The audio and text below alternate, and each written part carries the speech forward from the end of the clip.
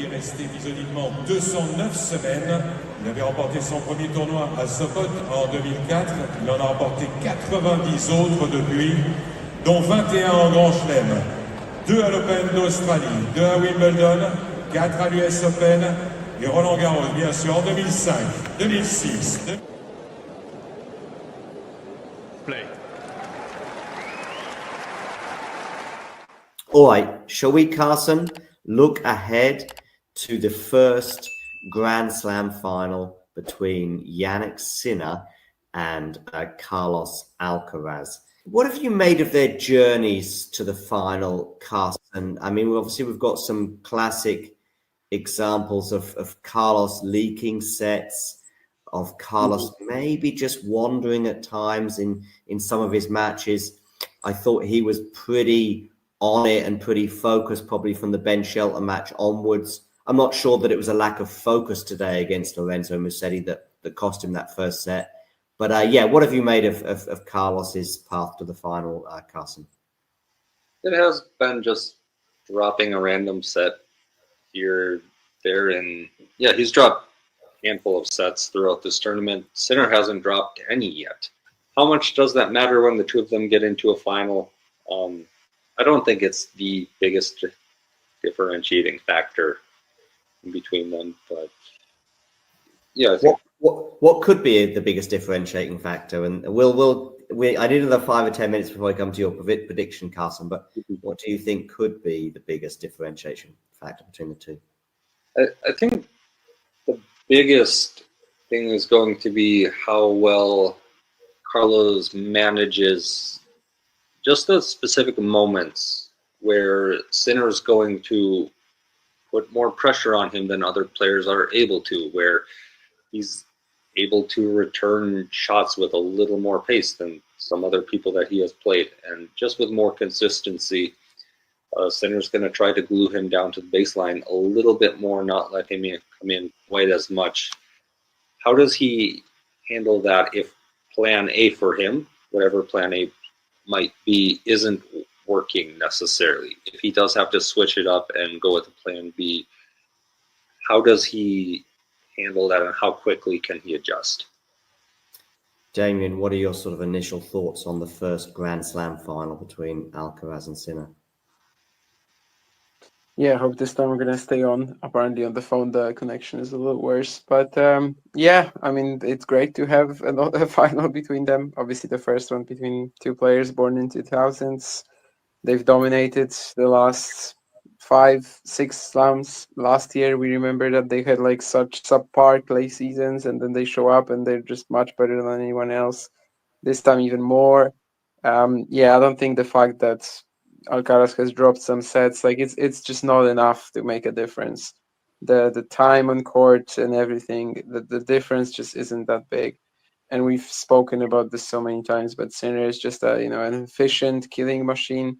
Alcaraz likes to entertain, mess around a little, and basically drops his focus, but not in the Sinner matchup. I mean, he just knows, he said it himself after the Rome match, that he cannot afford to do it here. So we're not really going to see that. He has shown as well in the past that he is a very good mid-match adjuster, if that's even a word, in the Sinner matchup, whereas in some other ones, not necessarily. He has the intangibles, and Sinner has the shot-for-shot game. So I think it's very much a similar scenario like last year, where it's a very close battle. It's 51-49. Most people would, however, say that the edge is with one player. So it's fascinating to come up with, that we will get that final again. I think before the event, I said that it's basically good for everybody involved in the tennis world right now if they just keep meeting each other, because it's clear they're in another league to anybody else. And again, Carlos Alcaraz lost 3 sets during this event. Jannik Sinner didn't, but they were both similarly so far ahead of literally everybody else in the draw that it would feel unfair if we didn't get this final. Carson, if I said to you before the tournament, one player is getting to the final without dropping a set, and the other one is going to drop, a few sets, but as Damien highlighted, he was never really in danger of going out. Probably as close as he got was today, in terms of the fact that he was set down and obviously in a second set tiebreak. You know, you could probably just tell me immediately which one was which. It would just be so on on narrative or on brand is the expression I'm looking for, that Jannik does his trip to the final and Carlos does his. I also think, Carson, that there's been the two things with Carlos's route to the final. There's not been like a poor performance or enough poor periods of matches for you to be concerned about his performance in the final, and there's also not been enough poor performances that he's had to go 5 sets as often as he did, for example, even at the US Open in 2022, that fatigue is going to really probably be a factor in terms of the previous 2 weeks. I don't know what you think about that, Carson. I don't think that he will be too much of a factor. And this would not be the first time he's won a Grand Slam after dropping sets throughout the tournament. Like, there is a bit of a brand for this, but he knows how to play in these big moments. Maybe he does lose focus, or maybe it's just like a little bit of like matchmaking, trying to entertain a little bit more, not prioritizing what might be the correct shot in some of these instances. But I'm not worried about him going into the situation where he's been dropping sets, and Sinner has been absolutely blowing everyone out of the water in straight sets. So I think it's going to be a good match. Both of them are playing kind of how you expect them to play, and that's how they get to number 1 and number 2 in the world right now. So I think it's going to be a good final.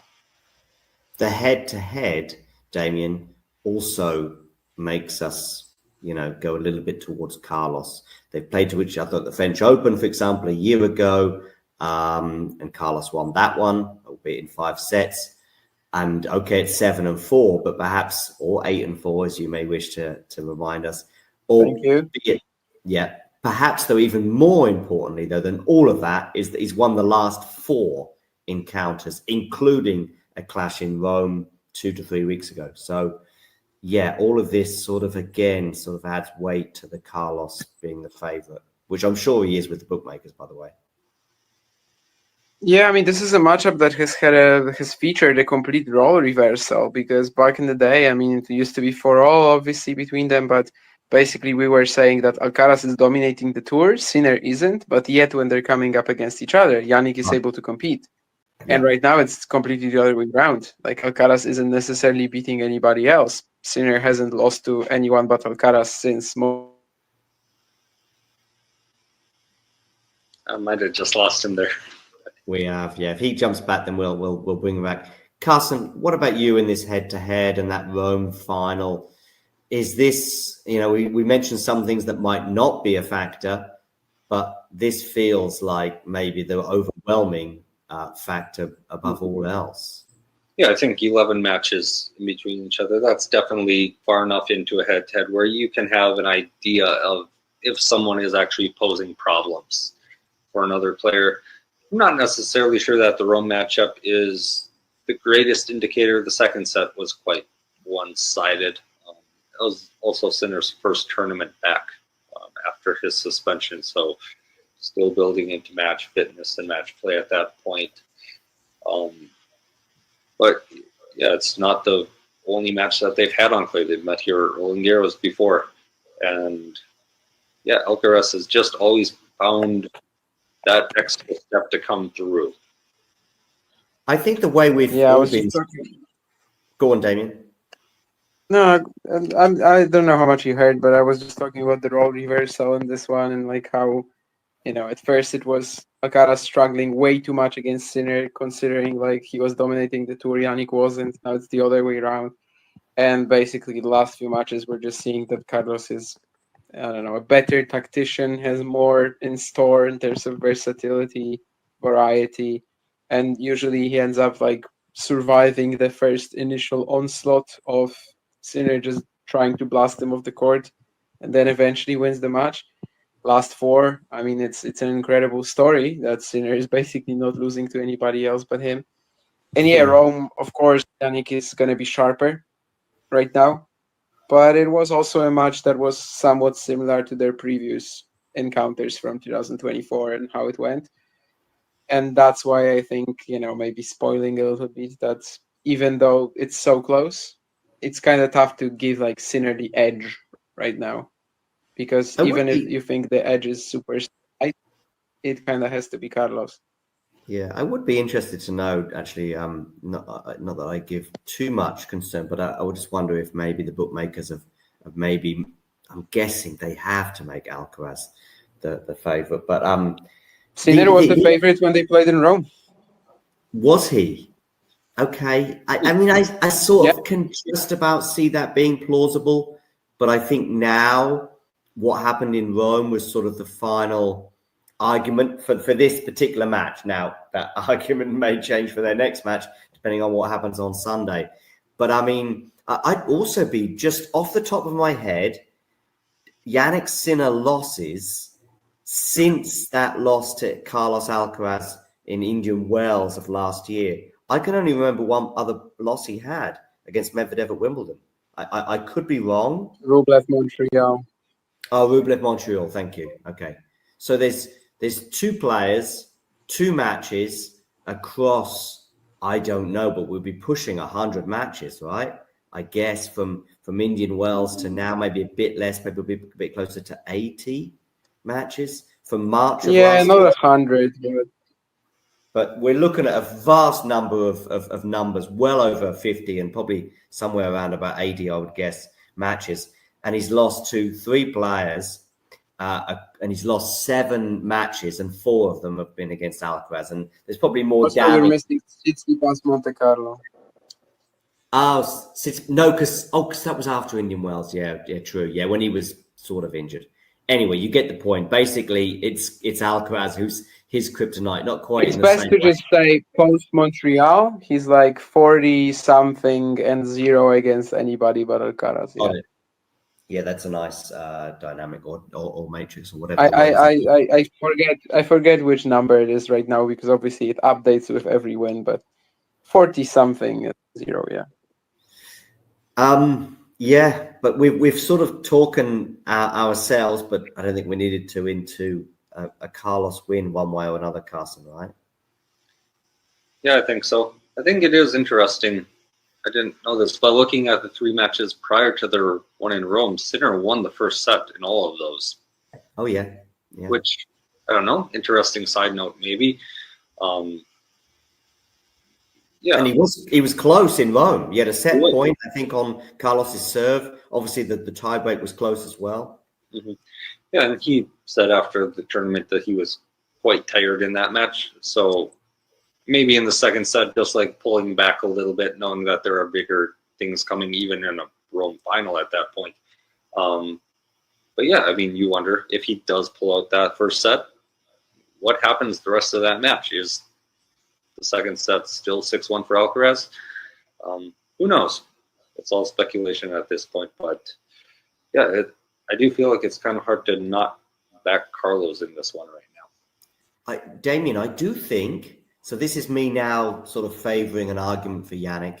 I do think that if that Rome final happens now, or, we're going to see a Rome final repeat, albeit over 5 sets, it's better for Jannik now than it was then. I do think there might have been at least a percentage, which may only be a game or 2 in the second set, or it might only be a set in the whole match, and he probably still loses in that final in Rome. But I do think there was a percentage that Jannik hadn't played for 3 months, and therefore that was just maybe one match too far, despite some of the incredible performance we saw from Jannik early on in the tournament. Oh, possibly, yeah. He's going to be sharper now. He got a lot of good intel on where he is because of that Alcaraz match. But also best of 5, that's still better for Carlos, right? So it kind of evens out. Yeah. I thought it was really stupid when Sinner was a pretty heavy favorite in the Rome final. I don't know what the odds are going to be like right now. But yeah, for me, it's just kind of like last year. 51 has to go to Alcaraz. It's also not really like something accidental that he was losing all these first sets because they keep playing the same pattern. Sinner blows him off the court for the first 20, 30 minutes. And then Alcaraz gets his way back into the match, with some really good thinking, with the extra tools that he has in his arsenal. So we've just been watching them play the same match, and it's always close. You know, the margins are slim, so that's why I'm not saying Alcaraz will definitely pull it off again. But if you give him more time to come up with a strategy, if you give him more time to kind of like, you know, confuse Jannik, mix up his contact points and everything, also more time to potentially outlast him physically, which I think like he can do as well. The edge has to be with him, but it's a slight one. I'm surprised, Damien, you're going 51-49 and not 55-45. Not more. Yeah. Sure. I mean, I don't see a major difference between these two numbers, to be honest. What I'm trying to say is that the edge is slight, but I know exactly which side to go for. Let's just say that. Yeah, right. Whereas usually if you're like this fixed on which side has to have the edge, it's just more. It's a bigger advantage, right? Carson, what could Jannik do that will ultimately harm Carlos on the day?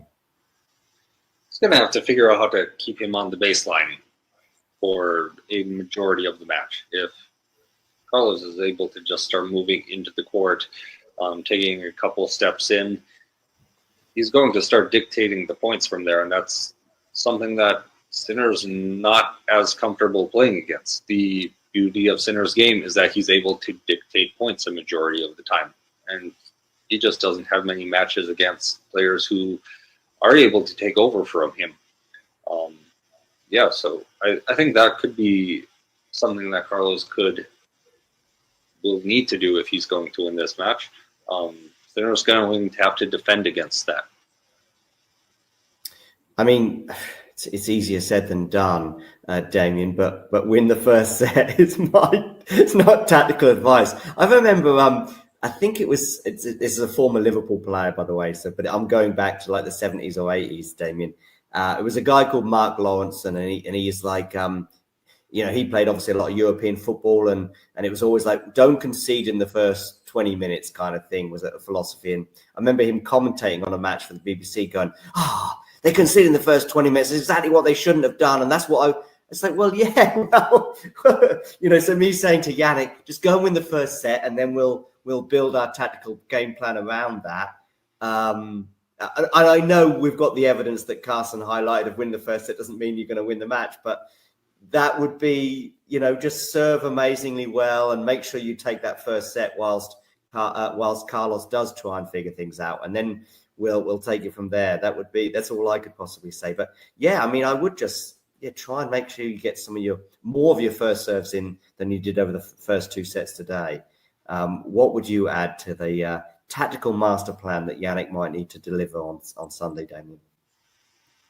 It's tough because Jannik, I mean, he just has such a high base level, as we mentioned, but at the same time, he is somewhat predictable. Like, it's not easy for him to come out of the comfort zone. So I think for him, like, it's pretty clear what he's going to try to do, right? That he's taking the first set. I mean, if their matches are the same as the most recent ones, then yeah, that would be part of the plan. Obviously, in best of five, it's a little less relevant, but their last four matches, maybe not Rome, but their 3 matches in 2024, especially Indian Wells and Roland Garros, basically started from Jannik just smashing Carlos off the court for the first 20 minutes. So yeah, try to go all out at first and basically not give Carlos that much time to react. As Dave says in the chat as well, I mean, rushing Carlos to the forehand side, that's something that he was always trying to do, will attempt to do again. And yeah, just not give Alcaraz that time to strategize, think, show that he has more tools in his skill set. How do you do that? Just apply pressure. I don't think tactics is going to be a big thing on Sunday, Damien. I'll come to you again one more time, Carson, after I've heard Damien. For Alcaraz, it won't be? I don't think even for Jannik, because I just don't think, it's not like Jannik. I mean, for Alcaraz, it's a bigger thing for Alcaraz, not for Sinner. Okay. What tactics should Carlos deploy? I mean, last year he was in India. He was basically keeping Jannik out of his comfort zone, the slices. At Roland Garros, he went more for the high ball, and just not giving Sinner that favorite contact point he has of just like crashing every single shot off the ground, in the same very efficient manner. I think absolutely, yeah. Just throwing him a lot of height through the backhand corner in Rome, that was crucial again. Maybe it's because I also just associate Carlos with such variety that I don't, I don't. Carlos serve and volley against Medvedev is one thing, but against Jannik, yeah, maybe like mixing things up a bit. But Carlos does mix things up a bit. Maybe when he plays Jamur, maybe Carlos is not thinking about that quite so much. But Carson, do you want to react to anything that Damien and I have been talking about? I think, yeah, I think we've said a lot of things and covered a lot of this match. Carlos is definitely, I think his tactical variety is going to be higher than Sinner's going into this match. It's going to be a little bit more important for him to have a clear plan, and that's not that Sinner doesn't have a plan, it's just that there is a plan and it works very well for him. So he generally doesn't have to change it up a bunch. For Carlos, he's got a 7-4 head-to-head lead, 1-4 in a row. There is part of it that, you want to have some tactics in place, but there is also a point where you just trust. If you're on his coaching staff, you just trust your player. You know how to play against him. Go out and do what you do, and you can win this final. Yeah, I agree. I think the thing is, although I'm leaning Carlos, I don't blame anyone who suggests that they think Jannik will win, because I do think his level has improved over the last 3 or 4 weeks through Rome and then this tournament, and therefore should provide a more competitive match. But I just think that if his level is where it is now in Rome, for example, I just think we get 2 tight sets that both go the way of Carlos, rather than one tight set and one easy set. So I sort of, if that was 7-6, 6-1, I think it was in Rome, it would have been 7-6, 6-4. Ultimately, the same person is lifting the trophy, and the same result more or less is happening with Carlos winning in straight sets. But yeah, that's my sort of final thought on it. As Damien's come back, I will get him one more time. But yeah, just one more word from you, Damien, on this final before we wrap things up. 5 hours something, by the way. Sinner and Alcaraz played at the US Open, Dave. So that's definitely not his longest match, 3 hours, 48 minutes.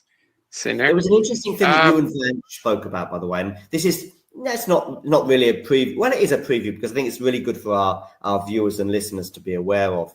Is that was a good stat that Vanch brought out regarding Jannik and 4 hours plus matches, which unbelievably included that Wimbledon match that you highlighted. So he's never won a match that went 4 hours and over. Now, there are 2 matches that were 4 hours on the dot in that bunch, but it's still a thing.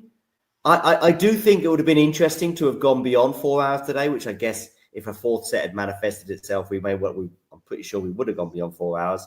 And then I think he does finally win a match. But basically, he's never won a match that went 4 hours or over. What we don't know, which is what we did know in 2023 in particular, was where Jannik was at when it came to lengthy encounters. I actually don't know where we're at anymore with Jannik and 4 or 5 plus hours. Maybe against Carlos, we sort of do, but we don't know where he would have been at against Novak today. You would imagine the age differential that would have benefited Jannik, despite that unfortunate statistic. But I think it's still an interesting thing to bear in mind that he's never won a match that went over 4 hours, which probably against Carlos is 4 and a bit sets, I guess, on clay.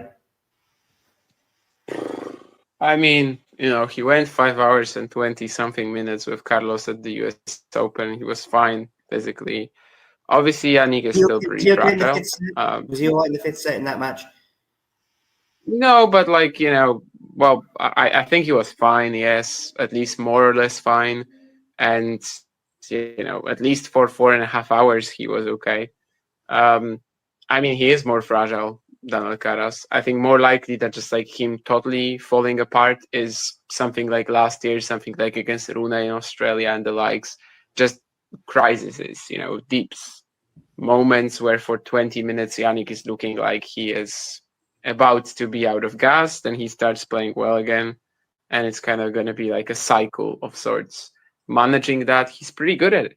So yeah, I mean, it could be a factor in this final, but I wouldn't just automatically assume that if it goes after over the 4-hour mark, Alcaraz is just going to win. But you know, with every passing minute by then, he'd probably be getting a bit more likely, you'd think at least. And yeah, the fact that Sinner hasn't dropped a set, has spent a little less time on court, I don't think the difference is meaningful enough. Who's winning, Carson? Alcaraz in 5. Ooh, 5. Okay. Damien, who's winning? Why not? Let's say the same. I'll go Alcaraz in 4. I'll go someone in 4, and I'm going to go Alcaraz. But in a way, you know, Sinner in 4, Sinner in, yeah, 3 feels. Like I heard you say during the stream today, both of you, I think, was like, I can't imagine it being a straight sets win for either player. But, you know, 7-6, 7-6, 7-6 could happen. Sorry, Carson. Something would have to happen for it to be straight sets, like injury or something, which obviously we're not wishing on either of them, but it would have to be something pretty dramatic, I think, for it to be straight sets. But for some reason, I think 4. I think 4 for either. I say I'm not. Despite, it's a bit like that poll thing I mentioned the other day, Damien, is that, you know, you might see a poll that has 90% favouring one player and 10% over another. No, this is not fan polls. If you just have I could put this poll in the Talking Tennis chat, and all 40 people, including the ones that haven't been anything in the chat for 3 years, respond and vote in this poll, and you know, 90% may vote Alcaraz, but it doesn't represent how close we all think it may well manifest itself. Okay, listen, to both of you, a big thanks for your commentary today, because I think that was awesome.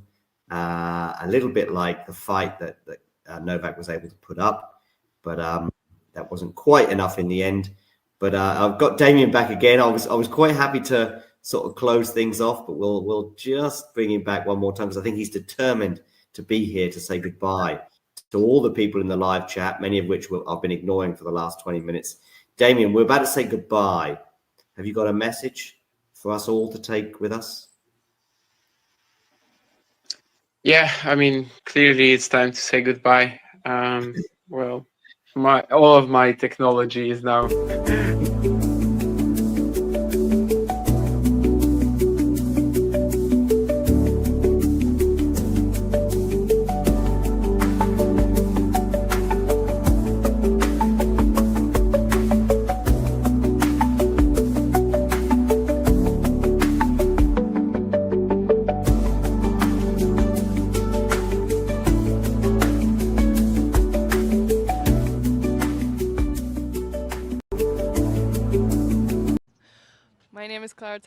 and I'm a friend of the show.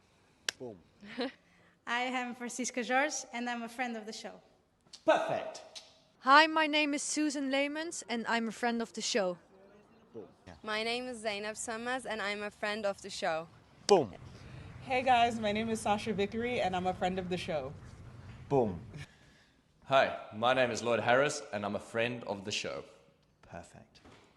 Hi, my name is Jan Faria, and I'm a friend of the show. Boom. Yes. Take one. Well done. Hi, my name is Jasmine Paolini, and I'm a friend of the show. Wow, Jasmine, you got it in one time. Ready? Play.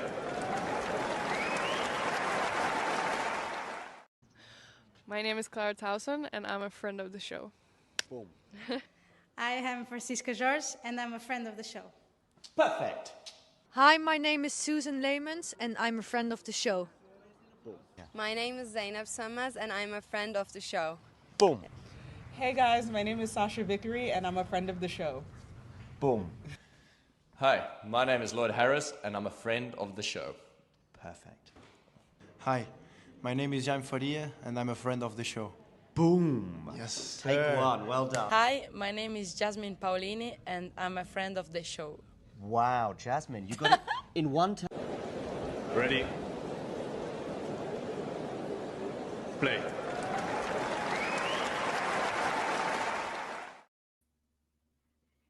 Well, All hello. right. Well, hello there. Welcome to all of our viewers on YouTube and Twitch. Ladies and gentlemen, this is the match we've all been waiting for. This is Jannik Sinner against Carlos Alcaraz in the French Open final. And I am very, very excited to be joined by a man who knows what success on a tennis court feels like. It is Zach. Zach, how you doing? Nick, I could not be more excited to be here with you. Is that a Championship Sunday sweater that I see that you've got on today? Not as far as I'm aware. Oh, it could be the start of it. This is going to be a good one. I think that we can guarantee that we're going to be here a minimum 4.5 hours. So important to have something comfy on, important to have a little water with you. Stay hydrated, got to make it happen. Nick, who's going to get it done today? Who's walking away the winner? Let's just get right into it. We're jumping straight into predictions here, are we, Zach? I love those predictions because I'm going to get it wrong, but maybe you'll get it right. Maybe so. Who am I going to see? I mean, let's be honest. We know the track record with these two. It's going to be very difficult to see this going straight sets in any direction. This is going to be a 4-setter, probably a 5-setter. And right now, on paper, the man who seems to be king of clay right now is Carlos Alcaraz. So for me, that's who we've got to look at as being the favorite for this match, but it's very, very slight. Yeah. Jannik Sinner is going to be looking to kind of get that advantage in there. And there's a lot of sort of little quirks in this rivalry that I noticed. So watching the preview that you guys would have been watching with John and Damien and Carson that we did on Friday night after Sinner beat Djokovic. And you're looking at the head-to-head, and I've just noticed that before Carlos Alcaraz went on his run of winning 4 matches in a row, Jannik Sinner beat him 7-6, 6-1. The last match they played in Rome, Alcaraz won 7-6, 6-1. So although on paper, Alcaraz is the favorite, fate might have a different thing to say there. Ooh, that's a good line. So, all right, I'm going to go with a metaphor. Do you remember the TV series Game of Thrones? I know that a lot of us have memory hold it because the last season was so terrible. I know people who would rather forget about it. Yes. But Yes. I'm gonna bring up those memories. Forgive me, but it's a little bit like when Khaleesi and Jon Snow and the coalition of the willing teamed up against the White Walkers. We waited 8 seasons for that, right? Alcaraz versus Sinner in a major final. We have been waiting for this for a long time, and while I think that Alcaraz is the slight favorite, the thing that I think that I want for me, for you, for the fans, and honestly for the players, I want this to go 5. This is a special, special moment. We're going to get a few of these, but each one is a special moment. It's the kind of match that you want to record. You've got Sinner, who is just a complete and total battering ram right now. I was watching one of his earlier matches, and at one point, his average forehand speed was 84 miles an hour. That's just a silly, silly number on clay. And then you've got the magician, Carlos Alcaraz, who can do anything, who's got the creativity. He's got the same kind of raw power as Sinner, but his strength is the courage that he's got in his shot making and the creativity that goes along with that. I could not be more excited. I also, Nick, we always have a good time, man. I'm looking forward to hearing from the chat, looking forward to some comments. It's jumping in there. We got people tuning in. Please let us know if you got any questions for us. And Low Key Reformer says, best viewers on promotionrostov.ru at KJBO8FHI. Thank you, Low Key Reformer, for that very insightful comment. Keep them coming. That American sarcasm, I wouldn't miss it for the world. Lowest form of wit, Nick. Yep. Unfortunately, this is the perils of streaming on Twitch. So we've had a lot of people who are very excited for this. We've got some predictions in the chat. We've got P1 AJ who's saying it's going to be sort of 2-3 Carlitos. Interesting. Alexis misses Roger Federer. But yeah, we are not the only ones calling this match. The beauty of doing this on YouTube is that you guys watching get to call the match as well. And I know there's about 30 odd of you watching. So across both platforms. So this is an opportunity for you to tell us what you think. Maybe we're losing some people because they're thinking they won't be streaming the match live. No, we're not doing that. We're not here to break any rules. We're here to change them. Are we anti-crime? Are we against doing crimes? We are against crimes. Okay. Most of them on this platform. A Jean Valjean, like anyway. we could probably let that one slide, but like theft of intellectual property. Not I guess do we're that. anti. Yeah, probably not. So the way this is going to work is, by the way, if you're wondering what's going on, like why we're just yattering at the moment, the players are not on court yet. We've just had the opening ceremony for this pre-match ceremony for what will be the kind of concluding match of this French Open. We've had all the other finals. This is what all the eyes are going to be on, which is this men's singles final. The way this is going to work is basically Zach and I and our colleague Jamie at some point will be reacting to everything that's going on. If you're not able to watch, I'll probably be doing some point-by-point commentary of it. But we're just going to sort of watch this match. You guys sort of react with us, put your thoughts on what's happening, or ask us questions about what's happening. If you can't watch, we will be here to keep you company while watching the match, or we're here to tell you what's going on if you can't watch. We're here to provide a public service. Might I just add, Nick, that we're a lot less stuffy than the commentary that you're going to get if you're watching on TV, basically in any country around the world. I will say Andre Agassi has been a revelation as a commentator. He has been a ton of fun. I don't know if you caught any of his analysis or match calling, but I've really enjoyed him this tournament. I haven't really not as much as us, obviously, but you know, he doesn't really do anything for the UK, or Europe, so it's all US. So anything I've seen has been clips. I'm not surprised, to be honest. He's always been fairly forthright, fairly open. His book, famously open. Yeah. Yep. Yeah, exactly. So I'm not surprised. I still need to go and listen to the interview he did with Antti Roddick on the Served podcast. Yeah. Because that looks like a ton of fun, especially since Roddick always seems to take any opportunity to say how great Andre Agassi is. So, for a lot of us for if you were my age before there was Andy Roddick and basically anybody that grew up playing in the States when Roddick was sort of at his prime, we've got the same thing. We got the big flat first serve. We've got the kick serve, a forehand that's a little flatter than it should be for the modern game and no backhand. And that's because we're all trying to do what Andy Roddick would do. But before Roddick, it was Agassi, and everyone was trying to take it early the way that he did. The difference is, maybe your average club hacker can go out there and blast a flat serve, miss by 12 feet, and tell them, oh, just a little bit closer. I'm just like Andy Roddick. I'm just off a little bit. You can't even pretend that you can do what Andre Agassi can do.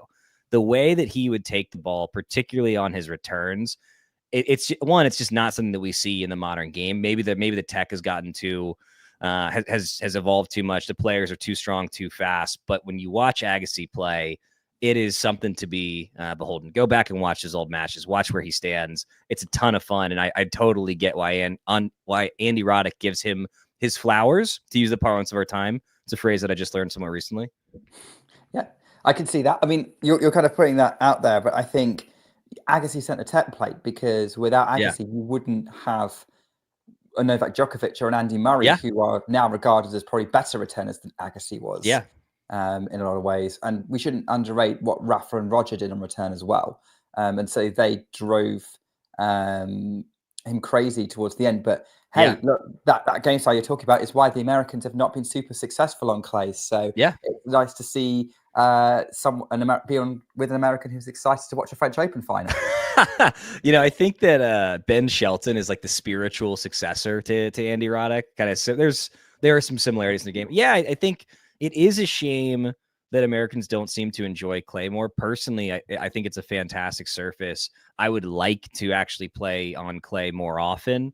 And I think many Americans would. Unfortunately, we primarily or overwhelmingly invest in hard courts, which are tougher on the body, especially in places like where I live in North Carolina, where it's really hot in the summer. And so I think that not only are we seeing the kind of top tier American struggle on clay, we're seeing a fundamental lack of investment from the United States Tennis Association.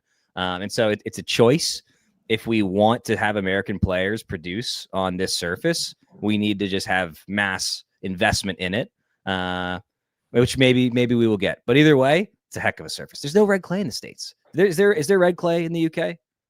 In a few places, but yeah, it's not massively common. So there is a lot of red clay. Places that are a lot of red clay are Italy, Spain, and of course France. And, way to bring it back. We're bringing it back, and I can see Carlos Alcaraz and Jannik Sinner both hopping around in the tunnel, ready to come out. Are you seeing that, Zach? Right now, they're showing the montage on my screen, but as the players are getting ready to walk on the court, I gotta say, I know that Alcaraz is the defending champ. He is the betting favorite, but just based purely on the results in this tournament, and with devoid of all additional context, Sinner is coming into this match in better form. He is yet to drop a set. He is right now, if he's able to get a win here without dropping a set, which is not what I think is going to happen, but very well could. He would be the fourth man in the Open era to win a major without dropping a set. The fact that he's gotten this far in the pursuit of that speaks to his talent, speaks to the level that he's at. Again, I think I saw on Twitter, it pointed out, if Sinner wins today, he's one Wimbledon away from a Sinner slam.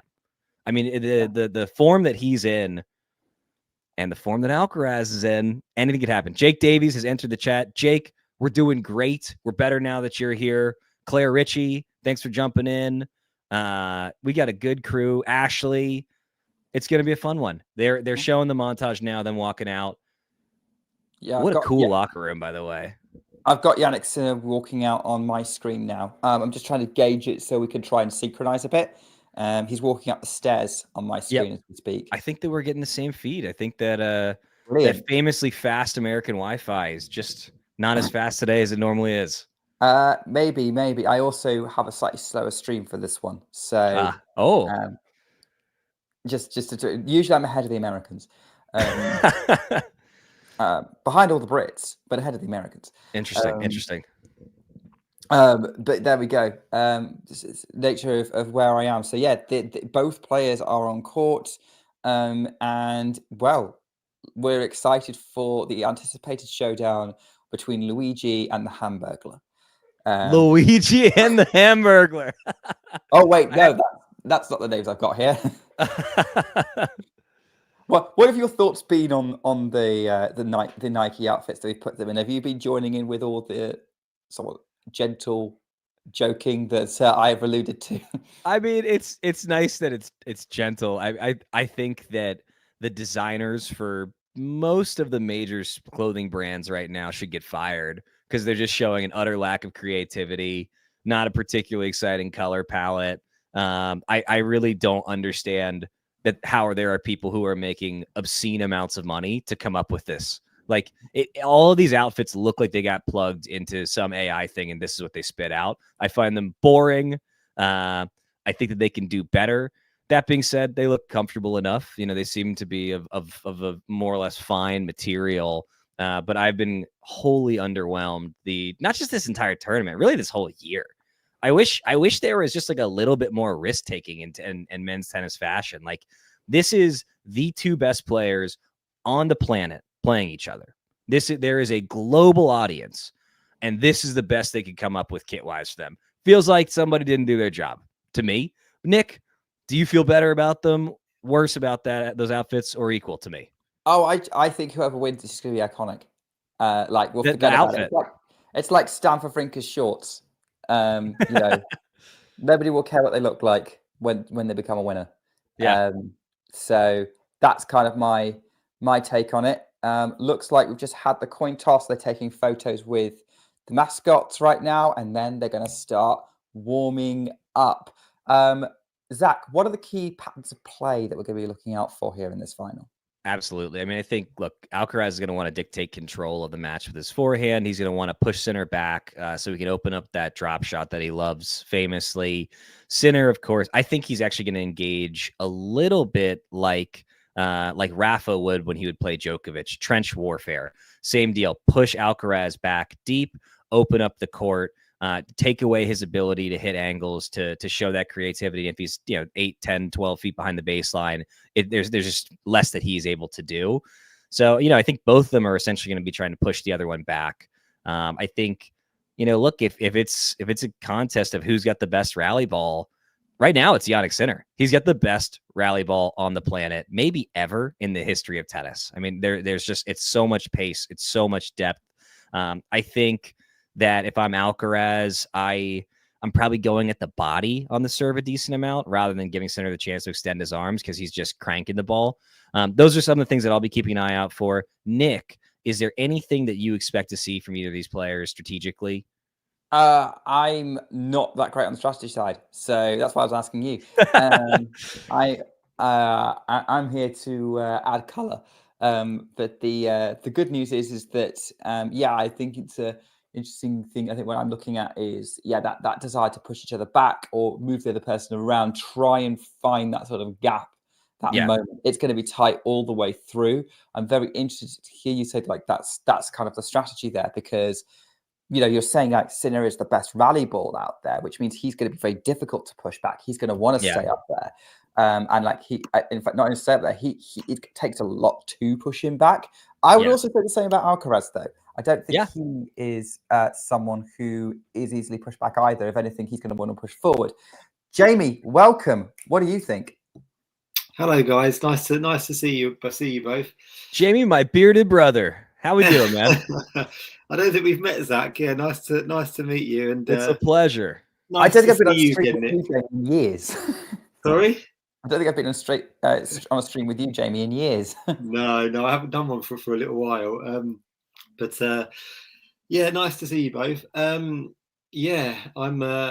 looking forward to it. I think it's in terms of kind of who I'm backing. It's just I feel like it's a really tough one to call today. I think I don't know what you guys have been sort of saying and thinking, but I think there's definitely no kind of obvious favourite. I mean, in all honesty, I'm probably edging towards Sinner just because of how he's been playing this tournament, how he played against Djokovic. I'm probably edging towards Sinner, but then again, I mean, Alcaraz almost has had Sinner's number right in the last few meetings as well. So it's really, really interesting, but I'm expecting a long match. I think it's going to be a long sort of, even if it doesn't quite go to 5, I think it's going to be a long 4-setter or 5-setter, right? Oh, so they pulled up this stat, and I don't think that we mentioned it yet on the broadcast. Alcaraz is 4-0 in major finals. He is undefeated, like Tiger Woods once upon a time, going into the final Sunday, tied for the leader in the lead. At one point, Tiger was 14 for 14. Alcaraz isn't there. He's 4 for 4. He is a big match player. Zach, do we think that gives him an advantage? Zach, I want to jump in there and say that Sinner is also undefeated in major finals. He's 3 for 3. We got an unstoppable force. Yeah. And an immovable object. Yeah. Yes, indeed.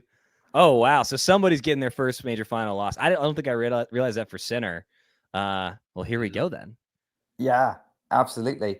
I think that's what makes it so exciting, is that one of them is going to assert themselves very strongly now. Alcaraz is going to have, by the end of this, they're either going to both have 4 or Alcaraz is going to have 5 and Sinner has 3, which will also be very similar to that head-to-head that they've got.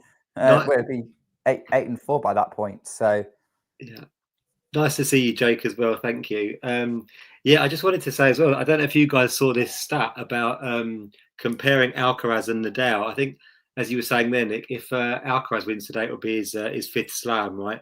And I think he would be, I think it's almost the exact same age to the day as Rafa was when he won his 5th. Exactly, 2 years and months and days. It's almost the exact same, which is amazing. Wow. What a cool stat. I cannot tell you how excited I am to be watching this match with y'all. In the chat, please be engaged. Ask us any questions. Let us know what you're thinking, any observations you're making as we are about to get underway. It is 66 degrees Fahrenheit. Gentlemen, one of y'all will have to translate that to Celsius for me. It's a little bit gusty. Let's see how these conditions factor in. Maybe it gets warmer. Maybe it doesn't. I don't know. But we know that there is wind, and that is a thing that exists and will impact the flight of the ball. Get on Google, Jamie, to find out the Celsius. 19. There you go. talking you through this match to see what happens. The Sinner's delivered the first serve and now into a rally, backhand to backhand, backhand cross court Sinner to the backhand of Alcaraz cross court. Sinner goes up the line now. So Alcaraz is there, cross court. This is probably going to be how this is going to go. Trading cross court forehands now. Now it's going to the backhands again. And Sinner nets on the backhand. So Sinner's serve, it's love 15. First point of the match. Already a long rally. Just feeling each other out here. Here we go. I think this is pretty much perfect for a first point between these two. I think so. I do have to highlight something in the chat. Look, I recognize that Jannik Sinner is coming back from suspension. I recognize that he did something that you cannot do, and people have many, many feelings about that. I think they're totally reasonable to have different perspectives there. I think I assume that PJ is being hyperbolic when he says Sinner will win over 40 majors because he's cheated in the past and will get better at it. I'm going to assume that is a joke because that is obviously untrue. No one is winning 40 majors. But point made, PJ. Alcaraz going for a very aggressive cross-court forehand there that ultimately ends up the net to bring us to 15 all. Nick, you want to give us the call? You are a couple of seconds ahead of me by the look of it. Oh, boy. I can say, yeah, and it's more than a couple of seconds. It's about 20 seconds ahead of mine. I've got my stream paused to sync us up. If you do that, I would say maybe if I talk, you'll know when to unpause. Maybe. Just I'm gonna pause at the start of the Sinner serve at 15 all, and then you just let me know when to go, and then we'll all be synced up. Now goes out wide, but it's long or wide, whatever you want to call it. It's not in the court, so it's a second serve for Jannik Sinner. Coming up, still bouncing the ball, resetting. It's 15 all. Let's see what he gets away with here. Backhand in play from Alcaraz. Sinner goes just over the net. Alcaraz on the attack with the forehand. Sinner scrambling for it. It's going to leave it for Alcaraz. Alcaraz leaves it because it's going over the baseline. It's 15-30. Scores changing my screen. You guys are quite ahead, still quite ahead of me. Would you be okay to pause it, or are we going too far behind then, do we think? I think we'd be behind the score, quite a bit behind the scoreboard then. Okay, no worries. But yeah, that's like... I'm watching on Sky Go, and it's only just gone 15:30. It's really annoying. It's like... That's like 10 seconds. But no worries. I don't know how, but I'm pretty sure Brexit is to blame for this. It must be. This is why I get Discovery Plus, Jamie. Yeah. Right. Yeah. I'm just going to try and go on Bet 365, see if that helps. Oh, Alcaraz has gone along with that forehand. 30 all. He went on the attack on the inside out. It goes over the baseline. Yeah, he kind of sprayed that one a little bit. I mean, look, both of Alcaraz's misses have been ultra aggressive misses. I think that we're just not going to see him play a conservative game. I don't think that you can beat Jannik Sinner playing conservatively, even if you're Carlos Alcaraz. So, hopefully he will dial that in throughout the match, but I expect to see more of those caliber of attempts. Yeah, but that's something you get from Alcaraz. Whereas Sinner is someone you would expect to be conservative in the way that he plays. Like he bides his time until he waits to strike. I think the time he has to bide is a lot less against Alcaraz. All right, Nick, give us the call here on the 30-all point. Sinner's gone along with the backhand. Oh, so we are one game in, and we have our first break point, gentlemen. Ooh. Well, this is... I mean, on the one hand, I don't know whether this is a good sign or a bad sign for a competitive match.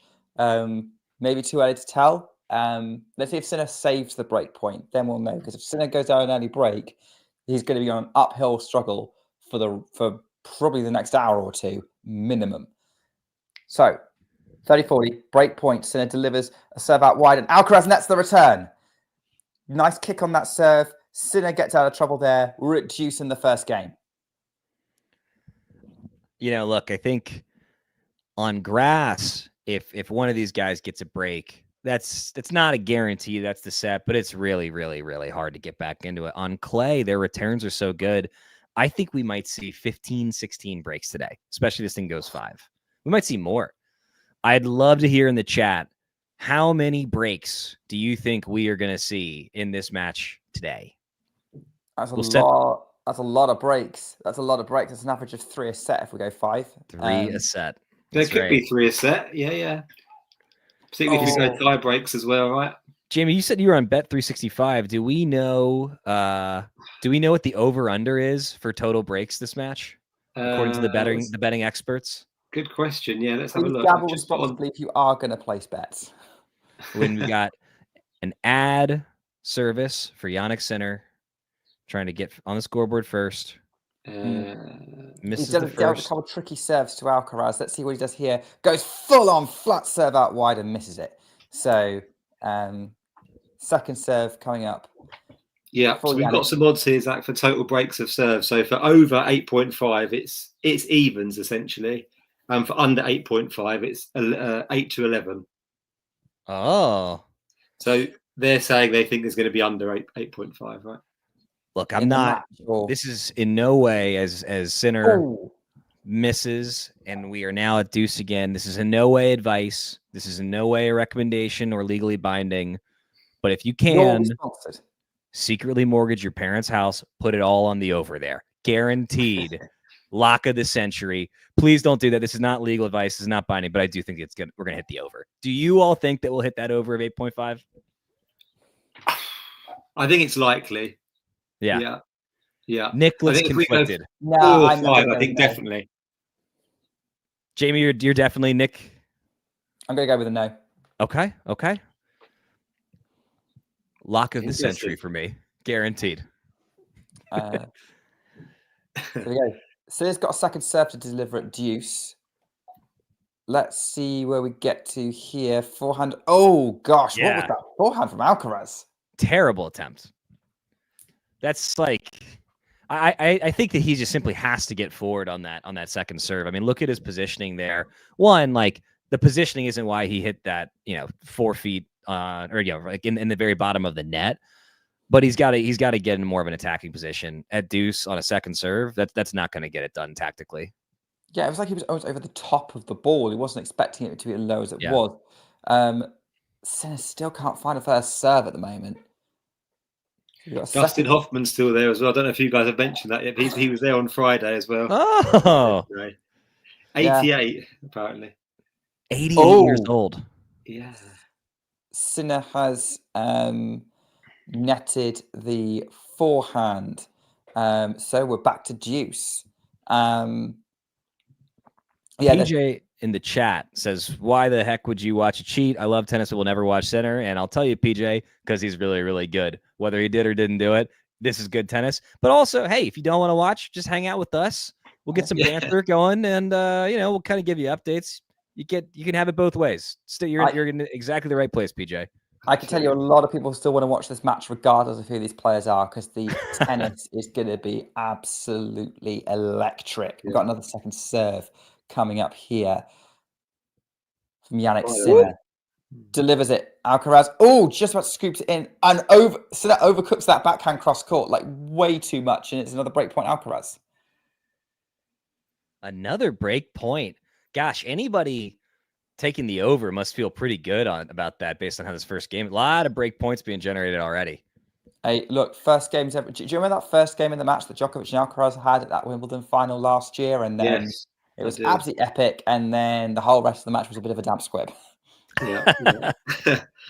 By the way, it's a pretty nearly 10 minutes already, this opening game, right? If this is setting the tone for the rest of the match, it's going to be a long afternoon for us. Yeah, if anybody who's watching has plans, you should cancel them, because you're not going to make it in time and you're not going to want to miss the end of this match. This is going to be a 5-hour instant classic. Get comfortable, stay hydrated. Another break point defended by Jannik Sinner as we enter our fourth deuce of the first game. 10 minutes in to the Roland Garros Men's Championship Final. And this encapsulates their rivalry, right? Because they are just toing and froing. Like, one is able to counter the other. And it's just wonderful. It's point after point. Like, not many people are winning 2 consecutive points at the moment. Like, maybe it's at a break point, but it's so evenly poised. It's a match. It's fascinating. Yeah. Although a lot of it is because Sinner can't seem to find a first serve at the moment. Yes. I think that we're going to see that. And I think that is going to change throughout the match. He is missing an unusually high clip on that first serve. But good for Alcaraz for really making him work for this game and trying to take advantage of that. Yeah, and we're seeing that now as Alcaraz goes back behind with the forehand. So he's going to pass him. Oh, way too much over the baseline. That was a interesting passing shot attempt, trying to dig it out from way behind the baseline, but it sails long. We've got another break point for Carlos Alcaraz coming up. Break point number 1, 2, 3. Third break point of the match already. What's the over-under on total break points? Oh my word, we're getting Pick the over on that too. Don't British betting odds work differently to US betting odds? Say again. Don't British betting odds work differently to US betting odds, or you have to say different stats? I'm gonna assume that we have a more predatory system, because I gotta tell you, it's just like it was illegal for a long time, and it's essentially unregulated now. It's horrifying how many young men in America are finding themselves addicted to gambling. But which is why be careful with it. We're not necessarily recommending it. Yes. So Alcaraz is going to pass. Oh, he just about made it. Maybe overplayed that pass a little bit, but he gets up to it well. Saves another break point. But by the way, Nick, I can't actually remember who won that opening game at Wimbledon between Djokovic and Alcaraz. It was Alcaraz, wasn't it? I can't remember. I can't. I thought it was Alcaraz. I'm just sort of thinking, even if it being the first game, the length of this game, right? Kind of the longer it goes, it almost becomes more important to win it, right? Even losing this first game could be quite a blow even this early on. Jamie's exactly right. I mean, this is a tone-setting game. It's not just a normal service game at this point. It's a whole lot more. Alcaraz, if he doesn't get this game, he's gonna be regretting squandering those break point opportunities, some of which he could have done just a little bit more with, especially on that third one with the pretty weak volley attempt from him, and then relatively straightforward passing shot from center. Alcaraz, I would call that a forced error on the forehand side, misses in the net, and now we've got Sinner serving for a hold. Let's see if he can get it done. Nick on the call. Yeah, that previous point was a monster forehand for Sinner, first one of the match. And now he's got a game point to convert. Can he find a first serve to get this done? Delivers it. He gets it in the corner. No, it's called long again. It's called wide again. He cannot find that serve. Really, really needs to. All right, second serve incoming. Delivered. Alcaraz steps up to attack it. Deep. Gets Sinner on the push back. But Alcaraz has gone along with that backhand. He was trying to hit the lines with it. He missed the line. Sinner comes through. That crazy opening game. What does this mean for the rest of the match? Who knows? But it feels very much like, as Jamie was suggesting, Sinner might have the momentum now after that 12-minute opening game. What a start to this men's final. But again, already an indication, right, of kind of how challenging Sinner finds the Alcaraz game, right? Because even Novak went, I think it was something like over 3 consecutive meetings, right? I think he went about 40 plus games without even getting a break point against Sinner. Yeah. And Alcaraz comes and he has 3 or 4 the first game. So it's Sinner's been amazing, hasn't he, in this tournament? But coming up against Alcaraz, a different kettle of fish for him. Just want to go back to the kits for a moment. I mean, while neither one of them is particularly exciting to me, Sinner's at least has a little bit of color to it. I cannot believe that we have the most charismatic tennis superstar in years in Alcaraz, and this was the best that Nike could do. What a joke. Fire your designer. You should be embarrassed. Once great company Nike, as Sinner gets things started on his serve. As Alcaraz gets things started on his serve. He does indeed. Takes that ball out the air. Sinner keeps getting it back and back and back. Now Sinner's having to come in. Lobs Alcaraz. I think Alcaraz is going to use his speed to get there. We've got the tweeter, guys. We've got a tweeter. It goes straight over Sinner's head, and it's over the baseline. Great get from Sinner, almost matching Alcaraz in terms of impressive movement there. And he's already and he's now getting himself a good foothold in this Alcaraz service game. That was an unbelievable point. That was an unbelievable casual first point of Alcaraz's service game. I mean, from the tweener attempt to the dropper volley to the overhead return from Sinner, the level of play that we're seeing already, a game and a point into the match, is electric. This is such a gift to be able to watch this. Anytime these two players meet, cancel your plans. Like it is worth it. Yeah. As exemplified by that latest rally, which was great back and forth, lots of slicing and dicing from Sinner, but eventually breaking down to the weight of a huge forehand from Carlos Alcaraz to get to 15-all. And Alcaraz is now stepping up for the third point of the service game. I tell you what, if we get 2 ridiculously long service games and the first 2 games take 24 minutes, guys, I think we could be breaking some records here. Alcaraz delivers the first serve, misses it, second serve coming up. Anyone know what the longest French final was? Final? Yeah. I'm pretty sure we're about to watch it. Whatever it was before, it's going to be this after. Alcaraz gets the +1 backhand into the net, 15-30. Sinner's got a chance here. I'm going to guess, is it that ridiculous 2004 Gaudio Coria final? I don't know how long. Oh my gosh, where Coria? Oh, that was yeah. Could be. Well, Rafa and Djokovic, did they play a final that went to 5 over 2 days, or was that just 4 days? And was that just 4 sets and it was over 2 days because of the rain? I don't think it was the Coria Gaudio match, because if I remember correctly, Coria kind of rolled Gaudio those first 2 sets before he started cramping. So there, if you're in the chat and tell us. Otherwise, we'll do some Googling and get to the bottom of this. Sinner on the attack with the backhand on the return. Now training backhand slice from Alcaraz. Sinner's going to get to the inside out forehand, clips the top of the net, goes out. 30 all. Yeah, the only other contest I can think of is maybe the McEnroe Lendl 84 final, where Lendl came back, or maybe Chang beating Edberg in 89. That Djokovic final that you're talking about, who are you saying Djokovic played? Djokovic Nadal in 2013, maybe? It was spread over 2 days because of rain. That was a semi-final. By the way, the longest match in French Open history, and who could forget this? 2004, Fabrice Santoro over Arnaud Clément, the Frenchman, in round 1. Wow. That's not the final, though. Correct. I wonder who the French crowd were cheering then. Probably Santoro, I would have thought. Oh, yeah.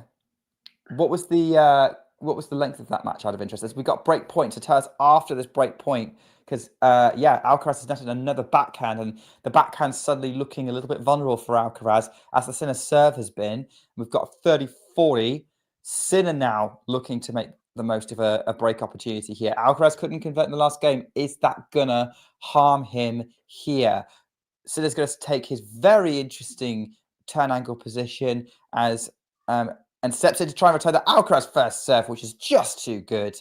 And Alcaraz fist pumps to his box and he's saved at deuce. Very, very clutch serve there from Alcaraz to just erase a break point. By the way, if you are wondering why the camera keeps cutting to Andre Agassi, if you're watching along with us, Andre Agassi will be presenting the trophy today. Oh, very cool. Okay. Cool, yeah. Was Nadal not available? I think it's probably too soon for Nadal to present trophies at Roland Garros. They only just got Justin Henin to do it. Oh, that's right. So I saw that they've got the little Nadal plaque, and that's nice, but they should obviously rename the center court after him. It's ridiculous that they should have done that while he was still playing. If that's not done in the next year, massive L for the French Open. Dumb, silly. They should do it. That is a huge mid-court forehand taken out of the air by Carlos Alcaraz on the half volley. That is beautiful. Actually, swing volley, I would say, is more. And we've got advantage for the Spaniard. By the way, there is the court named after Rafa in Barcelona, of course, as well, isn't there? That's correct. Keep them coming. Zach, I'm going to be. I don't think they're naming the main French court after Rafael Nadal because he's not French. I know. That's very French of them. Like, I think you're correct, by the way. Ooh, yeah. Kind of a bad miss there from Sinner to close things out. I mean, if you look at his court position, though, you see that is what he wants to do. He was he was deep inside the court. He was taking a very early, aggressive play. Didn't work out there, but I think we'll just continue to see a lot more of that from Sinner tactically. I mean, Zach, how would you feel about them renaming Arthur Ashe Stadium after Roger Federer? Well, I don't. If Federer had won 14 U.S. Opens, I would still feel really bad about that. That's a good point. Yeah. Because, but I think that as Americans have a certain attachment to Arthur Ashe, he was a trailblazer, not just on the court but off of it, and so perhaps I'm not familiar enough with the history of this court and the player that it's named after to know if if they get the same kind of like. Philippe Chatrier wasn't a player. Oh, was he the architect or something? Philippe Chatrier was the guy who ran the tournament for decades. Oh yeah, definitely rename it over. He's not Arthur Ashe level important. Come on, get him out of here. Name it after Nadal. If they must, I don't know. They could find a friend. I guess they could rename after Henin. I guess. I mean, like they've got Suzanne Lenglen, who is probably arguably France's greatest ever player. Yeah. Men or women's. Do we know who Simone Mathieu is? French tennis player from the 1930s. She won the 38 and 39 French Open. Yeah, it's time to update the material. I know this is. I know that they will not do this. That is like probably deeply insulting to our French audience. If so, I'm a little sorry, I guess. Okay, so Philippe Chatrier, yeah. So he was a French player, but when his career ended, he was president of the French Tennis Federation. Became a journalist, then president of the French Tennis Federation for 20 years. And then president of the International Tennis Federation for 14 years. At the same time, he held both. I wonder who made the decision to name the court after, whether it was Philippe Chatrier himself or it was somebody after him. The person trying to take over for him once he retired, probably. 2001, they named it after him the year after he passed away. Okay. How about that 15-all point from Alcaraz there? Sinner is the one who's supposed to be the battering ram here, but Alcaraz just so explosive.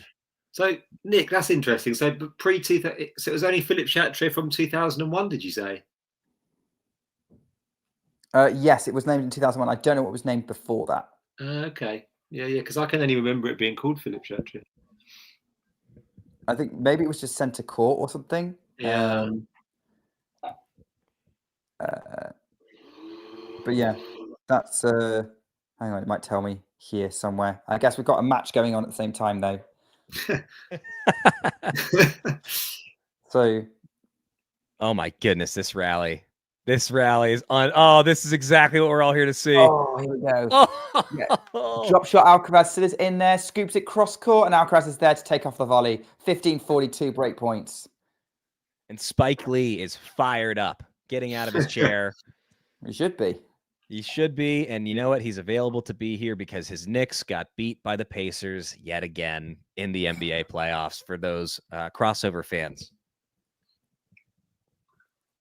Which I take it there's only one of on this broadcast. Before... Sorry, it's all good, all good. Break point coming up. Double break. Just to finish off the bit of trivia, Philippe Chatrier was just called Court Central before. So, okay. Thank you. So there you go. Sinner's about to deliver the first serve. Goes out wide. Oh, gets it in. He finds the first serve. It's vicious. Alcaraz cannot get it back in court. 30-40, first break point saved. Wow. So every game that we've had so far, and we're only on the third, there's been a break point. Yeah. And this match has almost taken half an hour at this point, right? 20 minutes. Wow. So if you've got that bet right over 8.5 breaks, you're kind of encouraged, but also discouraged at the same time, maybe, because there still hasn't been a break yet. Could be now. Second serve for Sinner. The first serve came off the top of the net and into the tram line. So second serve coming up for Jannik Sinner. Gets ready to deliver up the tee. Alcaraz struggles into the net. That was a smart serve. Alcaraz was standing quite far wide. That's a great second serve. Yeah. I mean, that's aggressive placement on the slice serve up the middle there. Really, really bold move on Sinner's part. Effective. I did just see the stat that Sinner has been broken the fewest amount of times en route to the French Open finals. I think the second fewest ever, Nadal being number one, of course, which also gave us an opportunity to see a Yevgeny Kafelnikov spotting in the wild, who at one point in time had one of the 5 fewest amount of breaks on his way to the final here. In 96. Yes, indeed. I was going to ask you about that. Was Kafelnikov one of those players who didn't drop a set? You know, he was not, and he did not win the final without dropping a set. He did get awfully far. So the graphic they show was number of games dropped on the way to the final. Maybe Kafelnikov dropped a set in his final. As Sinner hits an absolutely filthy winner there. Look at Alcaraz going full extension, trying to get there. That backhand was just pure strike right there. Yeah. And that's the thing, is that Jannik Sinner just plays tennis so well, you can't help just admire it. Like, everything is just so clean and efficient, and you can just dream of it as Sinner finishes off at the net, coming in behind the nice wide serve, swing volley to finish, job done, 2-1, change of ends. You know, Sinner is obviously a very different player than Nadal, but there's one similarity to me, which is everyone knows what they want to do. It's not a secret what their game plan is. They're just so good at it that no one can stop them. I mean, like, Sinner is just mashing the ball, and now maybe Alcaraz will be the one who can make it happen. But truly, like, is there anyone that walks out against Sinner? It's like, gee, I wonder what his strategy is going to be today. He doesn't need strategy. He's got every single shot. He's got the rally ball that, again, is the best on the planet. On that note, gentlemen, I'm going to run and grab a quick cup of coffee and let the two of y'all talk amongst yourselves. Yeah. All right. There we go. So this is very intriguing so far, has to be said. So, Jamie, what are your thoughts on how things have been going so far? It feels so even right now. Very even, yeah. I mean, 26 minutes we're on, right, and it's just 2-1. But yeah, some great rallies so far. Out both players. The thing about this rivalry as well, which is great, and we saw it first of all, didn't we, 3 years ago at the US Open, right, 2022. These two bring the best out of each other as well. You know, I think we saw in the women's final, I think yesterday, right, whilst it was so intriguing and interesting, the quality went up and down, right? I think Sabalenka's level especially really fluctuated, whereas these two, they just bring the best out of each other consistently, I think. I mean, I guess last year's French Open semi-final wasn't quite at that level, but yeah, they do tend to bring the best out of each other, I would say. So far, it's already better than last year's French Open semi-final, but let's see how it finishes. Alcaraz has just dragged a forehand wide with love 15. So already, it's just instant pressure on both of them whenever they serve. Yeah. So fascinating right now. Second delivery for Alcaraz coming up. Goes up the tee. T-Sev working well. Oh, my word. Oh, his +1 shot was going to be a volley. And he tried to be too clever. He's put it in the net. Love 30. What, I mean, Zach, I don't know whether to be impressed, admiration that he attempted that or not. I mean, who amongst us, right? You have to remember, Alcaraz is 21 years old. His brain is not done developing yet. And on that shot, I think we saw evidence of that. That was too cute, too cavalier, and just not going to get it done against the world #1 in Sinner. He just cannot give away free points the way that he did at love 15, and now at love 30 on a second serve. Sinner has a real opportunity to further amplify the pressure here. Ooh, did that hit? On the return, goes up the middle. Right, Alcaraz now goes up the line. Oh, I think he's missed it. Just a little long, it looks like. Yeah, 15-30. Tried to go for the haymaker to set up 3 break points. Tennis is a game of inches. 3 inches, and it's love 40. Yeah. Oh, we saw that with Djokovic on Friday, didn't we? Missing that set point by a couple of feet as well. Yep.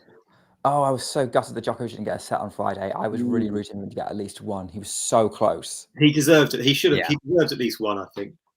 Second or third sets, definitely.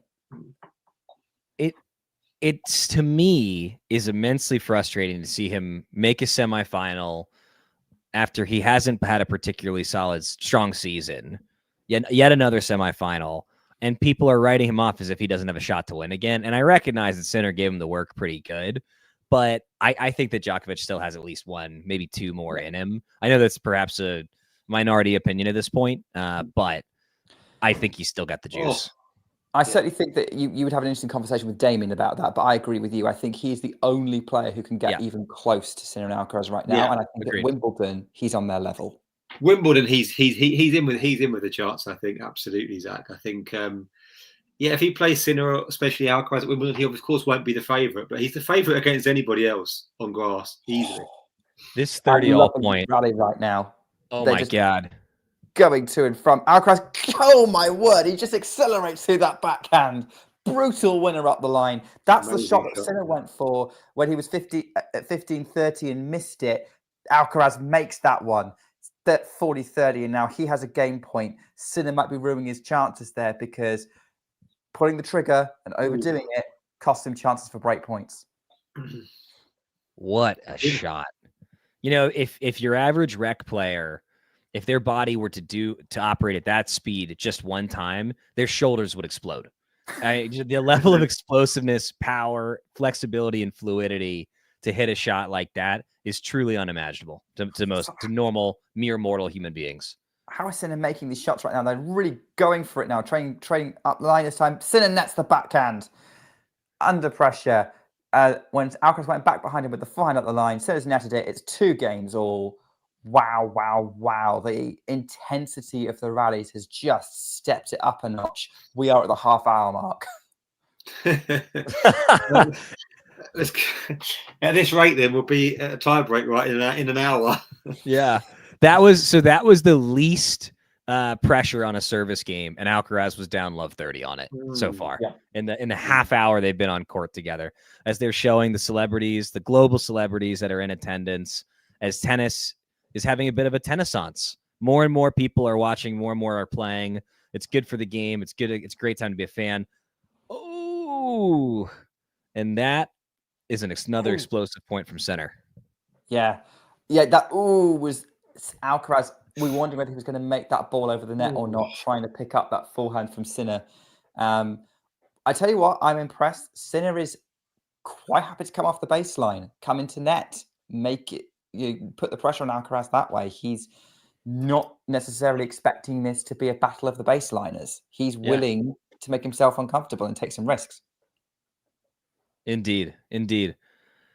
Oh, the depth of Sinner's rally ball. And I know that he misses his forehand in the net here to make it 15-all, but the shot right before that shows why he's so tough. I mean, look at where Alcaraz is, and look at what he has to do to stay in the point there. An exceptional pickup on the part of the young Spaniard. That's a Novak-like backhand, though, wasn't it, from Sinner? So deep. Absolutely. And Novak is the one who Sinner is compared to the most, isn't he? In terms of like very similar in terms of maybe not necessarily exact strengths, but certainly patterns of play, how they just sort of come across as the person who's kind of perfected how to play tennis and just being so well-rounded. Whereas Alcaraz is more like Roger or Rafa and having something quite unique sort of strengths about him that makes him a contender. Yeah. There is a joy to Alcaraz's game, and I think that's part of why he's able to be so creative. You know, and he's talked about this in interviews that when he's having fun out there, he goes to a different level, right? And the times when he's having the most fun is when he's a shot maker, right? When he's making shots, he's hitting the dropper, he's going for something that a coach probably has to hold their breath every time that he attempts. And we haven't seen a ton of those really cheeky attempts so far yet, but I expect as the match progresses, as he settles in and gets more comfortable, we'll see a little bit more of that creativity that we expect from Alcaraz. He's got so much belief as well, Alcaraz. He knows I think he alluded to it in a press conference the other day. If he loses a set or drops a set, it doesn't matter. It doesn't bother him. He's got so much confidence in himself. Yeah. And why wouldn't he? Sinner misses under pressure from return from Alcaraz. I think it was forced error there. Not much control, 30-all. And we've just seen the first serve percentage stats fly up, and no surprise, Sinner's at 50% first serve in, Alcaraz 57%. If they both up their first serve percentage, I mean, first of all, this match would be going a lot quicker, but it would change the dynamic quite a fair bit. And I don't think it would arguably make this match closer in some ways. I don't think I've ever seen a match at 2-all 33 minutes in. Like, am I crazy? Truly, I cannot remember that happening ever on a match that I've been in the booth for with y'all. Not in the booth, but definitely. I think I've seen it happen before. Nadal and Djokovic, I think maybe happened, didn't it? Yeah. And again, Nadal, Djokovic, those two could run for days. Pretty much. By the way, we've got another break point coming up. Here we go. Alcaraz goes on the attack. Sinner scrambles it back into play, and Alcaraz puts it up the line and then finishes at the net. Sinner just tries to run it down. It's going to fall out of court. Yeah, that's how we get the break point set up. 30-40. Jamie, how'd you get ahead of us? You were a minute and a half behind, and now you're ahead. What's going on? I'm on 365 now. I'm ahead of you guys, which is I can't get the balance right. It's so interesting. Basically, if you use a betting website, you're ahead of standard TV. Yeah. Yes. If they can separate you from your money, they are willing to give you a slightly better product to do so. And I think just that's had to deposit £5, yep, to have this privilege. 6 break points already. Here's break point number 7 in the 5th game of the match. 30-40. Sinner delivers the first serve up the tee. Alcaraz scrams it back and play forehand cross court from Sinner to the cross court of Alcaraz. Brutal forehand strikes. Alcaraz is there and the forehand up the line from Sinner. Does not miss it. They're going for the lines. They're going as close as they can. Huge forehand from Sinner to save the break point. What a winner from the Italian. There we go. He is not backing down today at all, but they were both going for that rally, but Sinner found a way to dictate. What a point. Oh my American Pope. What a point of tennis. Cannot believe that. That last forehand was outrageous. I mean, the whole point was outrageous. That was like going nuclear on that last forehand. That was indeed a blessed forehand from Jannik Sinner. What happened in that meeting with the Pope, we will never know. But it is now deuce. Sinner delivers the first serve out wide. We're starting to get some more serves in play. Oh, it ended up being a let, unfortunately, for Sinner, which I explained why it was. The margin was actually pretty good on that. So here we go. Reset at deuce. Nobody likes to reset at any point. Is he going to make the first serve?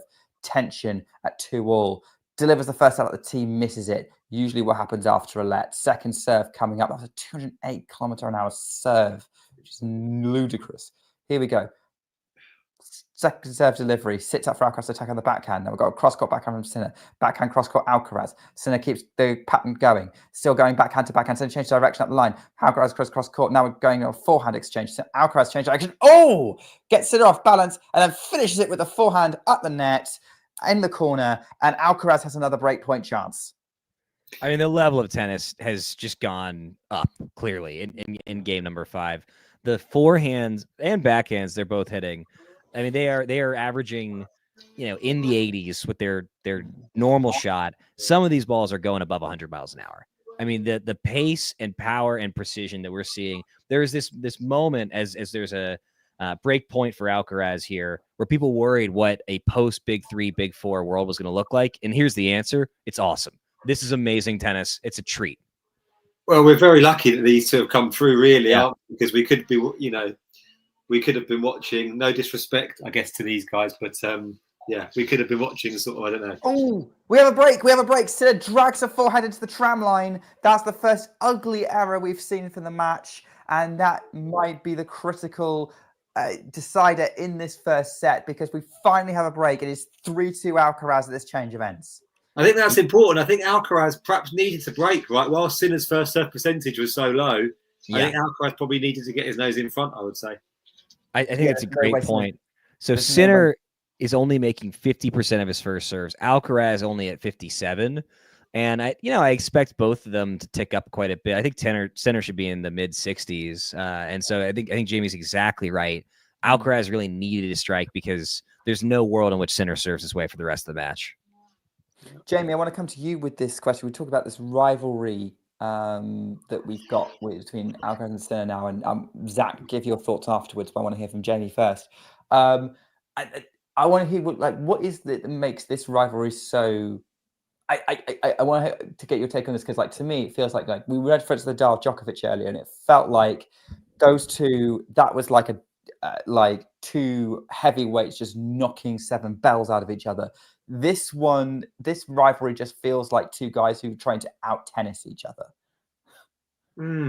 Yeah, I mean, I think there's a few things, right? I think because we've been so spoiled, right, by the Big 3, and we were kind of so worried about what the future of men's tennis might look like, that we've kind of we've become kind of used to these kinds of matchups, and when we sort of see, I guess sort of these heavyweight players that are they're so far and away above their peers, right, as well. That's what's kind of incredible. The kind of the difference between the Big 3 and the Big 3 / Big 4, I guess, and the rest, and now Sinner, Alcaraz, and the rest, I guess, barring Djokovic, is so big, right? So we know that we're going to be seeing this matchup again and again, hopefully.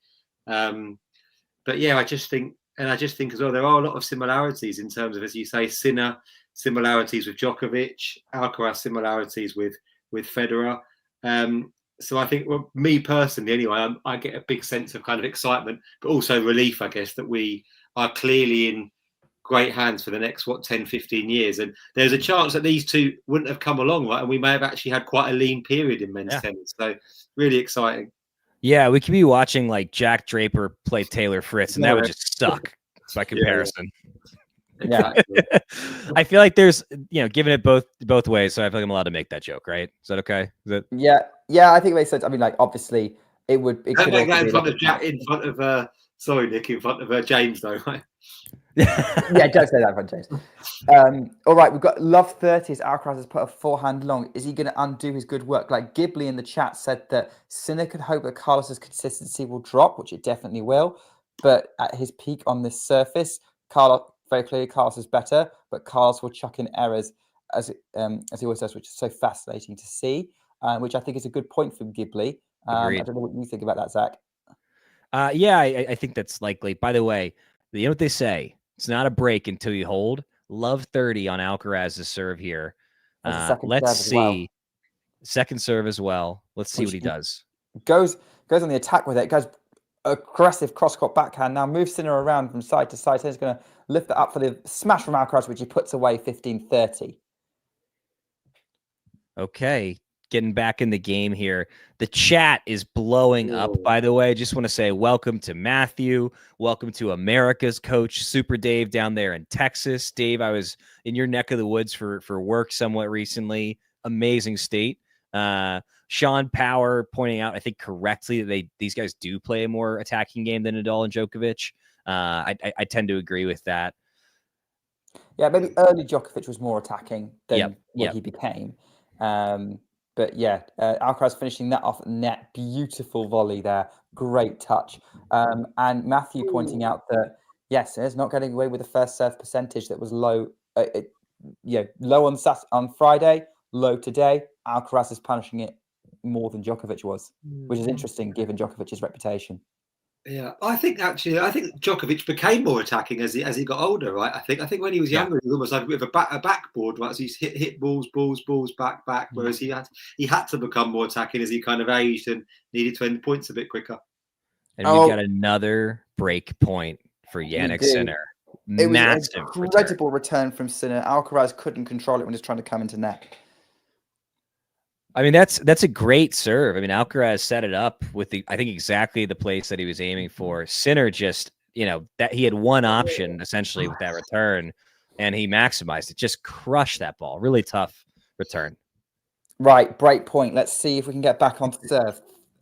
3-2 Alcaraz, 30-40, delivers the first serve wide, so second serve coming up for the Spaniard. Bounces the ball. Getting ready to deliver it. Sinner is ready to receive. And Alcaraz delivers the second serve. Sinner steps in to take the backhand. Backhand cross court into the net from Alcaraz. We're back on serve. 3-all. So that's 2 breaks, right? Yeah. So they need 7 more, right? Is that right? We're getting them. We're like, unless there's no way this is going 3. We're like, guys, we are going to be here for minimum 4 hours. Like, seriously, like, get comfortable. I want an instant classic. If this thing only goes 3, I'm going to lose it. I'm going to have a meltdown on air. I don't care who wins. I just want to be here for the maximum amount of time because what's happening on this court is so special. I think we want tennis to win today, everybody. Yes. That's what we want. Tennis will be the winner. Yeah. Jamie, that's what we want to talk about too. Tennis. Absolutely. Don't want to talk about anything else in the background whatsoever. Sinner delivers the first serve excellently with an ace. It's 15-love. Is he going to get that first serve percentage up? Jamie, what do you think about Ghibli's comment that Carlos gave that game away? I think he did make some errors, didn't he, Alcaraz? And I think actually it's the first sign that this is what Carlos does, isn't it? He does kind of go away sort of mentally for a game or even for a set at times. But yeah, I guess that was just the first sort of lapse of concentration, really, maybe from Alcaraz. Yeah. Carlos Alcaraz's tennis game is Icarus. Like, it's cool. He can fly. That's pretty cool. That's a big deal. But he does get a little close to the sun sometimes and just give away games needlessly. Yeah. Oh, yeah, Super Dave thinks this is the best kit that Sinner's had. And I think that Dave could be correct, but I think that's an indictment of how boring and weak his kits have been, more so than like this is a particularly good kit. Maybe he's just wearing Talking Tennis colours, right? We wish. You know, to my knowledge, he's never denied being sponsored by Talking Tennis. Just want to point that out. If we have money to sponsor tennis players, then I want to know where we're getting it from. Sponsor the world number one as well, right? Oh, look at this service game from Sinner now. Like, this is now suddenly the most dominant game that he's had. Like, serve volley, coming in behind the serve. He's trying to make these points relatively quick now. He knows that he can't get into scraps with Alcaraz. That's just going to be 50-50. He's trying to attack as much as he can. So, and, you know, as much as these attacking games are happening, you know, he's executing it more cleanly than Alcaraz right now. I think that ball kid just broke his finger, by the way. He tried to catch the ball, ricocheted off, and it's like something like one of these. Uh-oh. I think that's true what Ghibli's saying as well about kind of by being aggressive, of course, it's going to lead to more errors. But I think with Carlos as well, it's sometimes the shot selection, isn't it? Sometimes he choose to go for a winner from an impossible position. And yeah, hopefully that should fade with experience, I guess, and just sort of learning. You know, when that first serve percentage goes up for Sinner, yeah, he gets some easy wins. If we might see a few more games like that. I will say though, I mean, look, Alcaraz is outside of that last game doing a great job applying pressure. It seems like he just had a little bit of a brain lapse there. I just want to point out, I want to share something to stress how important this match is and how good it is. Close friend of mine, Michael Pornaris, him and his wife, Margaret Sands, have been lucky enough to welcome their first child into the world. In the past 24 hours, they are in the hospital, in the room. Congratulations to them. And you know what they have on the TV?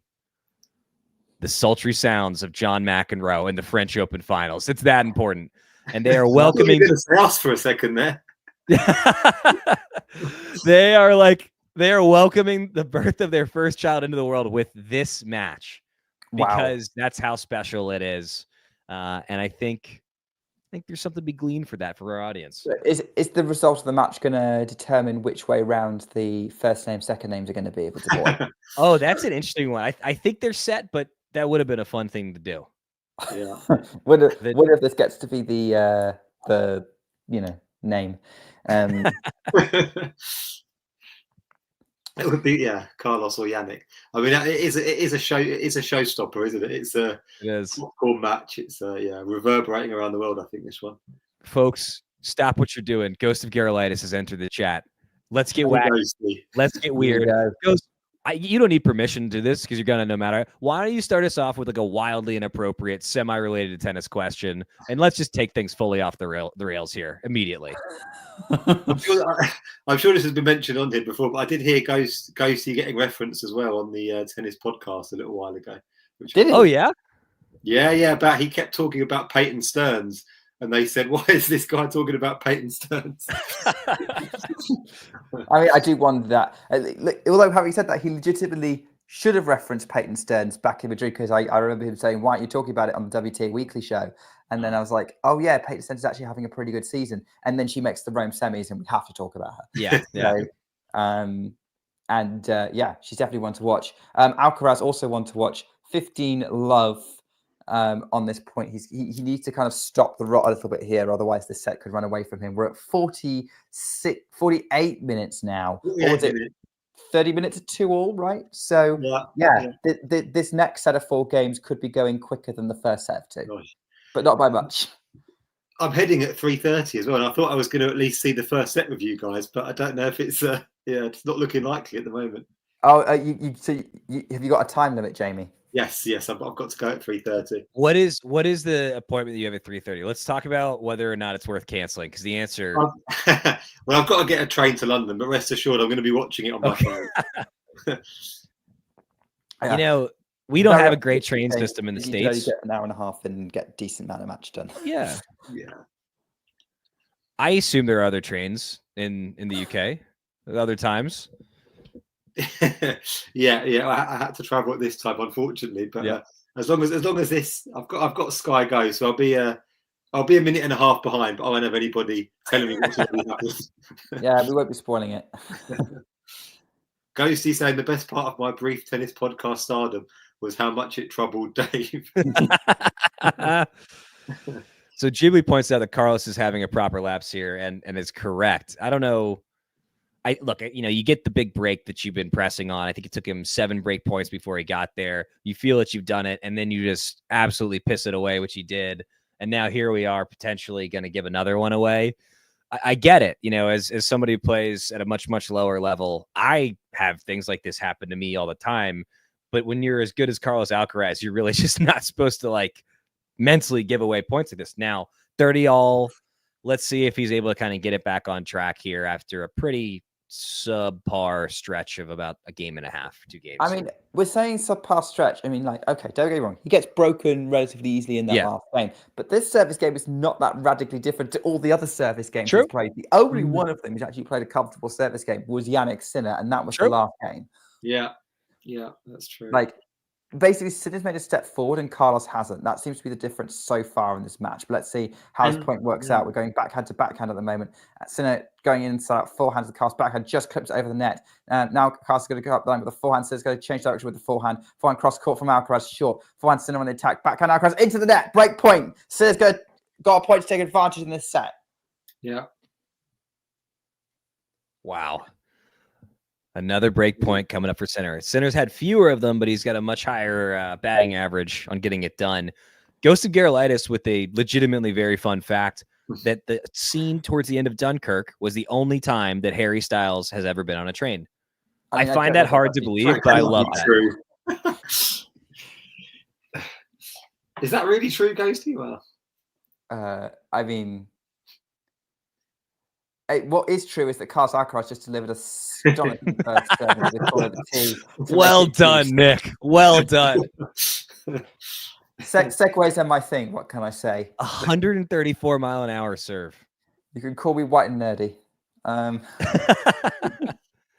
Obscure Weird Al reference there. Carlos, Andre Agassi looks like he's enjoying things. Andre's enjoying it. I was going to say that. Yeah. Woo! Looky on that forehand there. Goodness gracious. Beautiful. There we go. That's a clean strike on that forehand. Oh yeah. Alcaraz. I think that Nick was the one who pointed this out, that Sinner raised his level. Alcaraz hadn't. Alcaraz just now has. He's and look, we will see that throughout the match. Let's see if he closes this game out before we kind of settle on that. But it's looking good for him. Delivers the first serve pretty well. Now goes cross court. Sinner goes cross up the middle of the court. Alcaraz goes back behind. Sinner's going to scramble that back in play. Alcaraz is going to get the back behind forehand again, just moving Sinner around. Just keep going back behind Sinner. Gets the game. There we go. Now your point has merit, Zach. Game meets game, right? You up your level, I'll up my level. Indeed. And Nick scoring some points in the chat with the Weird Al reference. There we go. Do you know the only? I have a Weird Al fun fact for you. Do you know the only person that he is allowed to suggest a song topic to him? No, I did hear about this actually, but I can't remember who it was. Weird Al does not accept suggestions, recommendations, except for one person, and that is Madonna. Oh yeah. Yep. She was the one who suggested his play on "Like a Virgin," which I believe was like a surgeon. Yeah. Yeah.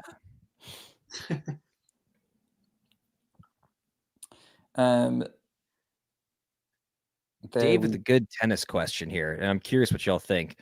Dave asks, what was Andre paid for the small amount of coverage they used him for? I know Johnny Mac is pretty expensive, and I don't know what it is, but I know it's worth it because he's a heck of a lot better than anybody else. Nick, Jamie, what do we think? How much do we think Goal Andre's pulling down for this? For presenting the trophy today? No, for commentating. What's that? Oh, he's been on the tennis cover, the TNT US coverage. Oh, yes, yeah. I saw him talking to he was talking to Medvedev, wasn't he? Which was cool. Yeah, Andre Medvedev, not Daniil Medvedev, not Daniil Medvedev. Sorry, yeah. I just want to point out, by the way, in that last serve where Alcaraz's position was, that the attempt obviously didn't work out for him, but he was way inside the baseline there. Really, really aggressive return position. Mm-hmm. Here we go. Bon Jovi charges $1 million to do a 1-hour party set, according to Ghibli. Who's paying that? Who's like, yeah, I'll spend $1 million to get John Bon Jovi to do really anything. Like Elton John, I get, if I was like that kind of rich guy, I get paying $1 million for Elton John. You know, if you got it, sure. But like, I don't want John Bon Jovi shouting in my living room.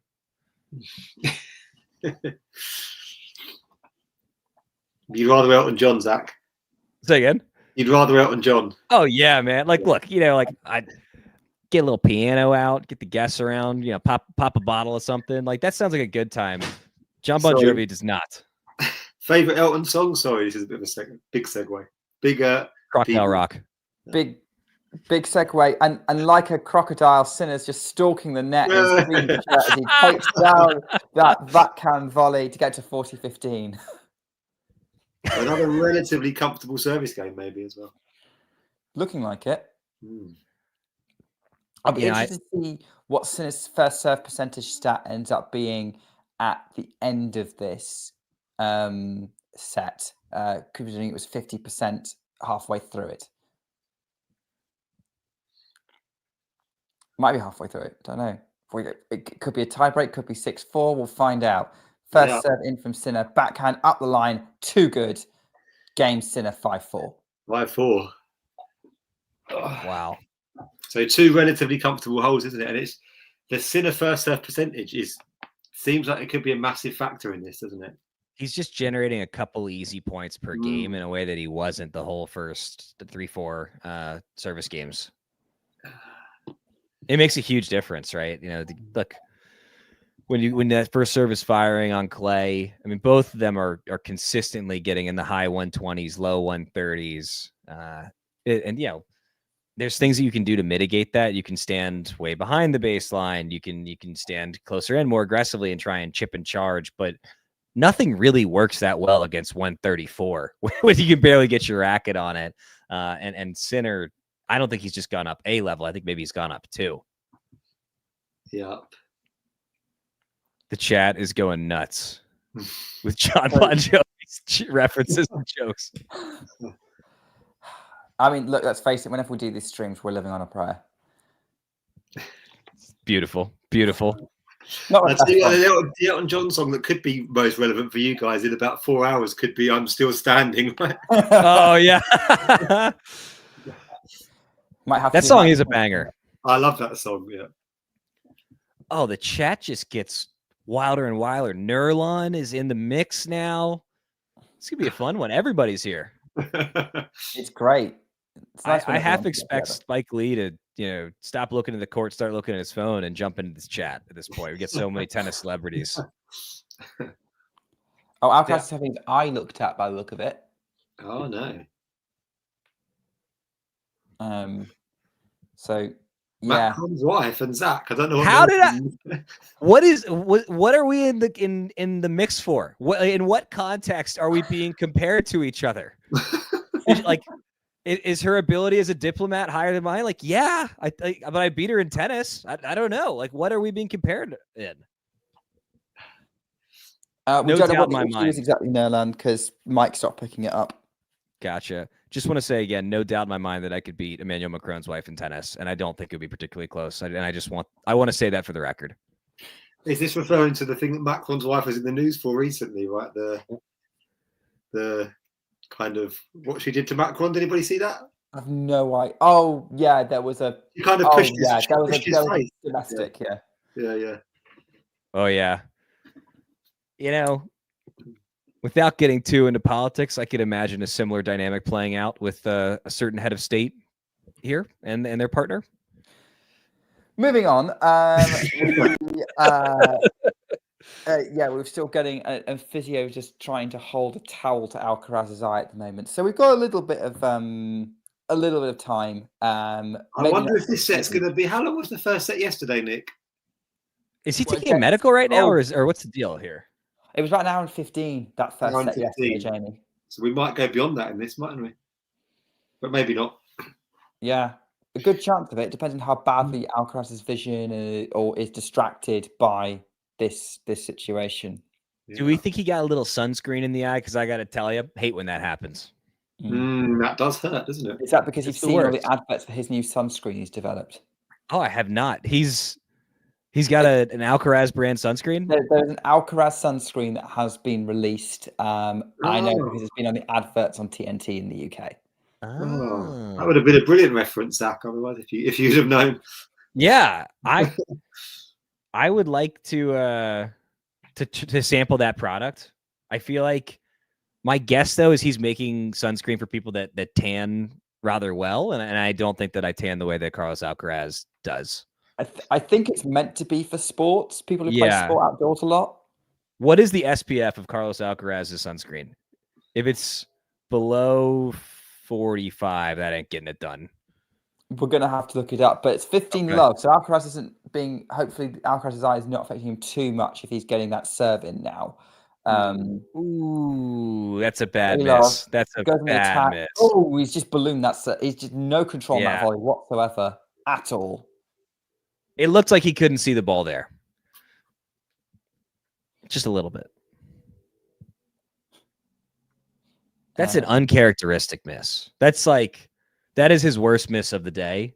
It's only 15 all, but that's the kind of point that it's also 15 all in terms of unforced errors, according to the graphic that just flashed up on screen. Oh, interesting.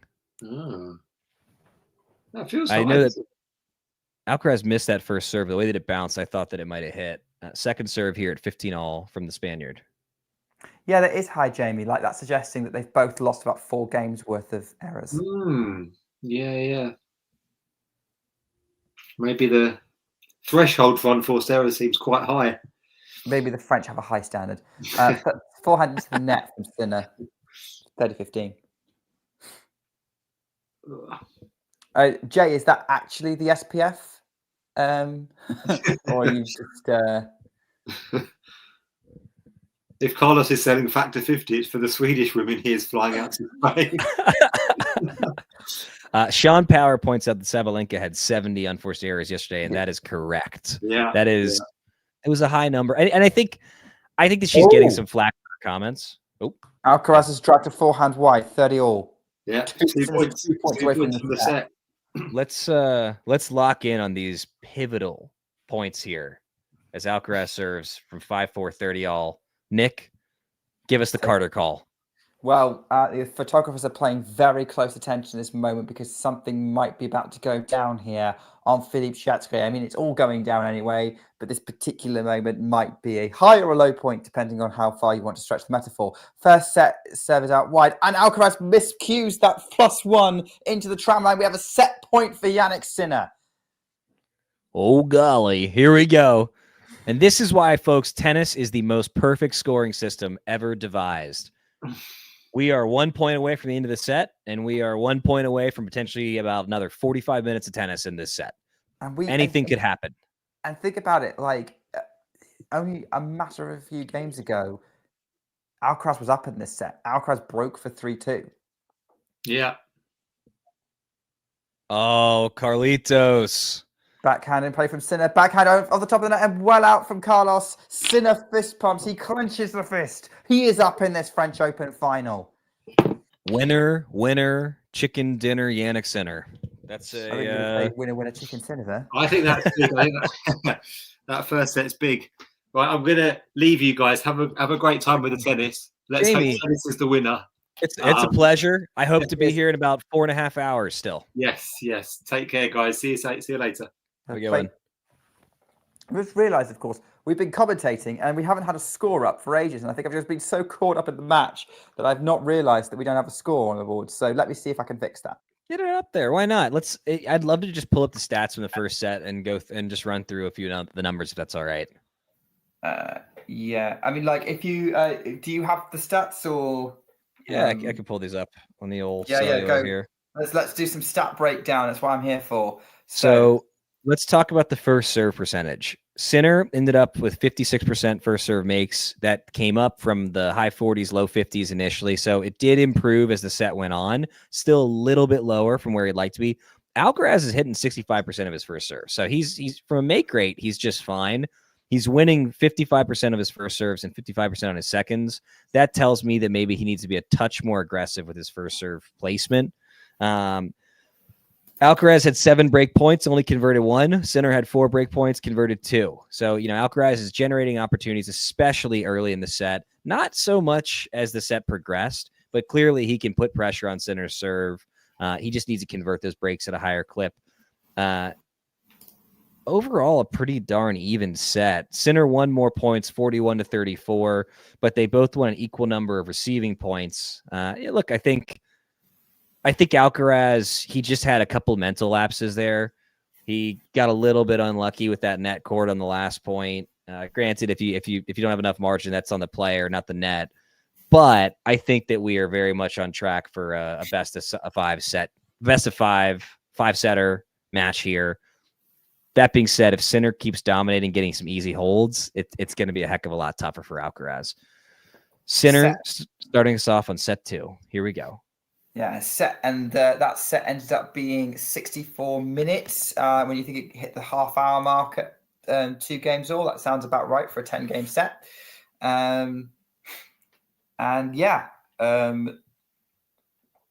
We've got more and more people like Yogi join the chat. Hello. We'll see if Carlos can fight back. I'm expecting him to. You just never know. When you see the kind of like a player dealing with just a minor nagging little injury, like the eye thing that Alcaraz is, you never know how much they're dealing with, but you also never know how much it takes him out of it, right? So for Alcaraz, maybe his eye is 99% fine, but if he's thinking about it, that means he's not thinking about his game. He's not just playing. He's not just out there loose. And at this level, those little things can make a huge difference. So worth keeping an eye on if the eye continues to bother him. It seems like he's gotten it sorted. We shall see. Can confirm the Alcaraz sunscreen is SPF 50. So there we go. That solves that question from earlier. Forehand cross court to the forehand cross court, trading forehands at the moment. And Sinner nets, 30-15. Maybe got his eye back in, Alcaraz. He's got his eye on the prize. Yeah. All he needs is one working eye, to be honest. As long as you can see some of the ball. Well, in the land of the blind, the one-eyed man wins the French Open. I believe is the saying. Victory belongs to the most tenacious. Is that a new phrase? Where did that? I feel that feels like that just like showed up. Is that like a? That's literally on the Philippe Chatrier court. I believe it was said by Roland Garros himself. Oh, Rolly Garros, what a guy! Who was not a tennis player. He was a French pilot, aviator. Imagine if you named Flushing Meadows after the Wright brothers. That kind of level. So one, the Wright brothers from North Carolina, sort of. Shout out to the Wright brothers. And 2, I'd say we should rename it after a tennis player. The French are terrible at naming stuff, is my takeaway from all this. These are great tidbits of information. Name them after tennis players. It's ridiculous. I don't care about a French pilot. They should name it after somebody else. The British don't name anything after anyone. Well, let's see.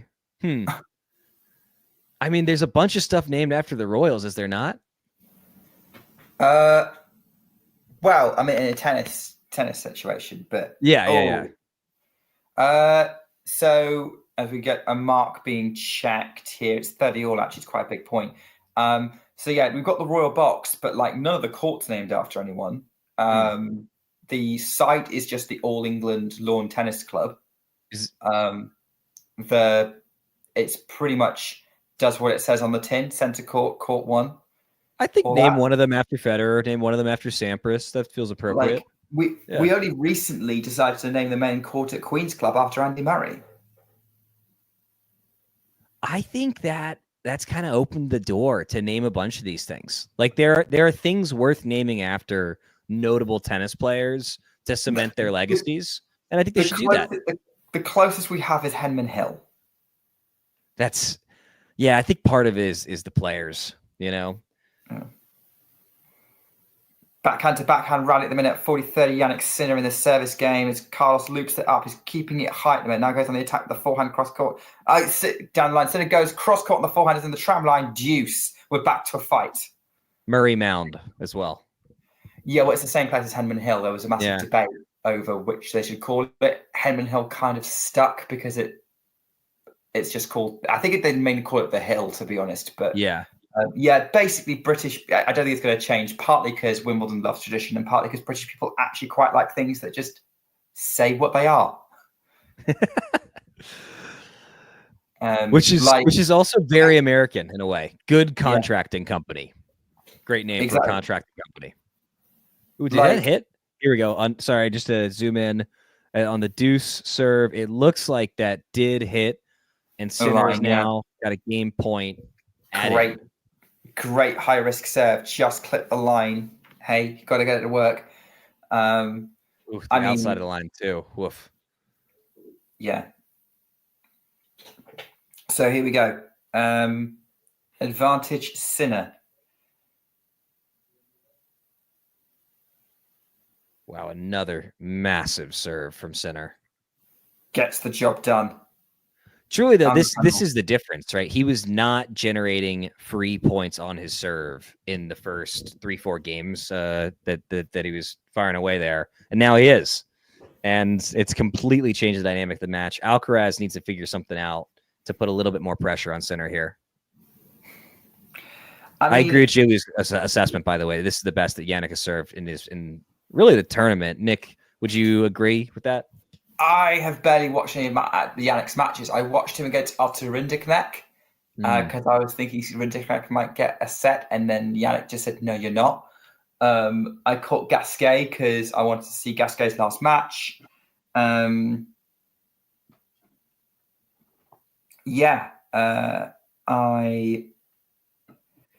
trying to think. I'm trying to think what else I watched. I think after I watched Novak, but his serve quality's not been something that I've picked up on. You know what? I misread and misunderstood the question, so forgive me. Julie's point was that it was the best he's seen Sinner serve against Alcaraz in the past 5 matches, which I also agree with. Oh, I have no memory of it of that kind of thing. Especially look at this point. Jannik is really most the ATP tennis I will watch. This is just a beautiful clay court point. I mean, just using the full court from Alcaraz, setting it up so nicely to create what looks to have been a relatively easy winner, but everything that led up to that was far from it. Oh, wow. What a forehand from Sinner there. Stress there. Too good. Has to be... we've got 15 all, and Sinner's just making this. It's always reset to back to how it was at 1. Beginning of set 1. Yeah. You know, Nick, I'm not sure if anybody's ever pointed this out before, but sometimes Sinner just looks like he's skiing out there, the way that he moves. Well, I'm not surprised. Given he was a skier. Oh, I don't think I'd heard that previously. Yeah.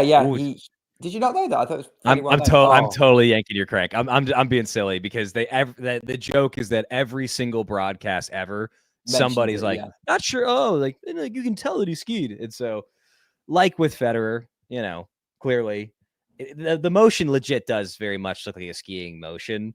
I think that is perhaps one of the over discussed dynamics in Jannik Sinner's game, though. By the way, Jannik Sinner just made that return. It ended up being a winner. It's 15-30. I mean, that was just just another moment of magic from Jannik Sinner, and suddenly Alcaraz under a lot of pressure on the second serve coming up. 15-30. See what Alcaraz can deliver. Goes out wide, backhand Sinner, right at Carlos, who shanks the forehand well out of court, and he's in real trouble here. 15-40. Yeah, that's the kind of shot that he just can't afford to get away with against Sinner.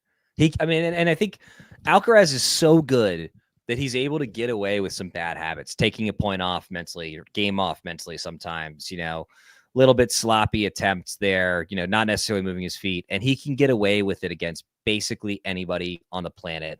He just can't against Sinner. Let's see if the youngster can dial in here on a second serve on a double break point. Second serve coming up. Can Alcaraz deliver? Goes out wide. Sinner hooks it in. Alcaraz goes up the middle of the court. Backhand Sinner right. Alcaraz forehand goes up the middle of the court. Sinner goes cross court. Alcaraz shanks the forehand again. It's all over. It's 2-love Sinner setting a break. And if he's not careful, this match could go away from Carlos Alcaraz. Look at this. Look at the graphic they're showing. That Sinner is the first player to reach 8 straight finals since Djokovic in 2015. He's the first Italian man in the Roland Garros final since 1976. And he's the first player to not lose a set en route to the final since Nadal in 2020. Sheesh. This is huge. So again, it's like we said earlier, is fate on the side of Jannik Sinner rather than form? It seems like there might be both on the side of Jannik Sinner. And look, again, all I want are 5 sets, and either one of them could win if we get 5. But there's a world in which Sinner just keeps up his string of results. Let's see what Alcaraz. Oh, did he hit that? I think it was just a touch wide. What an attempt from Alcaraz, though. Yeah. Umpires called it out. Line judge calling it out. It would have been beautiful. It landed in that sort of passing shot attempt, throw it up the line, but it was just wide. 15-love. What an attempt. So close from Alcaraz, but didn't quite get it. And Sinner. So what were you going to say about Sinner? Oh, I was just going to say, he's going to try and get an easy hold here, and it looks like he's on track to up 30-love. Bad miss from Alcaraz, complete and total shank. There's so many. Carlos Alcaraz keeps shanking that forehand. It's like he's lost all timing with it. Ghost asks us, is it good if Sinner dominates? Homie doesn't have the personality to lead the pack, does he? I mean, he has the personality to be a front runner on the court, but he doesn't have the personality to be any kind of global brand ambassador. Look, as the kids say, and I think Fergus has told me how to use this word correctly, Alcaraz has the Riz. And Sinner, he's a heck of a tennis player, but I just am completely uninterested in seeing that guy get interviewed because there's just really nothing there, I'm probably going to upset a lot of people by saying this. I genuinely don't care. Yeah. You just want to play tennis.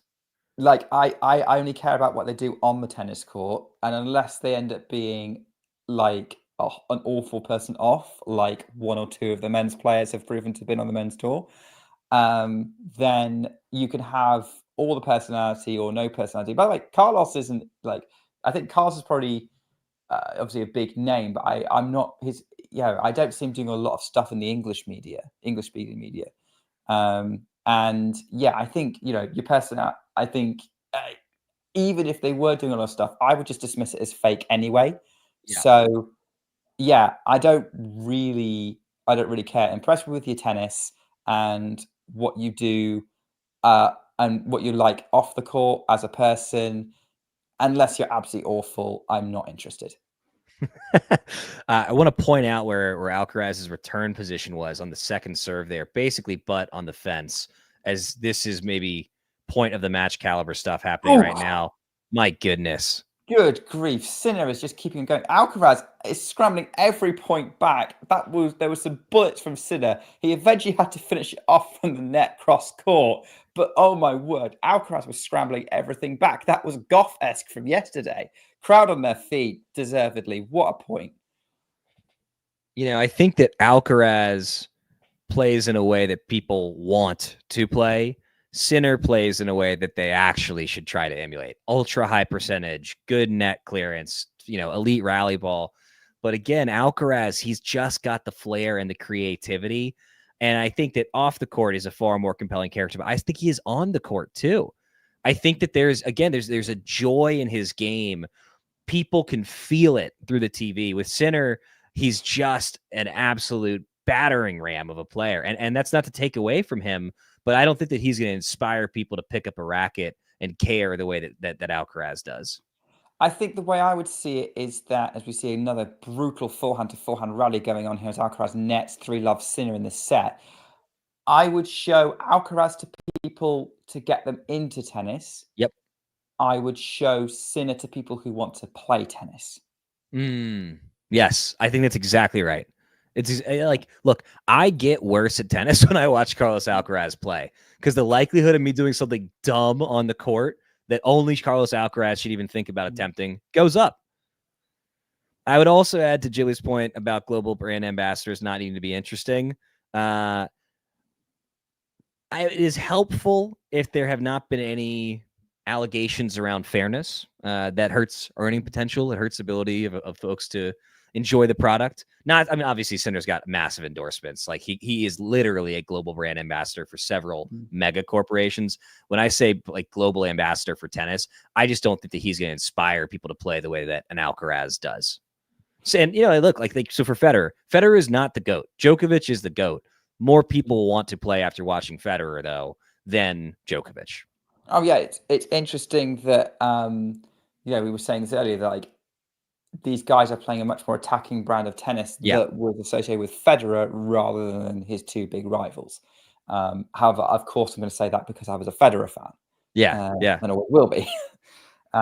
He was much more interesting to watch to me than the others because mainly for his creativity and his ability to invent shots on the go.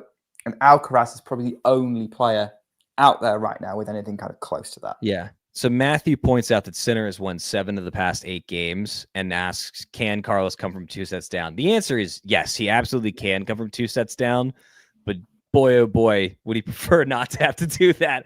I mean, look, he plays well when he's got his back against the wall, but he really, it would be advantageous to turn around sooner rather than later. Give himself a little bit of margin here. Let's see if he can get on the board in the second set, serving at 15 love. And let's be honest, Zach, we want him to at least get halfway there, right? Yeah. Like we're not here for a straight set Sinner. That would be a little bit of that would be kind of an underwhelming result, especially given how this match kind of started. Woo! With a forehand that Alcaraz just hit is why he can absolutely come back from 2 sets down if he finds himself in that place. I mean, that is a magical forehand. And you can see the crowd gasping still. Yeah. Say again, Nick. Pretty brave given how he was shanking it as well. Yep. Not that long ago. Earlier you talked about the belief that he has in his game. There it is. That is the perk, the benefit of that kind of self-belief is that, just keep swinging. Some guys would get tight, not Carlos. He just keeps swinging. Absolutely. Because he just loves it. He just wants to be out there and he wants to compete. And this is why he is the way he is. Got great forehand-to-forehand battle. Now cross-court backhand to backhand. And Sinner's gone long. 40 love. Is this finally a comfortable service hold for Carlos Alcaraz? The thing about Sinner, by the way, look at this stat. First serve returns made. Sinner's making 92% of his first serve returns. That's outrageous. Alcaraz making 84%. Not a bad number at all. But this just shows that Alcaraz is not getting free points on this serve. He's having to work for every single thing out there. Great cross-court find. Sinner's going huge on his forehand, and Alcaraz tries to go even bigger and puts over the baseline 40-15. The forehand-to-forehand rallies are just like jaw-dropping when they both get going. This is related to the forehand-to-forehand rally as Alcaraz serves at 40-15. The only thing that I don't absolutely love about being in the booth with you or somebody on the Talking Tennis team is that I mute the match. And in matches like this, I want to hear that sound. The noise that it makes, a well-struck ball from Sinner to Alcaraz and Alcaraz to Sinner, it's like nothing else. It is musical in nature. The untrained amateur tennis ear can hear that something fundamentally different is happening when these guys hit the ball. Yeah. The Sinner. What a return. Wow. Yeah, just a casual inside-out backhand return winner against the best player or the second best player in the world in Carlos Alcaraz. No big deal. Even the easy game that Alcaraz is looking for, Sinner's making hard on him as he serves at 40-30 here. Although, as we can see on our screen, we know what's going to happen. Alcaraz is going to win it. Let's see how he does that. Big kick out wide. Winds up for the first serve, delivers it out wide. Sinner goes for the backhand, and Alcaraz finishes it at the net with a backhand volley, just sort of drops it dead in the courts. Too far for Sinner to run. 3-1. Yeah. Yep. Goodness gracious. There's the coup de musketeer on the side, ready to be presented to the winner. Do you know who who the trophy is named after, Zach? I can tell you it's not a tennis player. It never seems to be with the French. Actually, it is. See, This is why I'm bad. This is why I don't gamble. Just wrong 100% of the time. Who's it named after, Nick? Drop some knowledge on the people here. So obviously it's not, it's a Coup de Musketeers. So it sounds like, oh, you've named it after the Three Musketeers, the Four Musketeers of, famous French literature. As we've got a Sinner following up with a forehand, backhand Alcaraz, Sinner backhand. Great rally going on here. Is Sinner going to finish it? Alcaraz is still getting everything back. Sinner puts it right at him. Now they're going forehand to forehand. This is way more interesting than the origin of the Coup de Musketeers. Go backhand to backhand. Such a long race. Drop shot from Alcaraz into the bottom of the net. 15 love Sinner. Like, that was a bit of a bailout drop shot, or at least a bit of desperation for Alcaraz to try and change up the rally, Zach? I think that he's not super comfortable against Sinner in these baseline. There's no thing.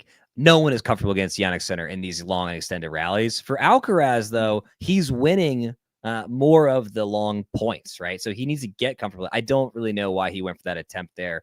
I know that he loves a drop shot, but I mean, that was a really, really weak attempt. Bottom of the net, uncharacteristic, maybe desperation, maybe just trying to find his groove a little bit out there. Like, we're not seeing the touch shots from Alcaraz that I think when he's having his best days that we normally might see. Yeah, I think maybe not. Desperation might be a bit harsh. Maybe it was just he was trying to do something different in the point to try and change the pattern in his favor. Sinner just too good with that forehand up the line. And it goes out of court. That's George Russell in the crowd, Formula One driver. Is it like a rule to be a Formula One driver? You have to be like cartoonishly handsome every single time. Like, I don't watch the sport, so I'm like, oh, this is a Formula One guy. They're all like straight out of Central Casting as Sinner serves at 30. I mean, I'm not necessarily the best person to comment on that, but I would say that You're a person in the world. Like, we all know that George Russell is like comically conventionally attractive. Yeah. I would say if you've got the grid of like 20 drivers in front of you, you'd probably see a few who are like, oh yeah, maybe not. Like Max Verstappen, for example, if we're going to make call outs for unattractive Formula One drivers. No? I'm not going to agree or disagree on air. Okay. All right. But yeah, great serve from Sinner at the tee. Forehand cross court from Alcaraz. And Sinner drags the forehand wide, 30-15. You're right. We never know who's watching. Max Verstappen, if you're watching, I meant it, but I'm sorry. Zach, it's all right. Zach is a freelancer.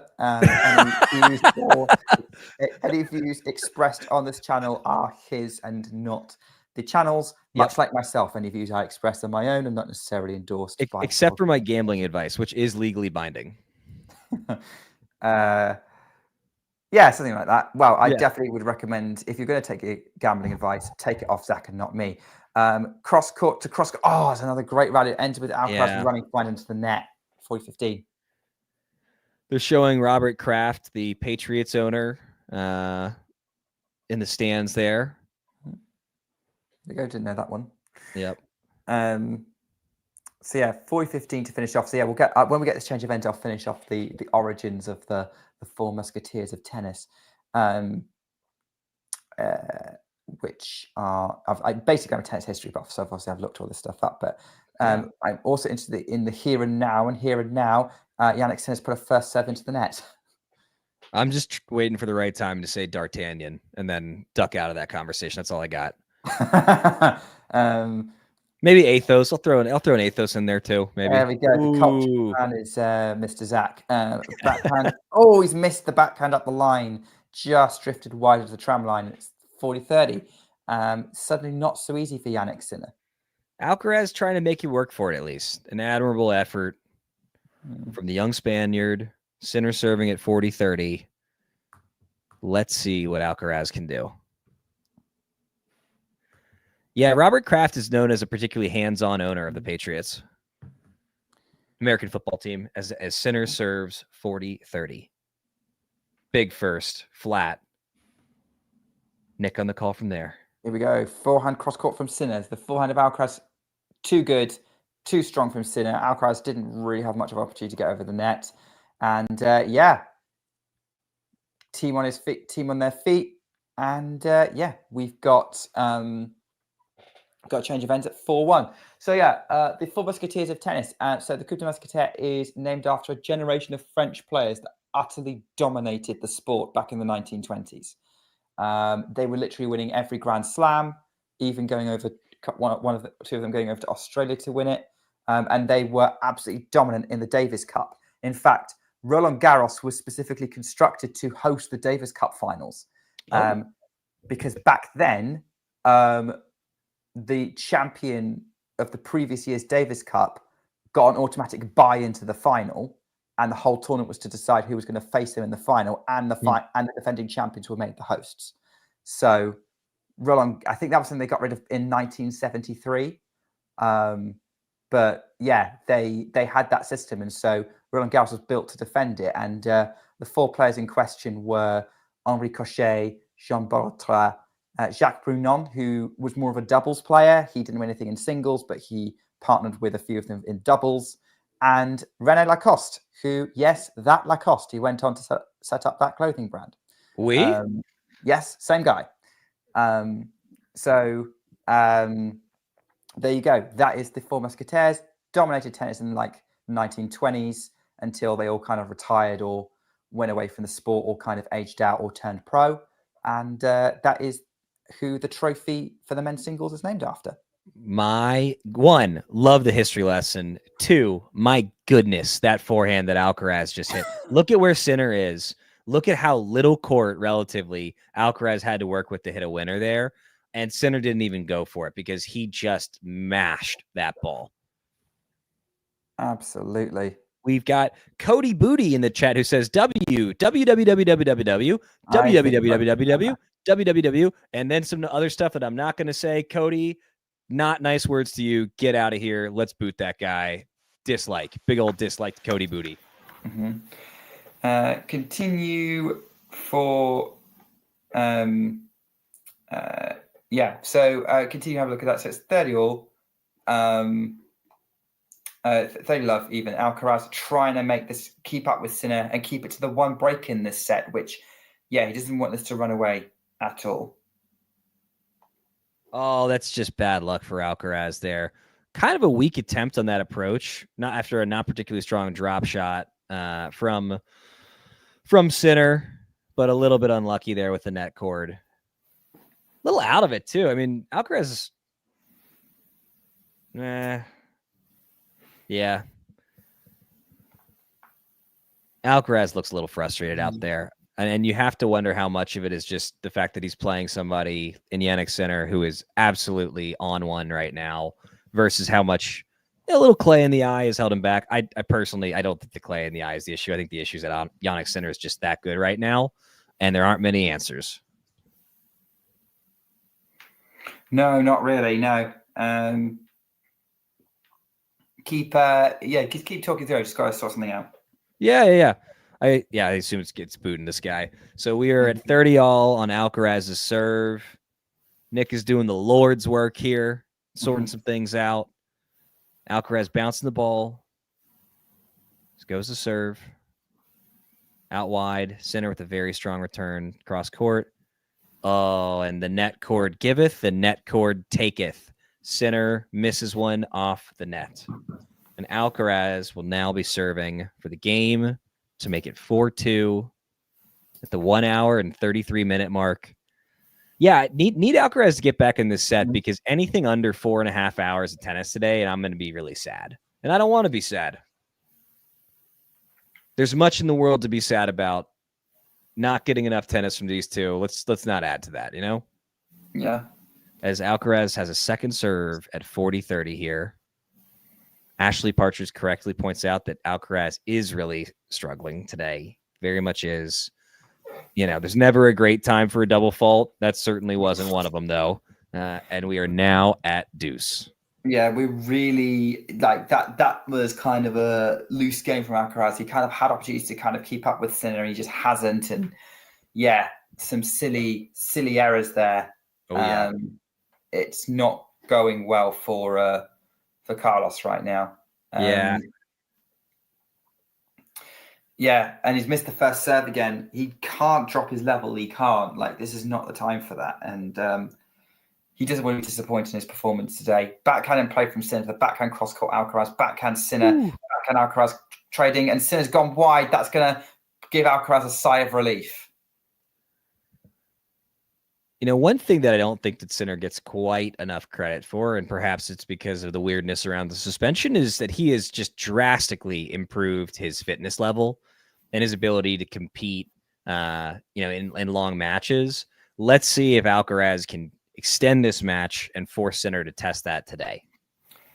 Yeah, he needs to be like as much of a test for Sinner as possible here. Yeah, because otherwise there is literally no hope for any kind of competitive landscape on the ATP if he can't.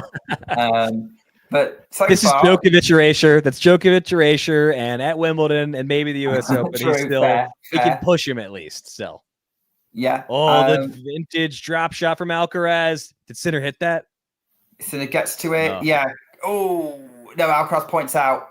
Alcaraz gets the game, and he'll be very relieved with that Sinner's not serving for this. It's 4-2. Wow. Sinner. I was surprised that Sinner got beaten by Medvedev at Wimbledon last year.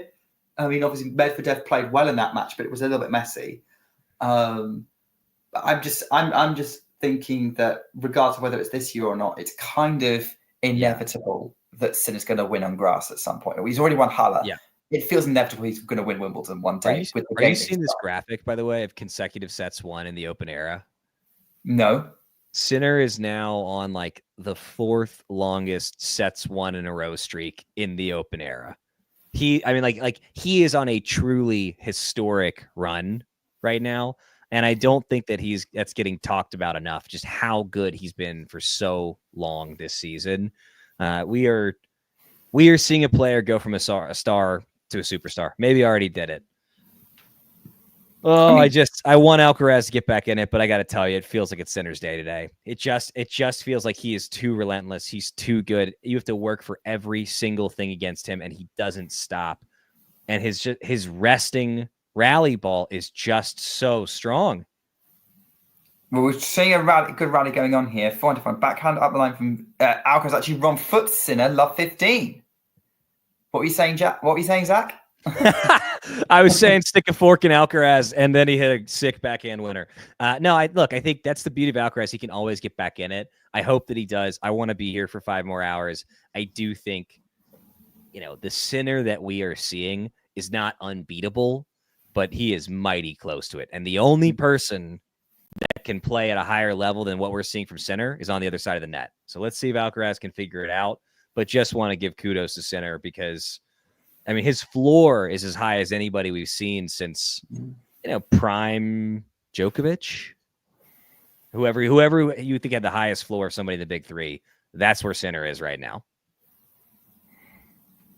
Backhand up the line from Alcaraz. Drop shot Alcaraz. Brings Sinner in. He's going to go on the attack with the backhand. Alcaraz, no control. Just goes long. It's like he just sort of seemed to lose his footing when trying to pick that up from Sinner. Alcaraz just doesn't seem like he has the magic the same way today. Like that dropper attempt wasn't particularly good. That lob attempt obviously missed. And those are the kind of shots you just expect more from Alcaraz on. And I think that he expects more from himself too. Well, the crowd are absolutely loving that rally, it has to be said. They're still applauding it. 15-all. Sinner, we're either 3 points away from 5-2 or 3 points away from back on serve. Huge backhand cross-court. Alcaraz retrieves. Sinner's going to go forehand to Alcaraz forehand. He gets himself back in the rally. He's running for that backhand now. He's going to scoop it over the net. Sinner's going to try and get the volley. Oh, he's missed it. That's a miscue from Sinner on the volley. Going into the tram lines, it's 15-30. My goodness, that point. Yes, Alcaraz won it, but the way that Sinner was working the court, the depth and the pace on every shot until he missed that volley at the end, which should have been a gimme volley, shows why he is the world number 1. But this is tennis. 15-30, Alcaraz has an opportunity to really apply some pressure. I'm going to say that was probably the biggest error that Sinner's made so far this match. Yeah, absolutely. Not really, just sort of ham-handed with that volley a little bit. 15-30 coming up. Big point for Alcaraz. Look at his return position, by the way. Too big. Look at where he's standing on this second serve, and look at how far back he is. Why is he so far back for a second serve? You know, there's two different ways to return a kick serve. You can take it early and try and catch it on the way up. You know, you can catch it on the way down if you're able to generate pace with accuracy, which Carlos Alcaraz normally is. But there, he showed exactly why you don't do it. You know, when you're 15 feet, 20 feet behind the baseline, you're a long way away from where you're trying to go, right? I mean, it's just math. You got more distance, you got more opportunity to miss the ball, and he did there. Sailed it a bit long. 30 all. 30 all coming up. Yeah, that was a bad miss from Alcaraz there. And Sinner's missed the first serve there, though. Second serve coming up. Bouncing the ball. Delivers the second serve. Carlos goes on the up line with the backhand. Backhand cross-court Sinner. Backhand Carlos Alcaraz. The backhand of Sinner trading. Alcaraz into the net with a forehand, trying to change the direction. Puts it into the high part of the net. 40-30. That's the kind of shot that Alcaraz on a good day is gonna make, and it's the kind of shot that if he's gonna beat Sinner, he has to make. No two ways about it. And look, this is a long way from over, but Alcaraz cannot keep missing like that if he wants to stay in this match. This is not Alcaraz's top level. I think we can agree with that. For whatever reason, I think the icing at the end of the first set seemed to have really rattled him. But it's a shame because, those opening exchanges in that first set was like insane. And then this is just nowhere near that. But also Sinner, I think, has raised his level compared to the opening exchange of the first set. Absolutely. And Alcaraz is trying to figure out how to live with it. I think especially on his serve, he's gone up. But I think that across the board on his ground strokes, I think that Sinner is being more aggressive, a little bit, just a touch more depth, working the corners just a touch more. 5-2, 2-5, I should say. Alcaraz serving to stay in this set. I mean, if you're Jannik Sinner or you're in Jannik Sinner's box, couldn't be happier about the way things are going. It's like Sinner, the first half of the first set didn't play anywhere near his level. And the fact that he's in a position to go up 2-0 against Alcaraz, I don't think it's particularly exciting to say. That's where you would rather be. But Alcaraz has time. He's got the magic. He's not showing it enough yet, but anything could happen here. And that's why we love tennis, why we'll keep watching it, and why we'll keep talking about it. Which, by the way, if you're in this chat having a good time, you're liking what you see, having a neutral time, honestly, but might listen to more, give us a like, give us a follow, give us a subscribe. While we are mere mortals, we are far from perfect. We're definitely more entertained than the stuffy, boring commentary on most of the channels available. So, stick with us. I mean, look, your alternative if you're in the UK is listening to Jim Courier on the call. So, I wouldn't wish that on anybody. That sounds like cruel and unusual punishment. Actually, I think Jim's probably the better one of the older guys who still call matches. Ugh. Agassi was good. He was like a breath of fresh air. I mean, look, let's face it. I do think that there is a link. The more recently you've played, the better commentator you are. There are insights that you can offer that are different, right? Like the game is fundamentally different today than it was 30 years ago. And I agree. Like the longer a player is removed from that level, the less applicable their insights are as just like the lifestyle and the tour changes. There's some great podcasts, by the way, from guys that were on the challenger circuit. And like, that's one of my favorite pieces of tennis content other than, of course, talking tennis. Carousel, if you're familiar. Oh yeah, amazing tennis content. Yeah. Alcaraz serving a while back. Oh wow, fun. That's super cool. Alcaraz serving at 15 love and now 30 love, hoping to get a relatively uneventful hold here, so we can put some pressure on Sinner. Should Sinner be serving for the set, which we are on track for. Here we go. 30 love. Carlos Alcaraz. Can he deliver this? First serve in play. Now we've got a drop shot incoming. Oh, into the net. The drop shot not working for Carlos. And that, I mean, to me, that's a sign that he's off because the drop shot is Carlos Alcaraz. a lot of the time. So the fact that that's not working suggests that this is not the Carlos Alcaraz that we used to see. I think that part of what is so difficult for Alcaraz against Sinner is for the drop shot to really be firing, he's got to push somebody back. And Sinner is doing an incredible job hugging that baseline on clay and staying in attacking positions, or at worst, neutral positions. Look at where he took that serve attempt. Yes, Sinner misses here, but he's 2 full steps inside the baseline when he takes it. And, for Alcaraz to hit a point ending or effective drop shot, it essentially has to be perfect. There's no room for error because of where Sinner is generally positioning himself on the court.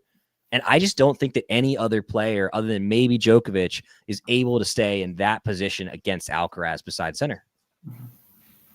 It is uniquely difficult for Alcaraz when somebody's able to stay that close. It's why he might have had a hard time with, say, prime Andre Agassi, if we were doing a little bit of cross-era comparisons.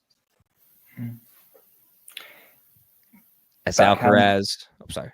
Sinner into the net. Yeah. So Alcaraz holds 5-3. Yeah, sorry about that. I was just...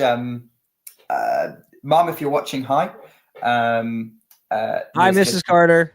Replying to her. I don't know if she is or not, but we were just having some issues with her getting the match on stream.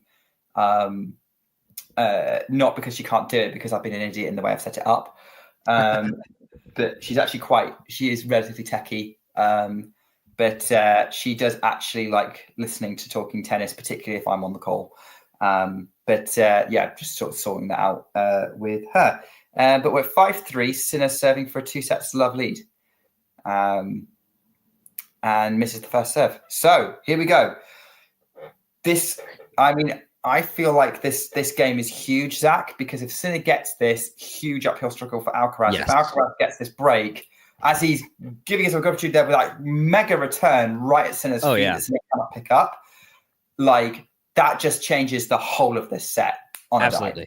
Look, if Alcaraz can take this to a tiebreaker, get the break here, and just prolong the set, that alone is a big deal. If he can go from a likely down 2 sets to a 1-set all, you're right. I mean, this is the biggest game so far. Alcaraz returning at love 15, another great return. Woo! And he crosses Sinner up like an and one mixtape. My goodness. This is Alcaraz in a nutshell. Like, he goes from sort of somewhat lackluster drop shots and not being able to keep up to locking in with 2 excellent returns, and then getting Sinner all muddled up, and so the pressure's on Jannik Sinner. Yeah, I mean this is why we watch. I think there is some terrible cooking movie with Bradley Cooper once, and in the question of why do people pay so much for fine dining, and the answer was inconsistency.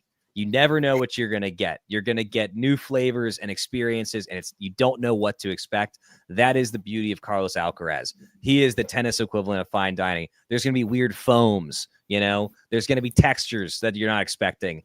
Anything could happen in a Carlos Alcaraz match, including after 2 amazing points, him missing a ball needlessly, which he just did on that back end. Yeah, 15-30. I mean, also that could describe what Alcaraz might be like on a night out. 15-30, Sinner's toweling off. Probably relieved that he wasn't still in that rally, although having said that, no reason to think he couldn't have won it. But probably happy with the let off that Alcaraz gave him there. 15-30 is stepping up 3 points away from the match, potentially, to deliver a first serve.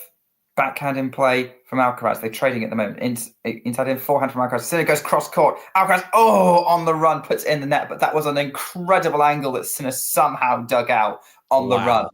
Can't be too harsh on Alcaraz there. I mean, that is as good of an on-the-run cross-court forehand I've ever seen. Oh, my goodness. The level these guys can reach. All the hand-wringing over what's going to happen after the Big 3, Big 4 era. We're as good today, tennis watching wise, as we have ever been. This is the era to be a tennis fan in. We are all witnesses. Please, God, let Carlos Alcaraz extend this set and this match. I mean, or, get set 3 if he doesn't get this one. We'll take either.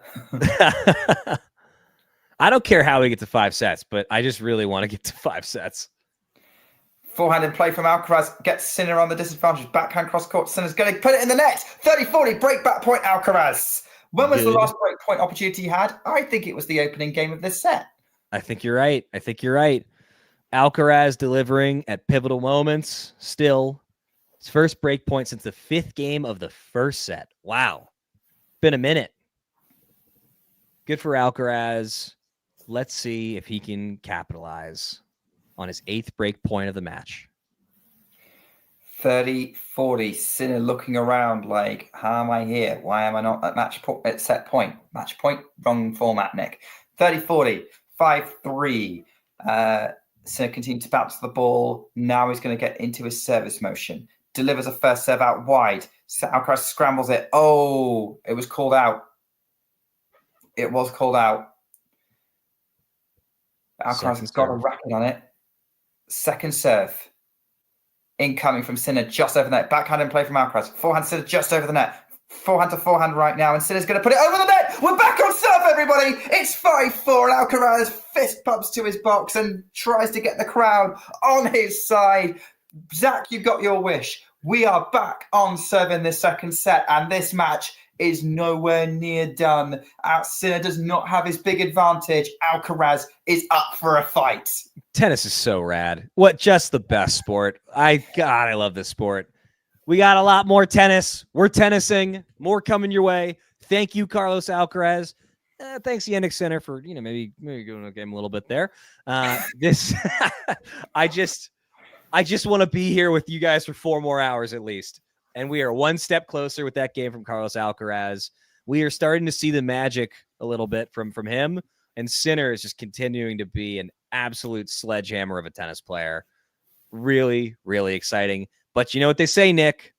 It's not a break until you hold. Let's see if Alcaraz can keep things going, stay on serve here. Sinner is going to be looking to get that back. He does not want this set extended. Let's see what happens. Folks in the chat, take it away, Nick. Yeah, we have a relatively dramatic set now. Regardless of what happens next. But yeah, Dave and Ghosty both very excited by this development. Yeah, absolutely. I mean, look, I was going to just follow up your point, Zach, by just starting a chant of 4 more hours. 4 more hours. 4 more hours. If you're in your house by yourself watching this, say it with us. 4 more hours. Shh, shh, shh, shh. We all want it. Look, I think that for the casual fan, the 5-hour match is like maybe not the best thing because most people just don't budget that amount of time for something. But for the diehards, yeah, man, I love that we might be here for another 4 hours. Hour and 52 minutes into the match, by the way, already. But that's a good point. So we're going to go inside in forehand. Oh yeah, he's finding that range now, right in the corner, 15 love. Nick, would you say that shot was woo worthy? It was impressive.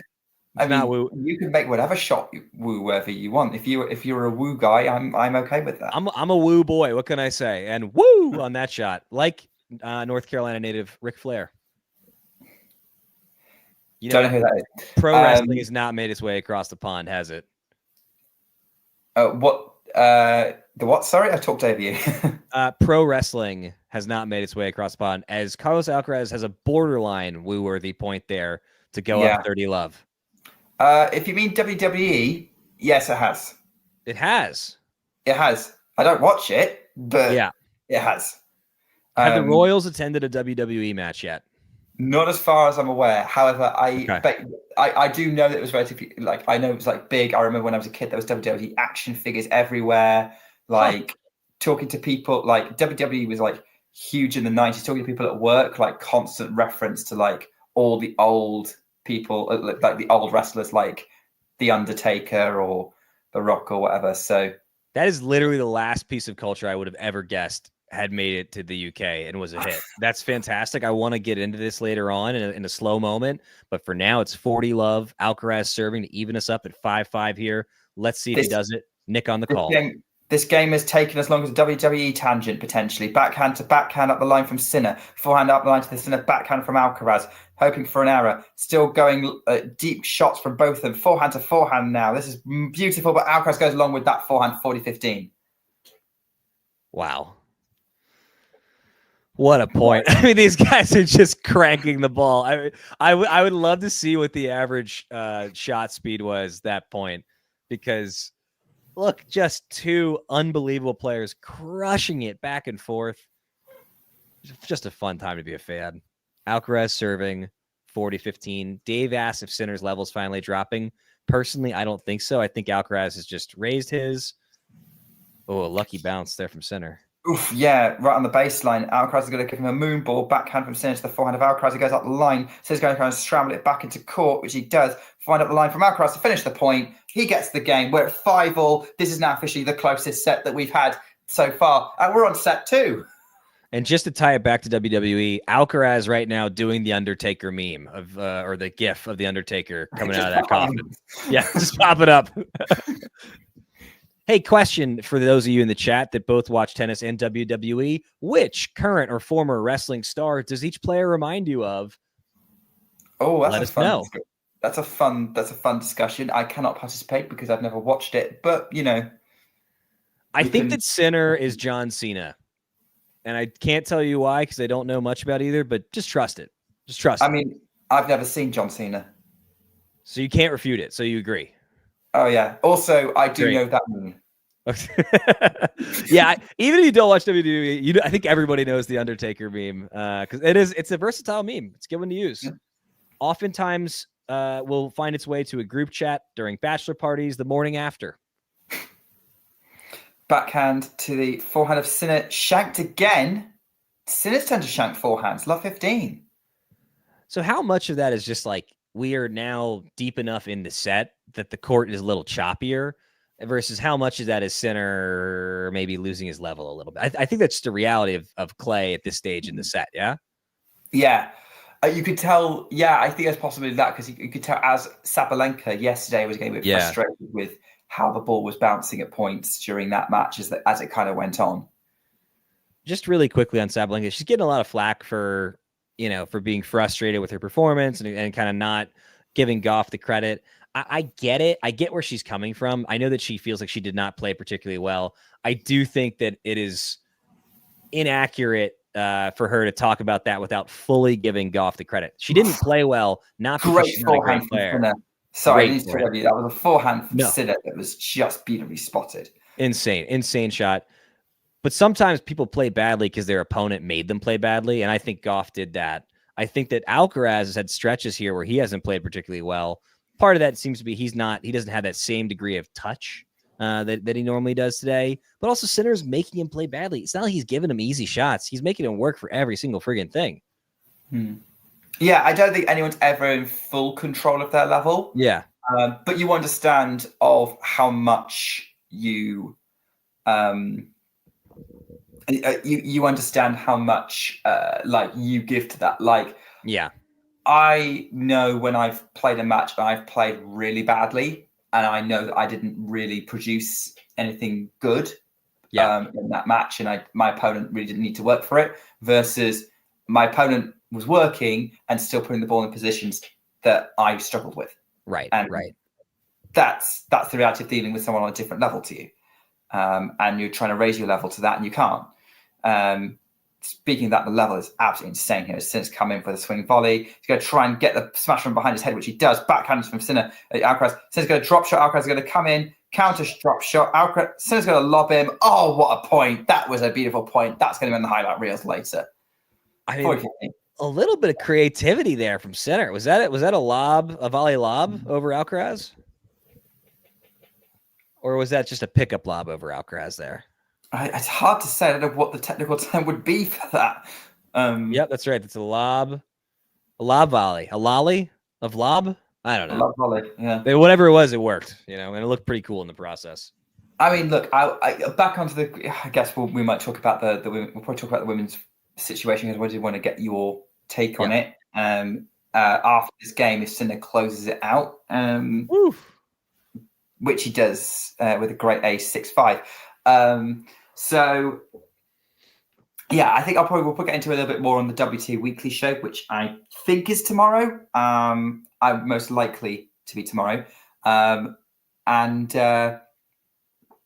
We So I'll probably get into a bit more then, like my own thoughts on it. But I do think it's okay that Sabalenka got into it's okay for Sabalenka to say that she thought she played badly, in her opinion. It's okay for her to be in her feelings. I think there was a specific thing that she said that I think discredited Goff when she didn't need to. Yeah. And that was the eager comparison. She didn't need to say that. I think if anything else up to that point, everything else up to that point was fine. Yeah. Because that's, fair enough. When you don't play well, and maybe when you have time to reflect, you'll figure out why. I do think Goff drove her crazy, and that's what Coco Gauff does to everybody, and particularly well to Sabalenka, who does not like it when you keep getting the ball back to her. That's saying that Iga does well as well when she's on. So yeah, I was kind of disappointed with that, but overall, I don't think that should take away from the fact that Coco Gauff just kind of, once she figured out how to get on play Sabalenka's ball, she made Sabalenka play, and Sabalenka couldn't find the level to deal with that. Can I also add, I think that, so the post-match interview, when when a player has just lost, I think that we should basically give people a pass, because they're in their feelings, they're having the come down that comes with having played, a long athletic, essentially a challenge of endurance. By the way, did that hit Alcaraz? Serve. I think it did. Good. It's good. It's good. Great serve. But I don't think they were setting players up for success by making the person who lost give an interview on court. I think Sabalenka got herself in more trouble, not just in that, but in the post match. Press conference. And so that one, I can't really make excuses for. She had time to cool off, time to think about it, time to talk to her PR team, whatever, and just didn't, I guess. But I don't really think the loser should continue to have to give little, I was so close speeches. I don't think it's setting them up for success. Can't really think of any other professional sport where they make their runner up give a speech right after losing. I mean, it depends on the context. A lot of sports now do immediate reactions. I know that if I'm watching a football match, and I'm talking soccer, by the way. Nick, I'm so sorry to cut you off. This extended rally needs your call. This was too much. Drop shot Alcaraz. Sinner's going to get to it. Can't get it over the net. Oh wow! Now there's the drop shot that makes Carlos Alcaraz, and makes all of us get worse at tennis when we watch him play. The inside out going away from the ball. Yeah. I mean, that is it wasn't working 5-10 minutes ago. Yeah. So Dave is a coach, right? That is a dumb shot. That is a shot that no coach ever wants their player to even think about hitting, except when Carlos Alcaraz does it, because it works. Yeah.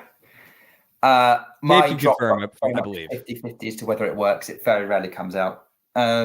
Smacked winner from Alcaraz on the forehand. Tie break time, everybody. Let's go. I hope the final score of this tiebreaker is 49-47. Alcaraz. Look at their records. 6-1 for center, 9-3 for Alcaraz in 2025. This set is ridiculous. We're at 57 minutes. We could end up if this tiebreak goes 8 minutes, which is highly likely, probably more. The first set was a 6-4 set, and it's going to be as long as a set that went to a tie, which is insane. Can I just highlight Dave's comment? Fadeaway inside out dropper is not a drill we do. Yeah, I love that. No, what it a serve. Be either. Oh, it looks like it just went a touch long there from serve. From yes. That is umpires pointing out. I'm now watching the umpire to see what they're saying. If a point ambiguous, second serve delivered, backhand in play from Alcaraz, inside out forehand winner from Sinner from the mid court. Great start to the tiebreak for him, 1-0. Yeah, Alcaraz needs to do a bit more with the return of second serve there, and he came in to try and take it earlier, so he wasn't butt on the fence like he had been on some of the other ones. But that's just not going to get it done against Jannik Sinner. You cannot leave a ball that short with no pace and no angle for a player of his caliber. Honestly, you can't do that against anybody in the top 250. That's not going to get it done. It's not going to work. So we've got Jannik Sinner stepping up 1-0. Alcaraz stepping up 0-1 in this tie break. Not many points played so far. Serves out wide. Sinner overplays the return. 1-1. I mean, I don't know. Maybe it's a bit harsh on Sinner. Maybe it was forced. It was quite a nasty kick first serve from Alcaraz. I mean, with his positioning, he had plenty of time to extend his arms, take a good cut at it. He did take a good cut at it. He just didn't time it well. I think, both players may be feeling a hint of nerves. They're the world number 1 and number 2, but they're still human and doesn't get much more high pressure than this. Definitely not. Sinner gets the first. Gets another point. Alcaraz gets another point. 2-1. We're back on Sinner's serve. This could be a very, very tight tiebreak. Dave points out in the chat that Sinner is finally missing more returns, and he's right. And I think that's kind of part of a larger thing, which is Alcaraz is now generating free and easy points from time to time on his serve in a way that he wasn't up until really this point, until the second half of the second set. Sinner is as well with that huge ace up the middle. 2-all. No one has gotten a mini break yet. Let's see if Alcaraz can be the first to get one, or if Sinner continues with massive serves like that. Yeah, very early in a tie break. As we said, like 2 points each, not a lot to get a read off. But yeah, look at that. Sinner definitely the one who's able to find big ace-worthy serves on the clay so far. 4-1 in the match so far for the Italian. He's going to see if he's going to want another one of those now. He delivers the first serve out wide. Alcaraz scrambles it back into play. Backhand cross-court Sinner. Alcaraz going to run for it. Tries to hit the sliding winner at the line. Gets in the tram line. It's 3-2 Sinner. So Alcaraz has missed that sliding up the line shot on both wings every which way that there is to miss it. And I'm not really seeing him make it with any kind of regularity. He's missed the forehand in the net. He's missed the forehand long. He's missed the backhand wide. He doesn't seem to have that shot today. He's got the belief in it still, and he's still going for it. But I got to tell you, if it doesn't start falling soon, he really needs to make a tactical adjustment there. It's okay. Like, we all have days where a shot that is oftentimes or regularly in our arsenal just isn't there. For Alcaraz, some struggles with the drop shot, and then really struggling with that up the line on the run ball, which is a very tough shot. So, credit where credit's due. Great inside return from Sinner, who goes on the attack with the backhand. Their backhand to backhand inside up in forehand from Sinner. Alcaraz is going to get there with the forehand. Finds the baseline. Now the backhand right at the Sinner forehand, which is, it's in the corner! I thought he was going to get miscued. It ends up in the corner and Sinner gets the mini break. Somehow rescues it. 4-2 Sinner in the tie break. I mean, that is just an exceptional shot. What can you do? Sometimes you just got to clap your hands and say too good. And that is one of those moments. I am really hoping that this is not horrendous for headphone users when I get excited and yell into the mic. But I think that the youth, they like it when it gets real loud like that. I watched recently a YouTube from a gentleman named I Show Speed, and it was awful. It made I was thrilled to turn it off, but the youngsters seem to like that kind of thing. Well, hopefully we've got some youngsters in chat. Alcaraz delivers the serve out wide, backhand cross court, trying to not get another great backhand from Sinner. Dropper from Alcaraz is wide. Yet another inside out, fading away drop shot attempt. The last one, I guess he got away with. This one, he did not. I'm not sure what we're thinking there. Yeah, like look at this ball. They're showing the replay right now. It was wide. It was too high. Like that's about as bad of an attempt from that spot on an already questionable choice that you'll see. Let's see if Alcaraz can get back in it. Also, I'm not sure Sinner was far enough back for it to work. Yeah, just everything about that was not good. Like, I thought he was running around to hit the screaming forehand up the line. So maybe he was trying to catch Sinner out with the direction and be unpredictable. But yeah. Yeah. Second serve for Sinner at 5-2. He's 2 points away from a 2-sets-to-love lead. There's a line judge. 5-4, and it's unreturnable second serve. 4 set points for Jannik Sinner. 6-2. There's a line judge behind Sinner with an absolutely incredible mustache that I need to highlight. It's like one of the twirly ones, and I know that is the most French thing ever, right? Yeah. He looks like he could have been one of the Musketeers. Yeah. You see this guy? Look at that thing. All right, as Sinner is serving for the set at 6-2. And while maybe Alcaraz can get back in it, the betting odds would not be with him, is my guess. Here we go. Second serve. Oof, yeah. Well out. Well out from Sinner. Bit of nerves trying to go for this lead. Second serve delivered. Forehand from Alcaraz on the attack. Right Sinner's forehand. Goes again, cross-court on the forehand. Sinner, tries to hit the bullet forehand up the line. Puts it in the net post. 6-3.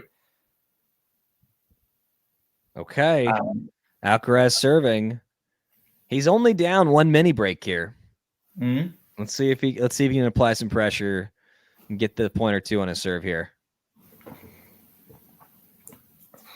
What kind of crazy match is this? With well over 2 hours. If Sinner takes well over 2 hours to build a 2 sets to love lead, I mean, it's very similar to the match with Djokovic yesterday at this point. Great serve. Okay, it's not a great serve from Alcaraz. He's missed it. It looked great, but the margins are just so fine. The angle doesn't also help with trying to call whether it's in or out. Game of inches.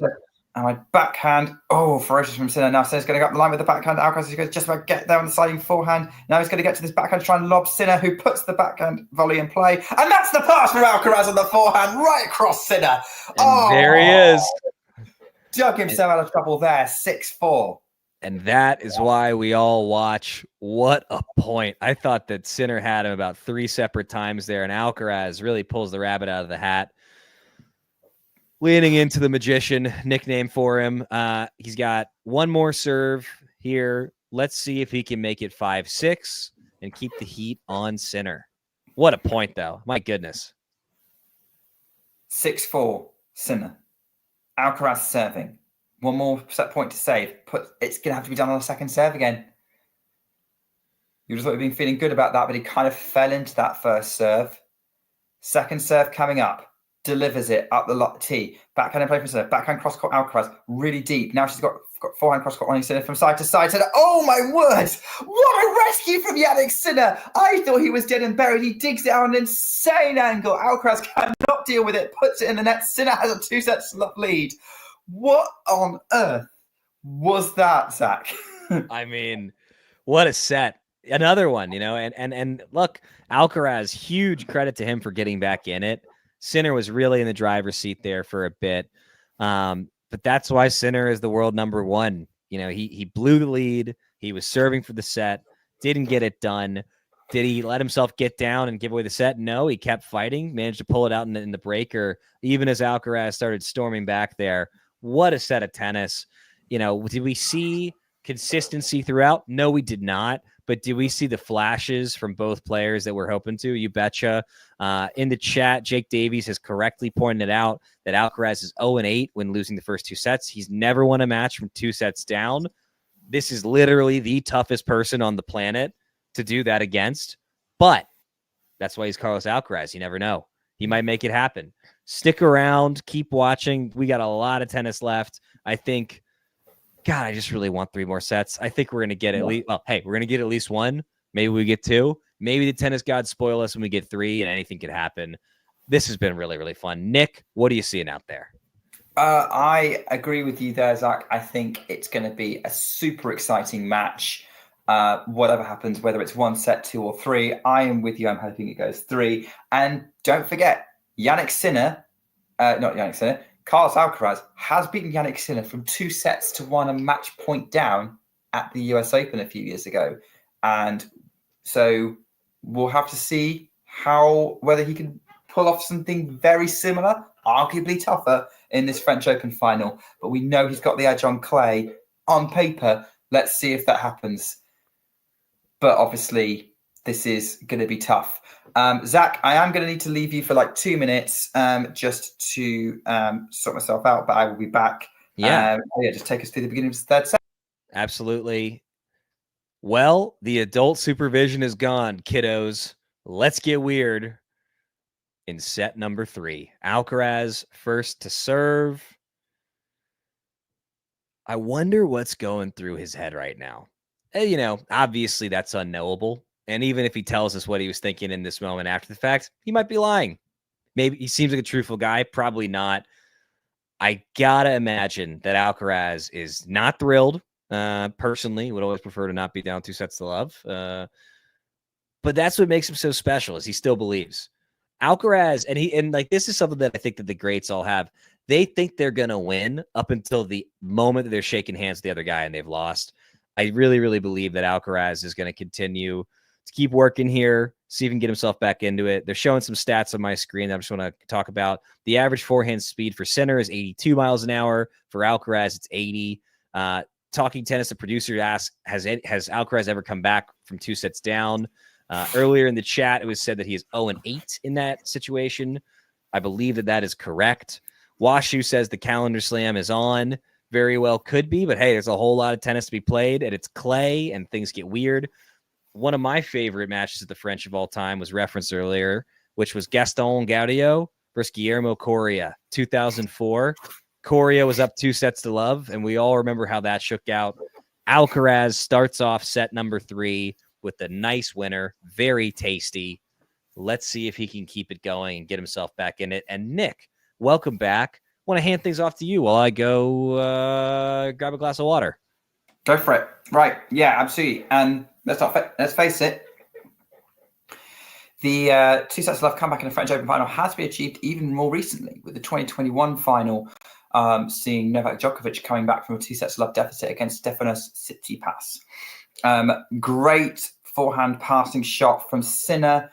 Alcaraz had come in behind sort of a slice forehand, like an attempted drop shot that didn't really drop that far, and Alcaraz trying to switch hands to get it was kind of not there because it was in the throat of the racket. He knew it was coming past him.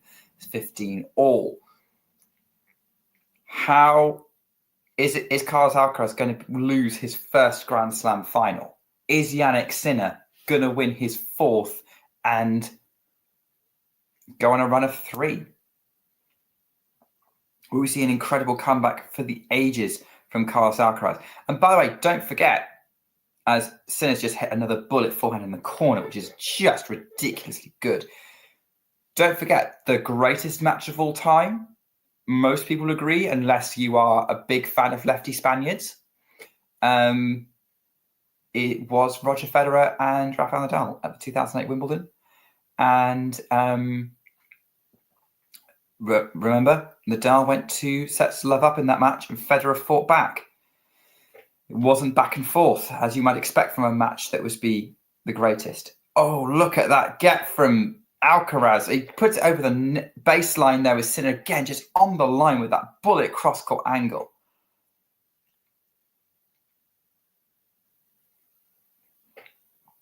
Conspiracy theories abound as to what's going on, but the reality is right now is that Alcaraz is looking in big, big trouble. Break points very early on in this 3rd set.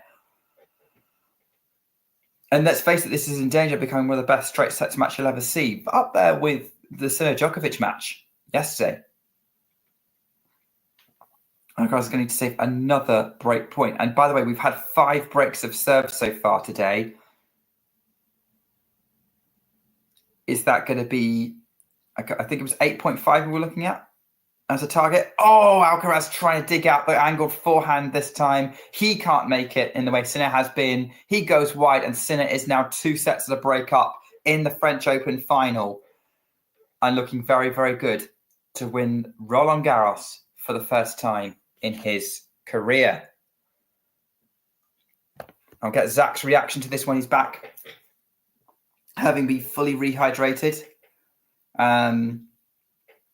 Alcaraz looking disappointed, shaking his head. He knows that now his life has just got harder in the last sort of 5-10 minutes. A lot harder. What? I leave for like a minute and a half and Alcaraz gets broken to start the set? Yeah, so essentially Sinner hit like 2 insane angle forehands. Yep. Again, digging them out in the way he has been doing. And then Alcaraz tried to do the same thing and missed it and got broken. Lame.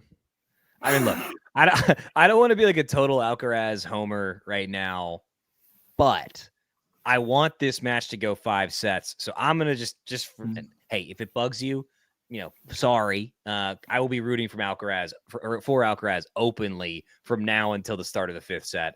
because I want 5 sets of tennis. I think Tennis that's fans fair need too. 5 sets of tennis. As long as you switch back to neutral by the 5th, I don't think there's going to be a problem with that. Can we make a gentleman's agreement?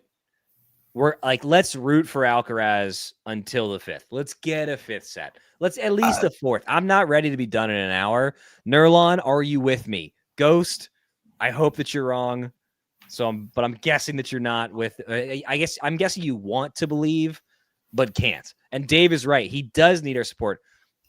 Just like take that positive energy that exists within all of us and just give it to Carlos Alcaraz right now. Just send it on over. 30 love Sinner after huge serving from the Italian.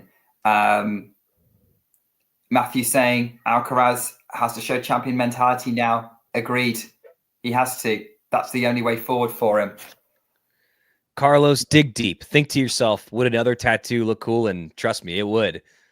Do you want to get it? Yeah, you do. Well, there's one way, and that's win this friggin' match. Get it together, buddy. Get that tattoo. Number 5 that we know of. I mean, obviously, long way to go. It says shanks a forehand under pressure from Alcaraz, which he hit a forehand right at him. So 30-15. Hope for a break back. But let's just say worst case scenario, Zach, in terms of competitiveness rather than who wins it, because I don't think it matters who wins it. If it is straight sets, would this go down as the best straight sets match you've ever seen?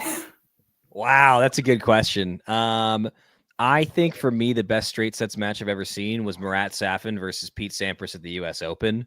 That was nearly, 2001. I believe, 2001. That was essentially perfect tennis from Marat Safin. Sampras didn't even play, in my mind, that poorly. Safin he went God mode basically.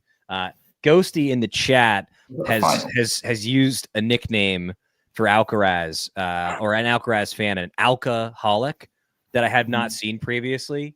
I can't believe that I have not seen that. I think that might stick.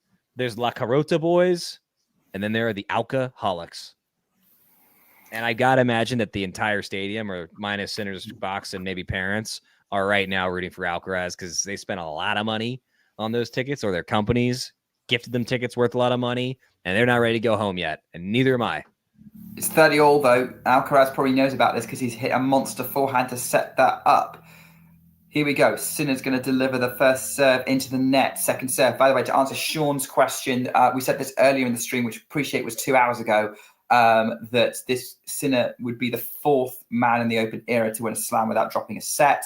They're now trading forehand to forehand at the moment. Forehand cross-court Sinner, forehand Alcaraz into the corner. Now he's got a backhand. He's going to put it over the baseline, 40-30. Tough one. He's not going to get it done. He's just missing a little too much. And the shots that he need to fall, his bread and butter, they're just not there the same way against Sinner. But, and again, just like with Goff and Sabalenka, a lot of that is because Sinner moves so well. We're seeing him get these, just getting to the ball is impressive. And it's not like he's just floating it back. He's ripping it. Someone earlier in the chat, I think, referred to it as a slap. And his slap right now is as good as anybody on the tour. Well, hits the 7 to play forehand short from Alcaraz. Dragged wide from Sinner. Deuce. Okay. Interesting. Alcaraz, at least looking to show that championship mentality, and certainly out there battling to try and get back in it. This is a huge deuce. This is a big deuce. We want this one to be a big match, let's be honest. Matthew putting in some classic straight sets victories from the past. Haven't seen them, so I can't comment on how good quality they were, but certainly they include some legendary names. I think the match you were referring to, Zach, was the 2000 final, if I remember right. There we go. Forehand in play from Alcaraz. Now let's get Sinner forehand. Inside out forehand from Alcaraz is a winner. Break back point. I mean, yes, I thought that as well. Yeah, an absolutely massive deuce point there from Alcaraz with huge forehand, getting it done. Just absolutely powered through that deuce. Advantage Alcaraz. Sinner suddenly going, oh, hang on a minute. This was a big opportunity for me, and now another breakpoint opportunity for Alcaraz. So there was a bullet first serve. Alcaraz gets the backhand in play. Now goes for the backhand up the line. Sinner's there for the forehand. And it's over the baseline. Alcaraz is back on serve, 1-1.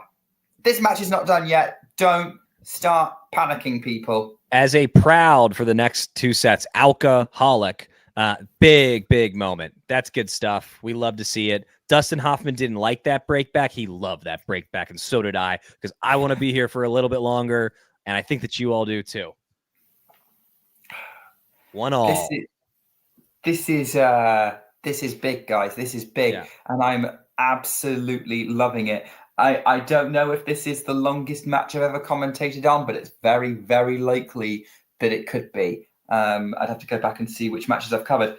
I think it was TN versus Medvedev in Australia that went 5, and that might be my record. And that was about 3.5, I want to say, or 3:36. Did you do the whole one? Yeah.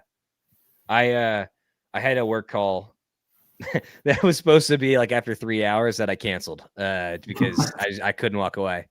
I think you probably would have done that even if you weren't on the stream. Yeah. Huge forehand from Alcaraz. That is mega for 15. Love. Yogi, yes, it has poked the bear, I think.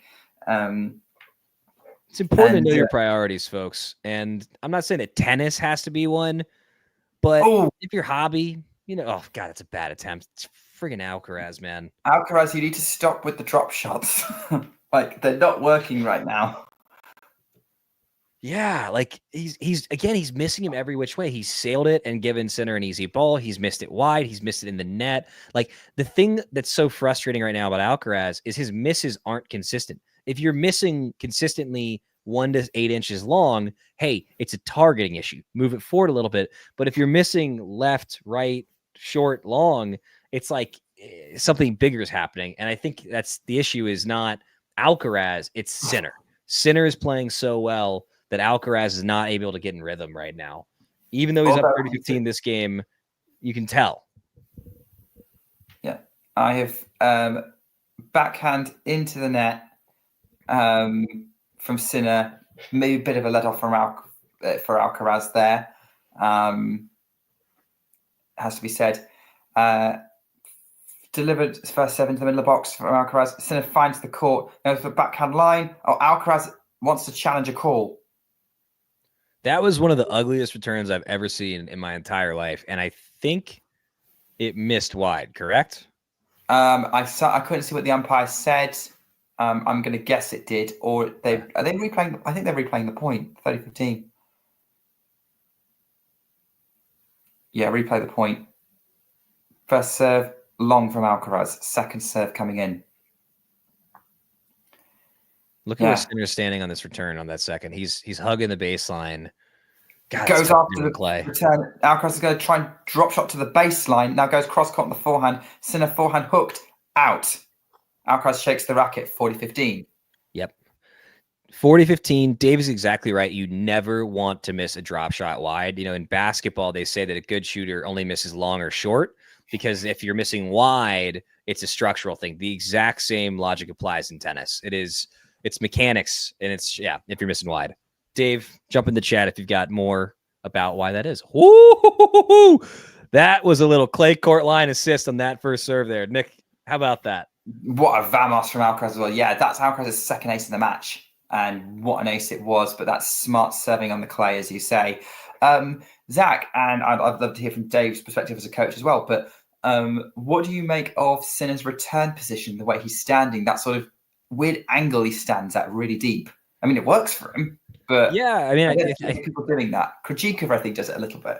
So full disclosure, I'm a bit biased. I actually do the same thing on the ad side with my return. I like to open up my body a little bit, and the why is it allows you to better cut off serves to the backhand and step in to take it, and then it also gives you maximum ability to hit a forehand if it's coming into the body.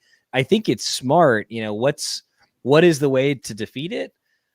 I mean, I guess if you can really put a lot of mustard on the kick serve there and get it way up over somebody's head, their contact point is going to be brutal. But again, if they're able to step into the court effectively and cut it off, yes, there's going to be a lot of action on the ball, but they can then take it kind of in the strike zone. It's it's something I think that we're going to see more players do. Like if the world number one does something and it's working, other players are just going to attempt it. I think it's great strategy. And personally, it works for me at a much, much, much lower level on the courts. I mean, that's something I was going to ask is why don't more players already try that stance? I think that to make that stance work, you have to be able to take your backhand early, and most players are not either able or comfortable doing that. Again, I want to hear from Dave in the chat and any other players about whether it works for them, why they would or wouldn't do it. For me, when I stand in that motion, I'm going to do one of two things. I'm going to hit a abbreviated swing forehand, but full full motion, full follow through. Or typically, if they get it to my backhand there, I'm going to hit a slice and just try and take it low and cross court. If they're a lefty, then I'll go at the body. I'm not really trying to go up the line, even against the lefty, because there's not very much margin. Sinner obviously is able to hit a power backhand from that position, and that is exceptional. Yeah, so it works because Sinner is just that good on his backhand, really. Yes. And although it has to be said, that was another shanked forehand from Alcaraz there. The shank forehands definitely seem to be a theme from both players of it in this final. Who shanks the least is going to be the decider here. They're trading forehands now. Alcaraz gives him a little loop, and Sinner puts that forehand long. Doesn't like that higher ball from Alcaraz. 15 all. And so Dave points out in the chat that Sinner used that stance because it forces you to step forward for your split step before hitting your return. And he's right. And so you look at his return position, and he's already playing in very, very close. In particular, on a clay court, he's playing in very close. And he's in a position that forces him to step forward. So that's why when you see his contact point, he's well inside the baseline on some of these, which, again, is unusual and remarkably difficult. It's something that if you're playing at somebody with a mere mortal serve, maybe a rec player could do. But realistically, Jannik Sinner can do it because he's Jannik Sinner. 30-15, Sinner gets an unreturnable serve in play. Now he's stepping up to try and get himself to 40-15 here and keep this set close. First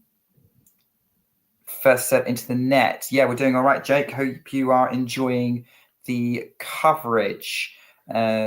Look at Alcaraz's position here, Nick. It is the polar opposite approach from Sinner. He's actually backing up on Sinner's second serve, presumably to catch that kick serve on the way down. Strategically, he's Carlos Alcaraz. I'm just a guy. I'm not sure that's the right approach. I think that Alcaraz has the touch and the ability to get in on it, be a little bit more aggressive, and apply a touch more pressure on Sinner's serve. That being said, he's Carlos Alcaraz, and he probably knows better than. And also, we're not the ones trying to return the Sinner second serve, right? Right. I mean, have you thought? I mean, I haven't really paying too much close attention to the second serve in that respect, but as we're going to see a 40-15 first serve up the tee from Sinner, return from Alcaraz, drops in play, and Sinner botches the smash. Botches the smash sounds so much cooler with the British accent, and I'm pretty sure everybody in the chat would agree with me. That's if I could listen to ASMR of you saying botches the smash and other amazing British tennis phrases. Hey, and you can tip in the chat on Talking Tennis for more ASMR like that. 40-30. Maybe more if you're an alcoholic. 40-30, Sinner goes long with the first serve. Now we're going to see that second serve in action as to why Carlos might be dropping back. Is there that much kick on the second serve? And yeah, not much, but yeah, backhand play from Sinner and shanked forehand from Sinner wide. The shanks are the story in set number 3. Dave is correct in that Sinner. I don't actually think that he's hit a single serve and volley that I can recall in the match. I'm sure he's done one or two, but he definitely has. But that was maybe more set 1. Yeah. So absolutely kind of settling into the baseline. I will say, you look at his he serves and his recovery. Yes, Alcaraz has more time, and it does let him really hit the ball. But Sinner is in position and ready for it on the second serve, and to generate the kind of power that you need to from that position, Alcaraz is capable of doing it, but man, it's tough. Deuce on a second serve for Jannik Sinner to deliver. Goes up the tee. Forehand from Alcaraz. Forehand Sinner. Alcaraz is trying to step in and get this forehand cross court. Forehand to forehand. Alcaraz is kind of scooping this one in play just long. Had to really scoop it. It was really tricky for Alcaraz and his advantage Sinner. And you can kind of see one of the disadvantages there of Alcaraz's return position in that now when he gets in play, it gives him more time, but he's trying to then play the point, making his way forward, and Sinner can keep him penned back. He's losing the positioning battle. He has to hit an exceptional return every time from that position to get himself in the point, or he has to get a little bit of lucky. And I just don't think he's going to be able to get it done for that. That being said, look, he took Jannik Sinner to deuce, one of the best serves in the world. So it's not like it's totally failing. I just question whether that is the best approach for him down 2 sets to love. So he gets the tee. Drop shot Alcaraz. Then he's going to come in. He's going to pick it up over the net, dink it over. Alcaraz is going to pass him. Deuce. Chef's kiss. Gorgeous. Beautiful. That's an Alcaraz point. That is a point that he's been trying to pull off, and he actually did this time. But I've never seen a player take a step back on a second serve. It's so weird. So it was meant for Debbie. Yeah. And look, I mean, you look at his returns, he's taking a full cut. It's not like he's blocking it from back there. So I get the thought behind it. I actually hope we see a second serve so we can see it again. It's not just a full cut. I mean, it is a home run swing from all the way back there every time. But again, that serve is exactly why I want Alcaraz to step in, right? Sinner didn't have the time to get his feet set. The ball was on him quickly, and he shanked it, right? Alcaraz can generate more pressure by being more aggressive in his serve positioning, not just with his placement and swing. Right, guys. Break point Alcaraz to try and take control of this third. That would be a consecutive break of the Sinner serve if he was to pull this off. Advantage Alcaraz. Sinner has got a lot to defend here. Delivers the first serve, but it's a bit more margin on it. Alcaraz gets the return just in court. Now goes back to the Sinner. Forehand goes cross court. Alcaraz going up the middle this time. Slice from Alcaraz. Sinner's going to run around, take the forehand inside out. Alcaraz is going to get the backhand back to the Sinner. Backhand cross court. Backhand up the line from Alcaraz. The forehand up the line from Sinner. Keeping it fairly with a lot of margin, these two. Sinner tries to get a bit more angle on that one. Backhand to backhand now. Sinner goes for the backhand up the line. Alcaraz gets to it. Forehand, Sinner. Backhand to centre of the court. Alcaraz. Inside out, Sinner. Backhand up the line from Alcaraz. Takes this. Sinner's in the net!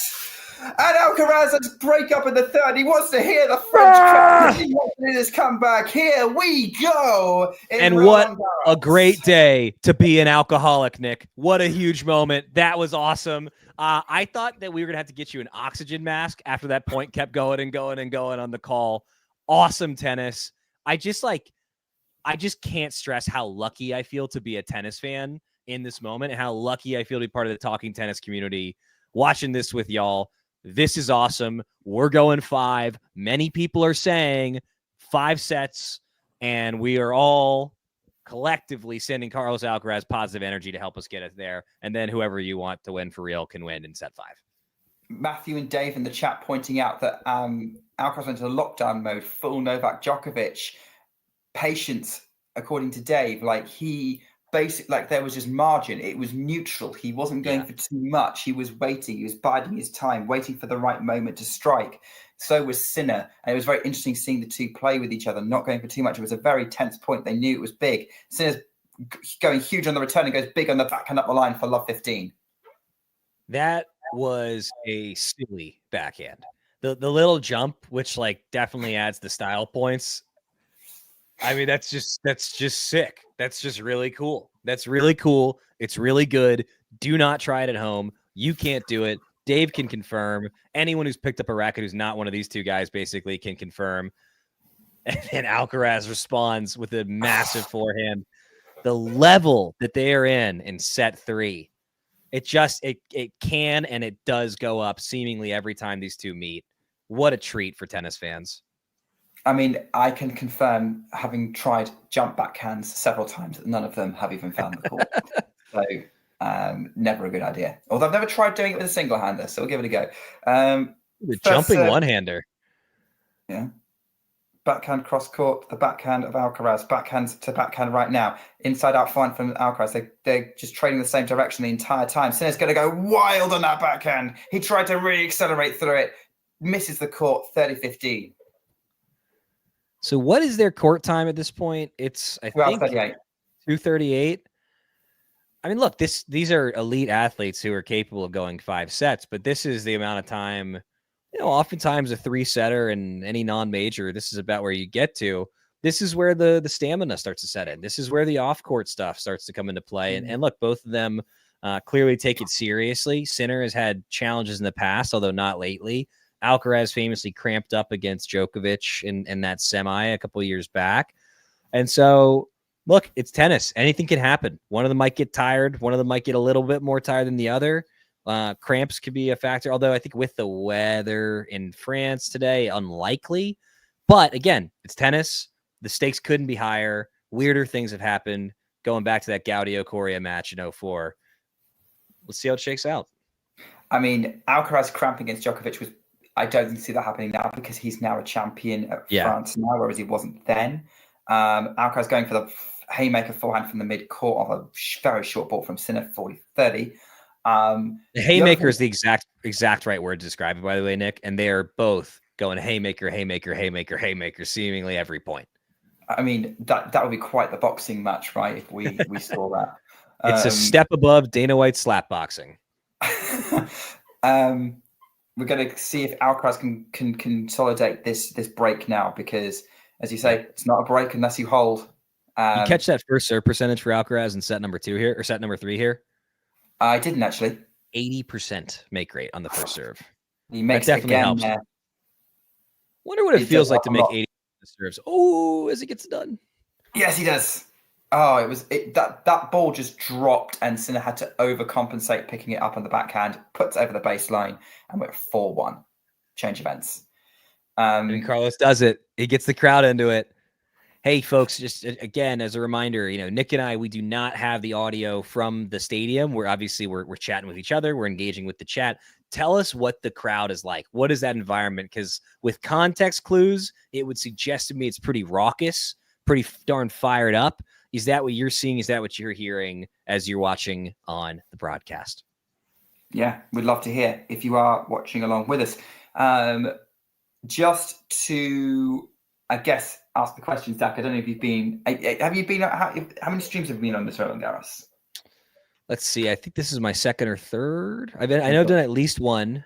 So I don't know whether the stat has come up during conversation. It's come up quite a few times on Talking Tennis coverage, and I want to know how significant you think it might be. Jannik Sinner has never won a match that's taken more than 4 hours. Interesting. Very interesting. One, I don't think that he's played that many matches that have gone more than 4 hours. No. So small sample size. Let's acknowledge that. But yeah, I mean, I think Alcaraz is at his best in set number 5. I think if this goes to a 5th set, I think that Alcaraz has the advantage. If you're Sinner, maybe you get back in this set, turn it around. Maybe you get it done in set number 4. The last thing you want is a confident Alcaraz having come back from down 2 sets to love going into a 5th. And so that's not to say Sinner has more paths to victory right now. Obviously, you would rather be up 2 sets to love, even if you're down in the 3rd, than Alcaraz has. But the longer that he's out here, the more I do think it favors Alcaraz. And so, maybe he's just wearing him down. I don't know. Sinner does seem to be spraying it a touch more this set. Maybe that's a concentration lapse. Maybe it's fatigue. Maybe he's just coming back down to earth a bit. But I think that, Alcaraz has a stamina advantage. I don't think it's a controversial statement. Do you agree with that, Nick? I would agree with that. Yeah, I mean, you'd be barely human if you were able to maintain the level he was playing at for the second half of set 1 up until probably the end of set 2. Although having said that, he's still pretty close to it with that huge slap forehand winner, 30 love. So yeah, I do think you're right. As the match goes on, the physicality, it will favor Alcaraz.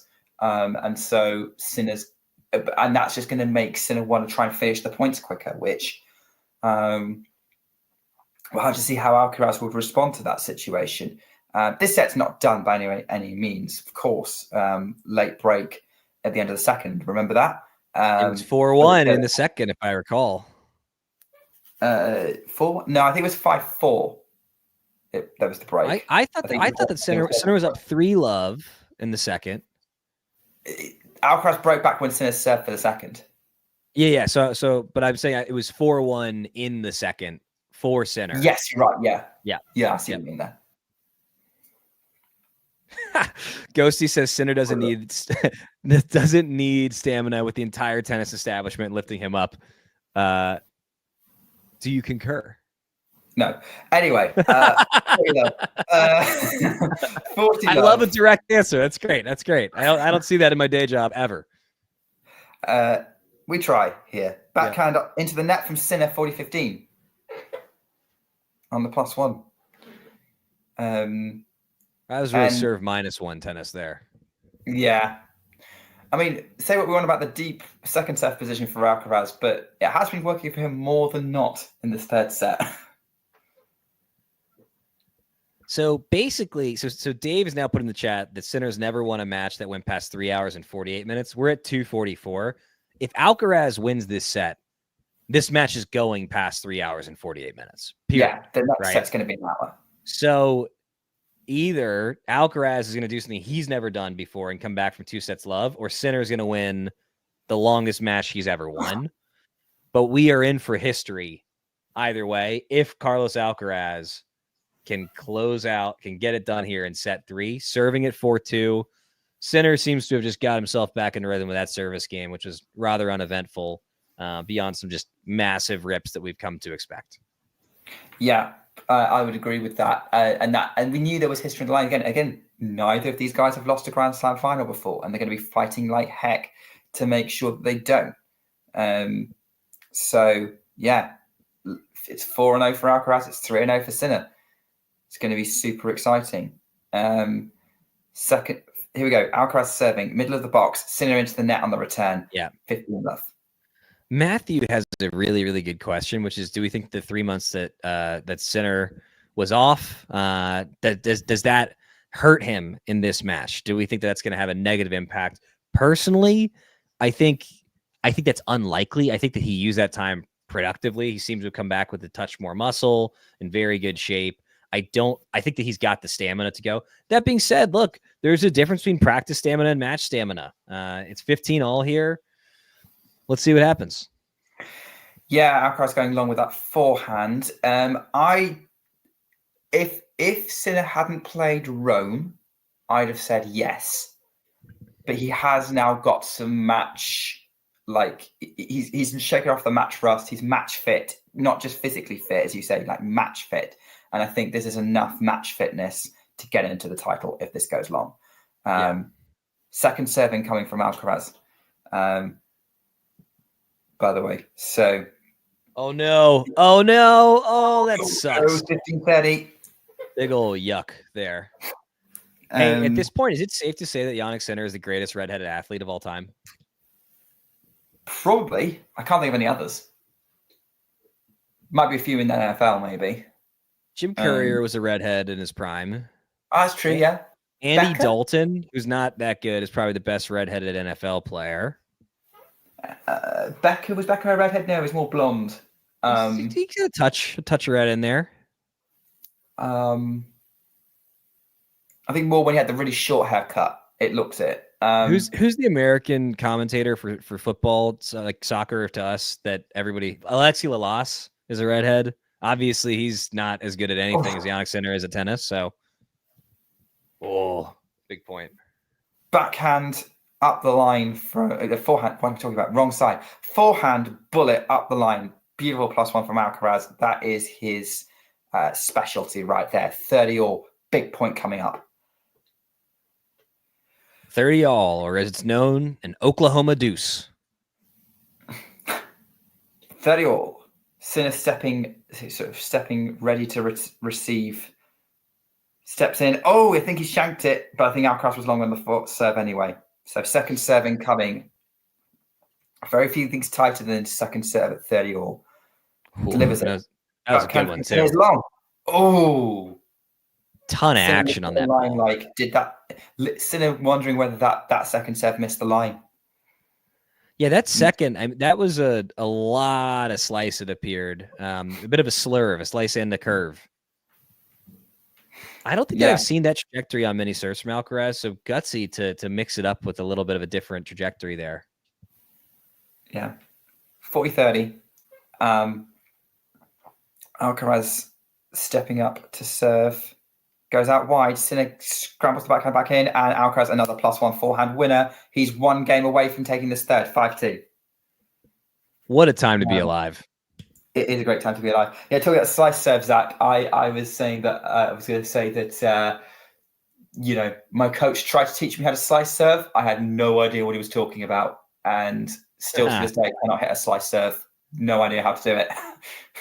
You know what? When you come visit stateside, we're gonna work on that slice serve together. That's and you've got the ability. Patrick Mouratoglou has a fantastic video about how to get that base slice serve going.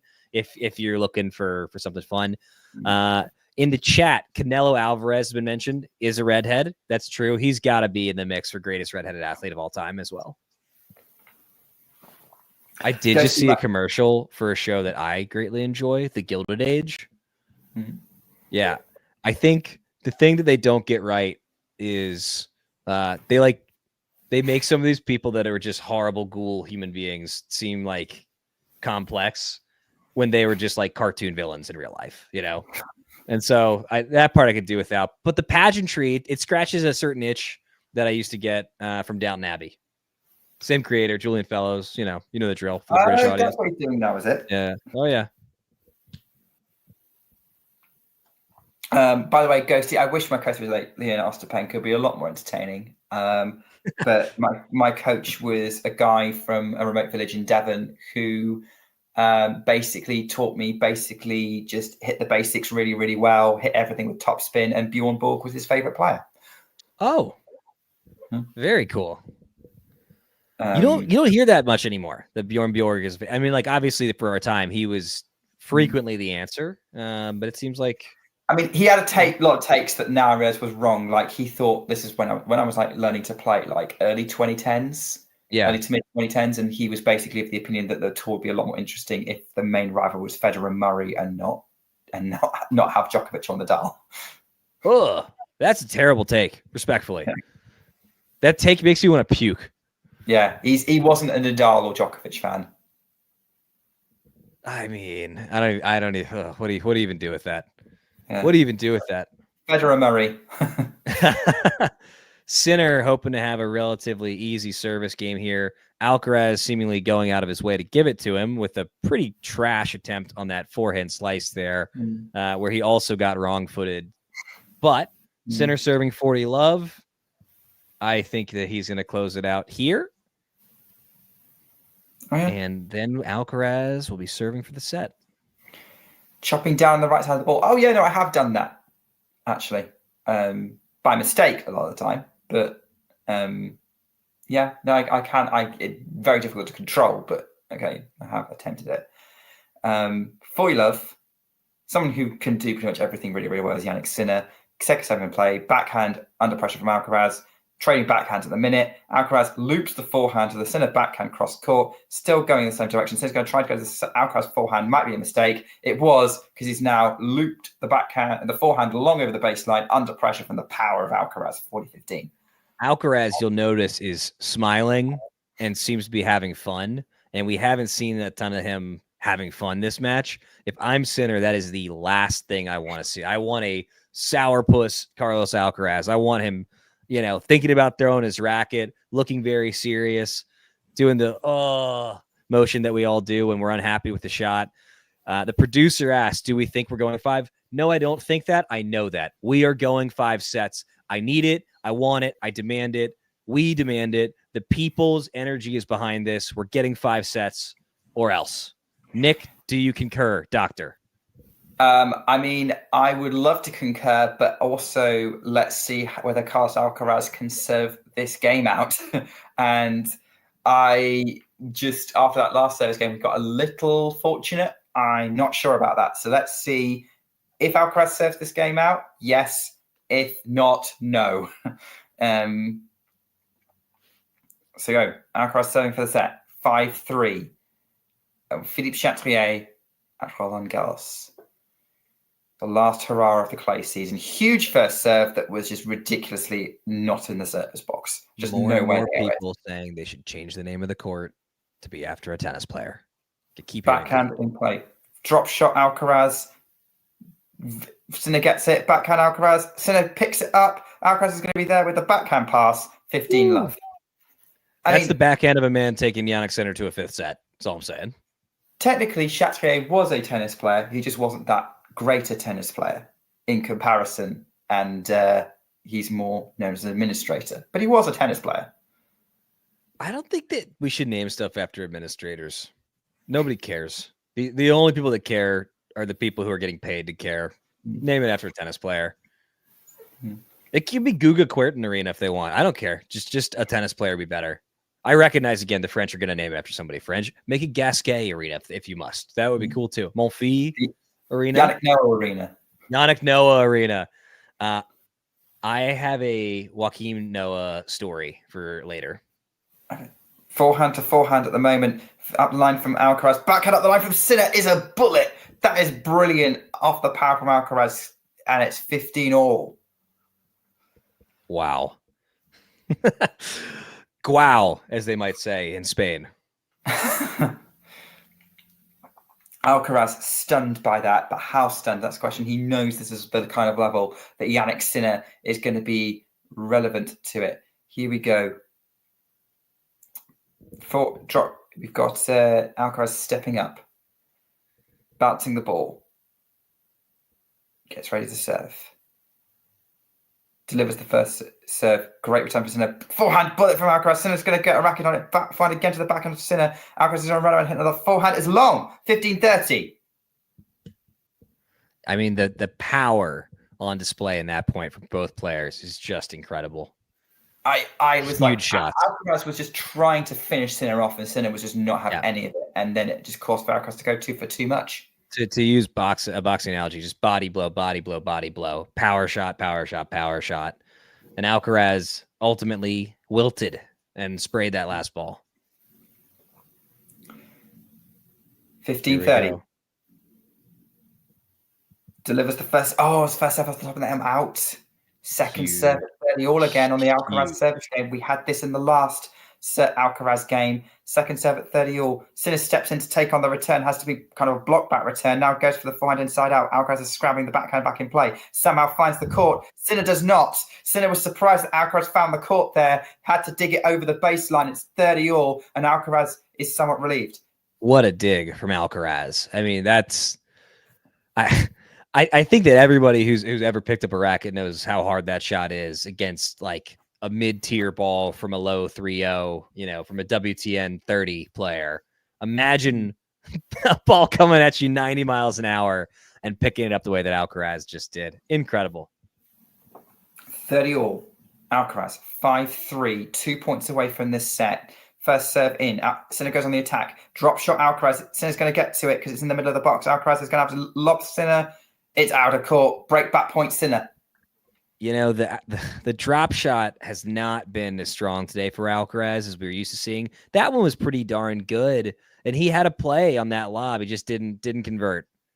Granted, of course, very tough shot on the run, backhand side with the 6'4", all-world athlete Jannik Sinner at the net. But Alcaraz can make that shot. There's some very stressed Spanish fans in the arena hoping that Alcaraz is going to take this set. What's he going to do? First serve is wide. He tried to go for the tee and he missed it. Wide serve from Carlos Alcaraz. Here on Talking Tennis, we're going to talk you through what happens next. Delivers the second serve out wide. Now goes for the forehand. So he's going to get... finds the court and Alcaraz finds the net. And it's back on serve. So Jannik Sinner's made it 5-4. Oh, my word. That is some great rescue from Jannik Sinner in that rally. I'm a basket of emotion. I'm just a basket of emotion. I want to go 5. Alcaraz is serving for the set. He's right there. What does Sinner do? Just turns into an absolute wall, crushing the ball. Well, there's more tennis to be played.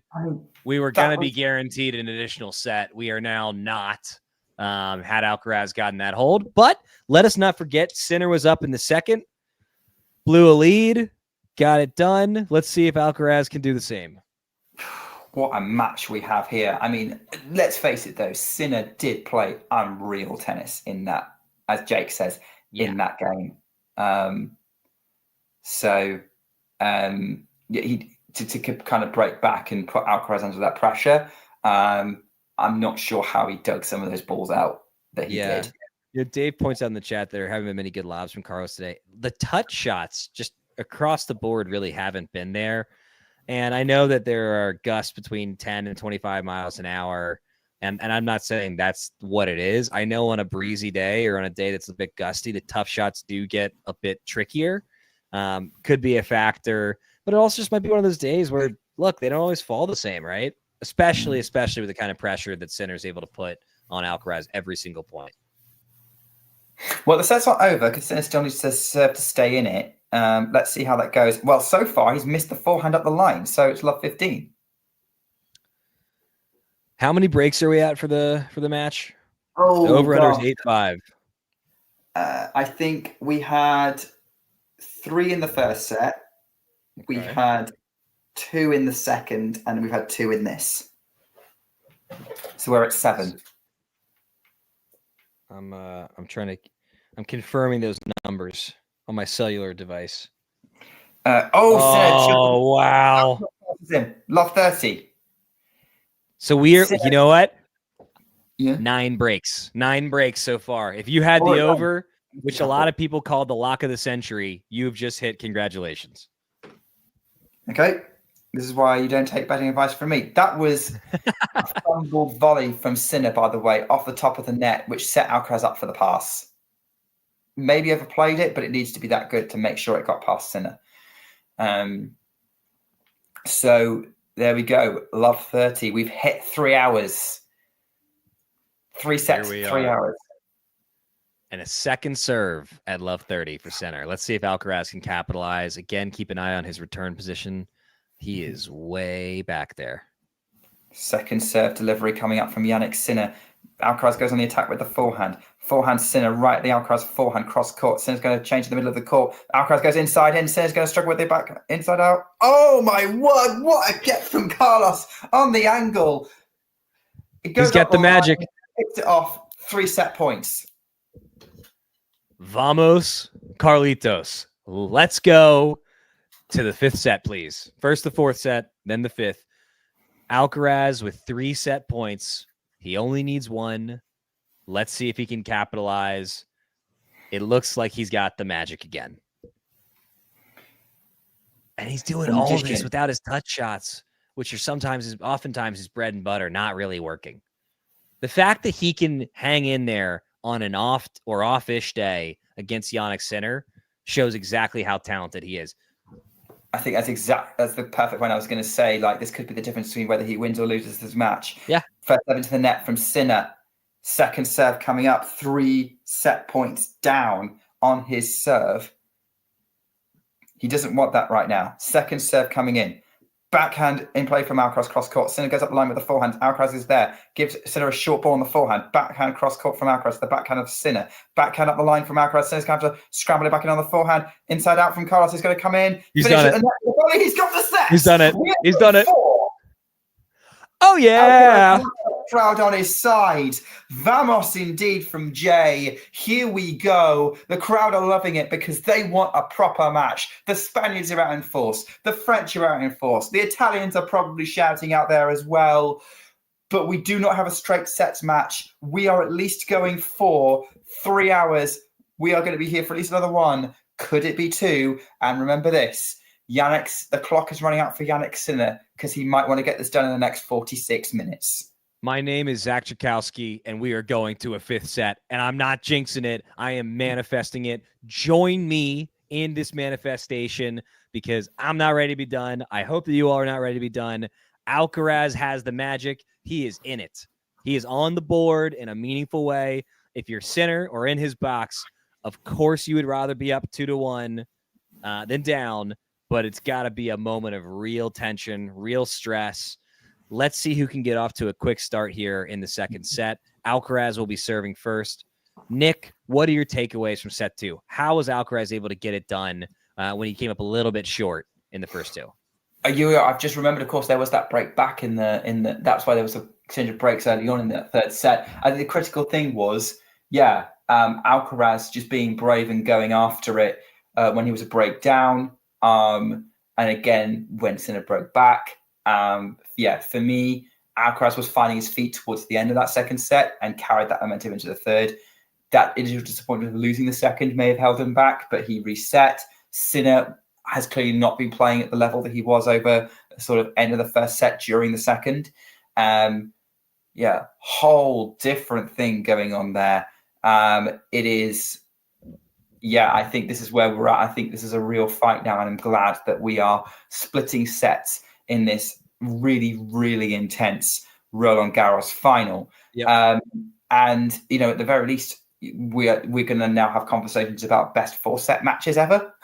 Although I don't think the obvious answer, if you want to be pedantic, is Agassi, Sampras beating Agassi in that US Open quarterfinal of 2001. Maybe get pedantic. Hell yeah. I love it. Let's do it. Although there is another option there, and that is Djokovic beating Nadal in Roland Garros 21 semifinal. Who could forget? Who could forget? Nurlon in the chat says, and I quote here, LL Cool J greater than Zach. And if it's in if it's on the tennis court, absolutely not. LL Cool J cannot beat me on a tennis court. If it's anything else, he's literally got cool in the name. Of course, yes. He's here, I'm down here. Not on the tennis courts though. Realistically, probably would rather I'm doing the commentating. I would rather it be LL Cool J than me though, too. So if that is the criteria, got to give it to LL Cool J, but he's not here. Nick and I are, and we are underway in set number 4. An epic rally to start the set, finishing with Alcaraz scrambling everything back that Sinner's throwing at him. He's going to lob Sinner, who has to face with a smash, but oh my word, what a rally to start set 4. Wow. We've had a couple of pretty darn epic points to start sets here. I think this one's really setting the tone. This match back. Yeah. Absolutely. I can't believe that Alcaraz got to that last ball. He's moving very, very well. Again, we are at the point in the match where they are all world athletes, but they are human. 3 hours and 5 minutes. We'd be kidding ourselves if we didn't think fatigue was at least somewhat starting to set in on both players. Let's see how they power through and what they can do. Neil's predicting set 4 Sinner 6-3. I can see why you're going for that. Alcaraz delivers a long first serve. Alcaraz stepping up to serve at love 15. Goes out wide, backhand from Sinner to the backhand of Alcaraz. Trading, Sinner goes up the line, long, 15-all. Zach, do you want to defend your tennis honor? I do. I've been getting a decent number of wins at 5-0 this year. Not just against 4 or 5 players playing up, but against a couple of folks who are either pros at their local club that are legit 5-0s, and that is where my tennis confidence is coming from. To Dave's question, I am not on a winning streak. I played a 24-year-old from Spain who played 4 years of college tennis, and he beat me 4-2. And I got to tell you, I was very pleased with that result because I am in my mid-30s now, did not play in college, and the fact that I could, hold my own against a player of his caliber felt really good. But I am on the naughty list for a couple local coaches that I was able to pull out a win against in doubles. Look, if you're playing somebody better than you, just throw junk at them. You're not going to out hit guys that are better. So it was a whole lot of lobs, and which in 5-0, and under the lights was deeply upsetting. I don't think that strategy would work for either of these fellows, but on that particular night in Chapel Hill, North Carolina, it did. Yeah. No, I don't think these guys are going for junk balls. They're hitting very clean right now. This set could be the best set so far, and set 4 Sinner goes long, 40-15. Okay, after Sinner won an epic first point, Alcaraz has managed to right the ship in this service game. 2 points to close it out and get on the board first in set number 4. It does feel like if anyone's going to leak an error right now, it is Sinner. Yeah. Alcaraz is the one applying more pressure consistently than Sinner, and that is a total reversal of the first 2 sets. First serve wide from Alcaraz. He tried to go for the tee. Second serve coming up. Sinner stepping in a bit more on the second serve, like you would expect. Goes for the attack on the backhand. Backhand cross court from Alcaraz. They're trading backhands cross court. Alcaraz going to change direction, goes wide. 40-30. I like that attempt from Alcaraz, though. On that point, obviously needed a touch more margin, but I like that he's going for it. Is it okay? Jean welcome to the chat. Thanks so much for hopping on in here. Let us know if you've got any questions, thoughts, ideas, conspiracies. Might not respond to those, but get in the chat if you got something that you believe. Looking forward to this one a lot, has to be said. So what's going on here? We've got a forehand from Alcaraz cross court to the fine of Sinner, trading forehands, which is beautiful to see between these two players. Still trading forehands cross court. Alcaraz looping that over the baseline, eventually under pressure. And there we go. It's there we go. So it's deuce in this opening game, and Sinner's picked it back up. As soon as we say he's leaking errors, he's putting Alcaraz under pressure and forcing him to make errors. This is a big point. I think that goes without saying. I think at this point, every point is a big point. So that also goes without saying. But let's see what Alcaraz does with his first serve. He puts it in the net, which obviously is not how you like to start a big point in a pivotal moment in a major final. But the second is pretty good. Second's pretty good. And Sinner just tries to block it back. It was like complete body serve right at Sinner, who found it too awkward and advantage Alcaraz. Yeah, that's an example of how to do a body serve right there. Yeah, almost perfect. Right, advantage Alcaraz. Getting ready with Jannik Sinner. Here we go. Sinner stepping with his standard return position. Alcaraz long on the first serve. Can't find a first serve at the moment. His serves are now going in above of excess of 200 kilometers an hour. It's getting bigger out here. T serve, huge risk on the second. It was Bublik-esque, but it worked. Was that a 189 second serve there from Alcaraz? I think it might have been, yeah. That'll get it done. I think that'll get it done. Yeah. Look at this, the new 2 versus the big 3. By the way, I think that yes, right now Alcaraz and Sinner are head and shoulders above everybody else. I think there are several players that have the potential and the talent to maybe hang in there with them. I'm a huge Arthur Fields fan. I think that on every surface other than clay, Ben Shelton has the weapons to compete and might get there. Jack Draper, I like to make fun of because he has the immune system of a Victorian child and obviously needs to train outside of England to get his endurance up for when it's hot, but he has got great weapons as well. I can't remember the last time. I think he hasn't had a problem since Australia, and then since then he's kind of been with them. Brother, you look at him in any set 3 when it's over 70 degrees, and he is a shade of white that doesn't exist in nature every single time. He looks like he's about to die, even though he's able to play through it at this point. He needs to go live in Vegas. After the Australian Open this year. Say again? Can you give an example from after this year's Australian Open? Where it has cost him the match? No, I cannot. Where it looks as if it is right on the edge? Yeah, about every single one of them, where he's putting the ice on himself at 74 degrees. He's improved, but there's always more room, and it starts with an off season in Vegas or Florida. What an attempt from Alcaraz! Oh my God, Alcaraz trying to go for the dream running forehand and does not even make the court. Earlier was kind of poking fun at both of them for not having fully developed brains, which is a factually correct statement for the age they are. Alcaraz's brain is maybe a little less fully developed. Again, factually correct statement based on his age, and it shows in that attempt. I mean, that was outrageous to even try. First serve from Sinner, too good. Returning the net, 30 love. Yeah, I think Matthew, a couple of hours ago mentioned saying it's ridiculous, thinking it was ridiculous to think that any of these other guys could touch Sinner or Alcaraz, and named people like Draper and Shelton and Feast. Yeah. Obviously, I think you're a bit more optimistic. And I think we're also kind of waiting to see what João Fonseca can do, because he can't yet. Yeah. But everyone's optimistic that he could. And, we haven't even talked about the person that many people are saying is the most talented. Lerner Tien, the young lefty, veteran guile and savvy, all-court game.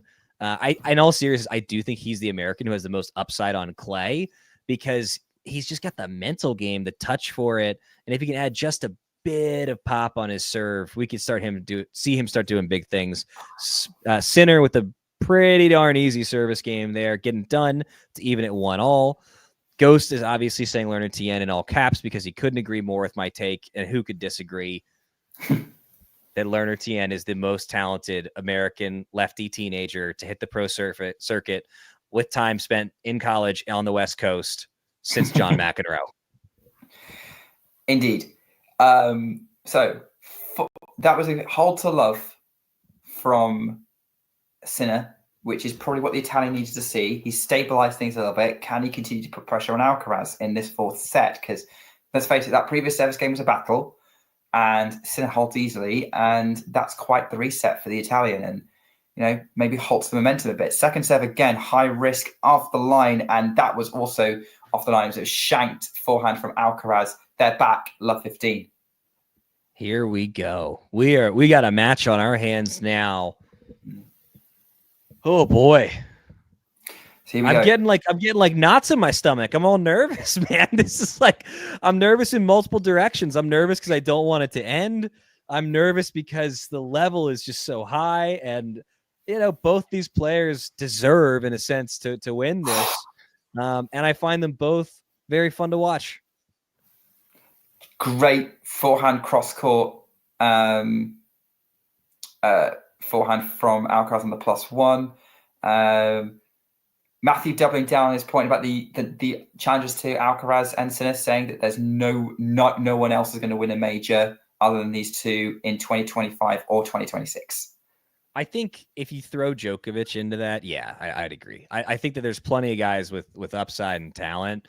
I just think that the gap between these two and then Djokovic, you just can't count him out, is too great. Like, I don't think of Zverev as a serious contender. And he's clearly in that second category. And there's not that many other, I don't think that Fritz is in it. What a dig on the backhand right in the corner. And it's the 15-30. What a shot here. That's the shot that Alcaraz has been missing the entire match. You mean apart from the drop shot? Yeah, that's one of the shots that Alcaraz has been missing the entire match. Again, I just think we have not seen Alcaraz play at 100%, hardly at all. Close to it for stretches, but that speaks to his level of talent. Sinner, I think, has had a couple of 3-game stretches where he just goes straight God mode, though. Yeah, well, they're both playing pretty well because the stats just showing that Sinner's hit 30 wins, Alcaraz has hit 35, and Alcaraz is hitting a second serve right now. Backhand playing from Sinner, backhand up the line from Alcaraz. Sinner's going to move cross court to the cross court forehand of Alcaraz. Sinner's going to go up the line, backhand Alcaraz cross court, backhand Sinner cross court, backhand again from Alcaraz. We're going up the line from Sinner, forehand cross court from Alcaraz. Sinner now trading forehands with Alcaraz, going cross court again, and Sinner's in the net. That could be crucial. He tried to go up the line, puts it in the net, and he looked off balance hitting that shot. 30-all. 30-all. Here we go. 3 hours and 16 minutes. We are going to go way past that 3 hour and 48-minute mark. And again, Sinner has never won a match longer than 3 hours and 48 minutes. And he's looking a little tired there. Look at that racket on the ground, leaning on it. Yeah, the physicality's kicking in, and we did think that might make a difference. And Neil in the chat saying stamina will be key here. Forehand to forehand exchange, though, as Sinner's really ripping these forehands out. Backhand cross court, Alcaraz. Backhand, Sinner cross court. Slice from Alcaraz to try and take the pace off. Forehand cross court from Sinner. Alcaraz going to scramble that into the net. 30-40 break point Sinner. Remember, he had break points early in the third set as well. He did have the break. He didn't take advantage because Alcaraz broke back and then took control of that set. He had a break back and Alcaraz broke back. It doesn't mean anything if he breaks here, but Alcaraz is going to hope that he doesn't, because that's going to make his life easier. Sinner has had a much higher rate of capitalization on break points than Alcaraz. Alcaraz has had more break points, more opportunities, but Sinner is getting it done consistently. They're showing the stat right now. Sinner is 5 for 7. Alcaraz is 5 for 11. Let's see if Sinner can keep that going here as Alcaraz serves. Alcaraz is gorgeous. So he's going to want to use the energy he's got left to try and get this match done. Backhand Alcaraz. Oh, high risk, high reward. He saves the break point. What a backhand from the net, right on the baseline. That is perfect tennis. That is an unbeatable 1-2. I mean, that's a great serve. It's a very, very good return by Sinner, and that is as good of a backhand as a human being can hit. Sometimes you just got to clap and say too good. You'll see Jannik Sinner did just that. What a point. What a ball. Alcaraz delivers the first 7. Sinner somehow gets it in play. Backhand cross court from Sinner is long. advantage Alcaraz. Jean saying in the chat that he's surviving by the skin of his teeth, and judging by the 2 service games that he's played in set 4 so far, I'd have to agree. I also want to agree with Ghosty. The shadow in the court is a bit annoying, but hopefully Mother Nature will take care of that for us momentarily. Advantage Alcaraz. Can he finish this game? Can he keep this momentum going that he's got from winning set 3? Goes out wide with the serve. Sinner loops that return out of court. It was a tough get to return. 3 hours 19, and it's 2-1 in the 4th to Carlos Alcaraz. I'm going to put the lights on in my house. And here we are on the court. More and more people are calling court Rafael Nadal. Sinner serving 1-2 in the 4th. I don't know about y'all, but I'm getting ads for other stuff that I'm probably not going to watch between games here. Although this one does have Adrian Brody in it, and oh yeah, I'm sure it's very good, but it's gonna be a bummer. Commercials than I do. What you getting there? I'm getting ads for Hyundai, Renault. I'm getting a lot of ads from the Turkish Tourism Board. Interesting. Yeah. You know, the only people getting, the mayor of New York is probably getting those. I am not getting those ads. Sana points out that it looks like Sinner has started to limp a little bit, and the blisters might be starting to bother him. You know, something to keep an eye on. And again, we've talked about this a couple times. Like, we are now in the point of the match where it's really not about tennis anymore. Stamina becomes more and more of a necessity and dictator of the outcome with every single point. And I think that most of us agree that Alcaraz has the slight advantage there. If I'm Sinner, I don't think I'm getting it done in 5 at this point. He's got to win this set. Obviously, anything can happen. It's tennis, but just hard to see a world in which after losing a 2-0 lead, Alcaraz doesn't have the momentum to get it done if he goes in set 5. And so you could argue this is the pivotal set. They're trading brutal forehands right now, and Alcaraz is running it all down. Is he going to find the court with this? No, but that was Sinner just hitting rockets at him, and Alcaraz just basically giving it back for a bit before Sinner just had a bit too much. 15 love. Yeah, I do think you're like, yeah, maybe there's some physicality issues, which is, again, Sinner's going to want to get this done in the 4th, because if he doesn't, then that's really when he's going to be up against the wall. Matt Morris has just made an incredible American politics joke, by the way. And so I just want to acknowledge that from Matt. So thank you very much. That gave me a chuckle. And just to I live in Durham, North Carolina. A lot of people call it the Istanbul of America. Is this you saying that I should probably travel over to North Carolina? Absolutely. I think so. The tennis scene here is fantastic. We have more players per capita in the region of the state than almost anywhere else in the U.S. So a lot of court time to be had as we are in an extended rally. Sinner with a beautiful jump backhand there and up the line. Alcaraz, God, he moves well. Good and it's still going. Everything right now. Forehand cross court Sinner. Alcaraz forehand, backhand Sinner. Is Alcaraz going to run that down? He gets a racket on it. Sinner's going to take the smash. Behind Alcaraz, 30 love. Yet again, Alcaraz just throwing everything back at Sinner, and Sinner just giving a calm racket shake. Like, I'm still the guy. I will still win these points, even if I have to hit an extra shot. That overhead that Sinner closed with is one of the hardest shots in tennis. The mid-court overhead.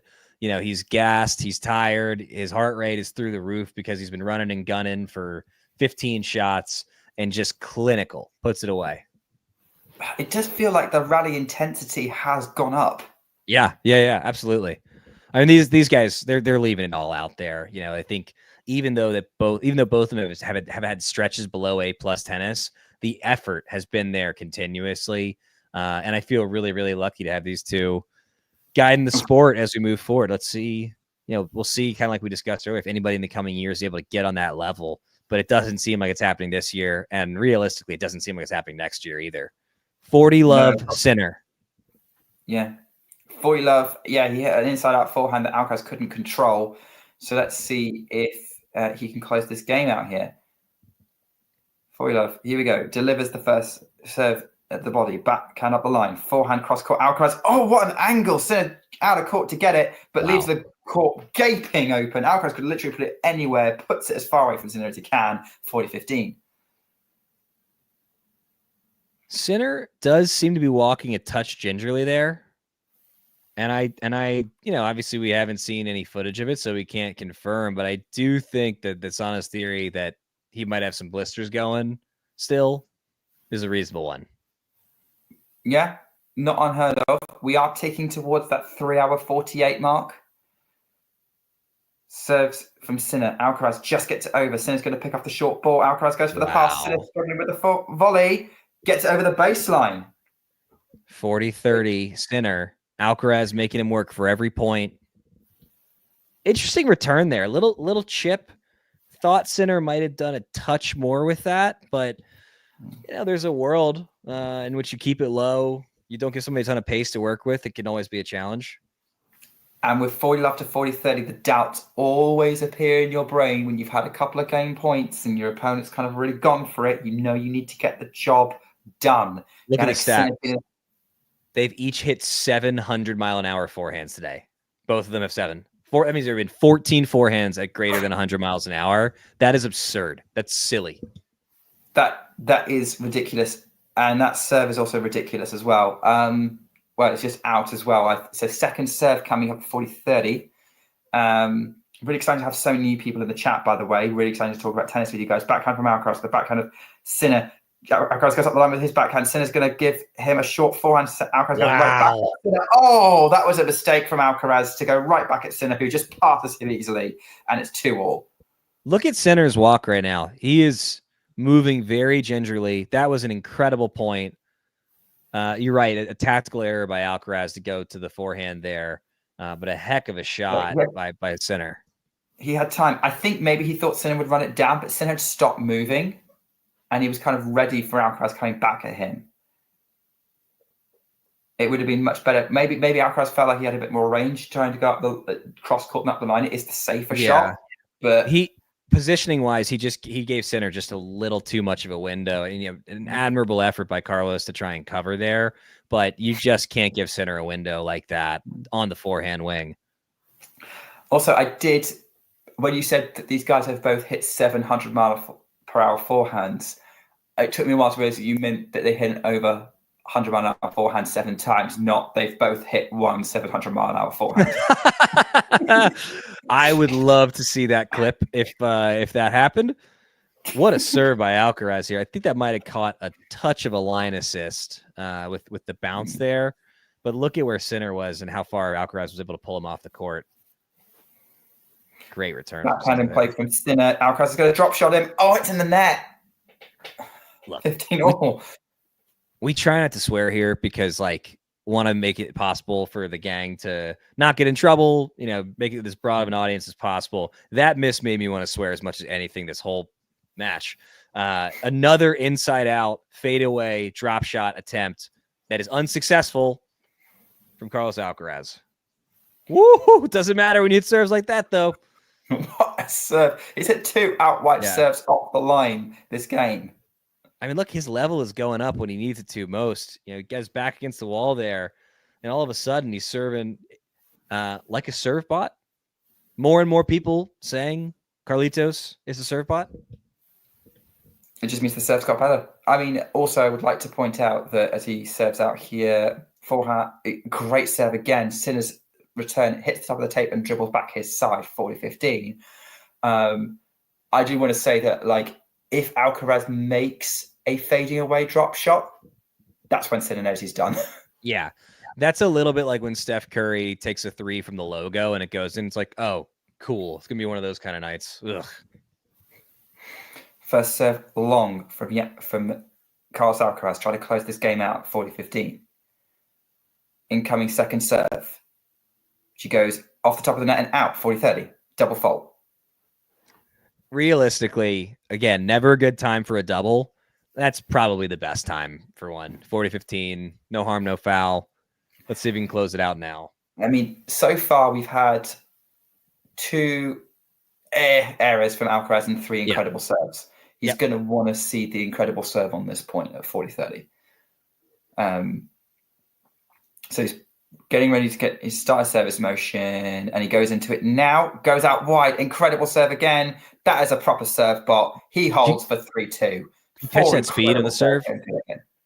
219 kilometers per hour. Could somebody translate that into a actually usable metric? Yeah, I also struggle. I don't understand why they use kmh everywhere. Do they even use kilometers an hour on the US, or do they use it in no way on their on the service speeds? But yeah, I usually get pretty happy when they come back to the UK and I can actually see miles per hour. I thought the Ghosty might get a kick out of that framing, an actually usable metric. And like the thing I will say about kilometers per hour is it's a higher number, and that appeals to my gorilla brain. Where I'm like, "Oh, big number! I like that." So was it 219? Yes. 136. Yeah, it's pretty good. That'll get it done. 136. Yeah. Alcaraz has to be the biggest sub 6'1" server or close to it on the tour. Yeah. I don't think it's talked about enough. Like you just don't see guys that are 6 foot hitting serves 136 very often. Like it's a pretty darn short list. Yeah. So it is.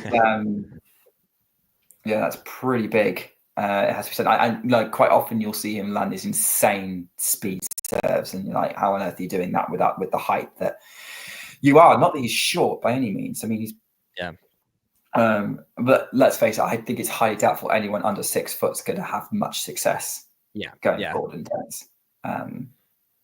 Right, Sinner serving at 2-3 fourth set. He's just had a bit of he's just been on the end of some rough zone from Alcaraz, and he knows his opponents are getting there. And if he's struggling physically, he can't have that unreturnable serve.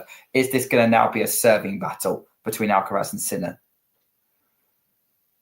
Yeah, let's see if Sinner ups his aggression level on his serve here. I think if he's having discomfort physically, whether it's from blisters, fatigue, whatever, I could see a world in which he goes for it even more on his serve just to try and get a few more quick and easy points. Excellent serve there. Oh my goodness, what a get. Well, Alcaraz going to get a racket on it. Bounce for Sinner. Is he going to smash it? Yeah, he goes away from Alcaraz. Yeah. Still an incredible get from Alcaraz, but yeah, Sinner is absolutely surgical from that spot. We've got Mariano in the chat, who's a Sinner fan. Great to see some more balance in the chat now. Hopefully, if you see Zach supporting Alcaraz, it's just because we want it to go 5, and that's it. We don't care who wins if it goes 5. I am a neutral, third-party, objective observer rooting desperately for Carlos Alcaraz to win the set. Just the set. Also, helpful translation from Dave for KPH to MPH if we ever need it. Here we go. Forehand from Alcaraz on the return. Backhand Sinner cross court. Backhand Alcaraz. The Sinner backhand. They're trading cross court now. Inside in forehand from Alcaraz. Forehand cross court from Sinner. Brutal forehand from Alcaraz into the net. Cross court. Fully love Sinner. Derek from Ghana, welcome to the chat, who's more supporting Sinner. Derek, I actually spent a little bit of time in Accra and outside of it in Obri, and I absolutely love the country of Ghana. Thank you for joining.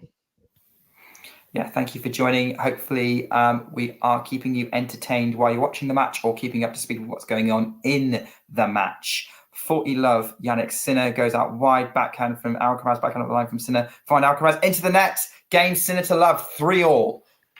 Now things are getting interesting this set. We're kind of chugging along on the serve games here.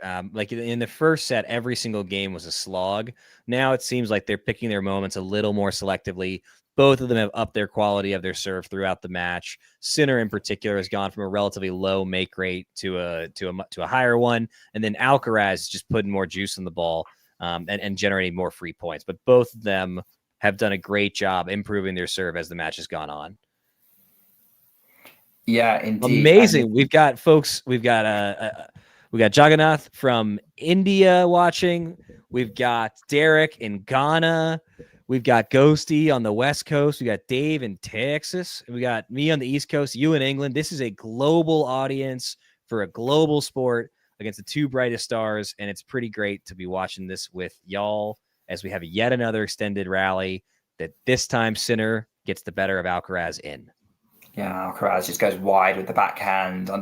In that extent, it says rally, and Sinner knows he needs to strike sooner rather than later. He is 15 minutes away from breaking some records.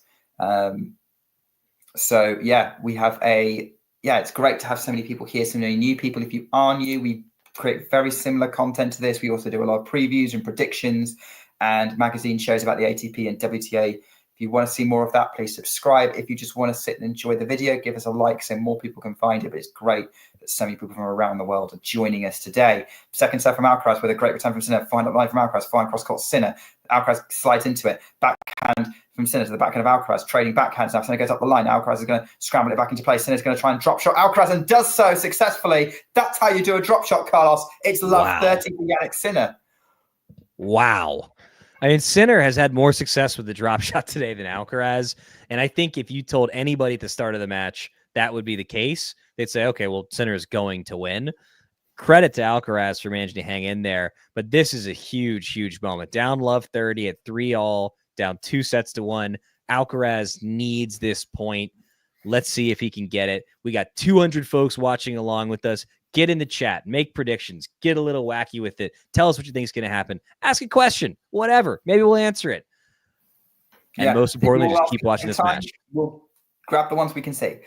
Backhand in play from Sinner. Backhand Alcaraz. Backhand, it's more of a neutral rally. Backhand up line from Alcaraz. Sinner cross-court forehand. Forehand cross-court again. Trading forehand. Alcaraz is going to scramble that one back with the backhand. Backhand inside out from Sinner. Forehand looked shanked from Alcaraz. That's the shank forehand. They've come back. It's love 40. Jannik Sinner's got a point to take control of this match. That is a huge miss from Alcaraz. And just, again, Sinner is a battering ram right now. I mean, every single ball is struck with intention, with pace, with depth, and just applied so much pressure to Alcaraz there, with ultimately Alcaraz succumbing to it and shanking that last ball. He's got to fend off 3 break points here. I would not want to be Carlos Alcaraz right now. Let's see what he does with this first serve. First serve goes into the net. So there we go. That's what he does with it. Second serve coming up. Got another South African in the chat. Welcome, Willane. Backhand in play from Sinner. The backhand of Alcaraz is wide. He sprays it. Just. Sinner is in the driver's seat now. He's up a break. He's up 2-1. Sinner is in the driver's seat. Let's see what he does, because you know what they say. It's not a break unless you hold. He looks locked in now, and he has been holding pretty comfortably this set so far. We got Sharon in Trinidad. Welcome to the chat. We got folks from all over. This is amazing. Amazing. Yeah, I've not met anyone from Trinidad. Welcome, Sharon. Zach, are you being? Do you want to be harsh on Alcaraz as Davis? Yeah, I think if anything, that's the nicest way you can say it. Dave said that was a pretty bad service game.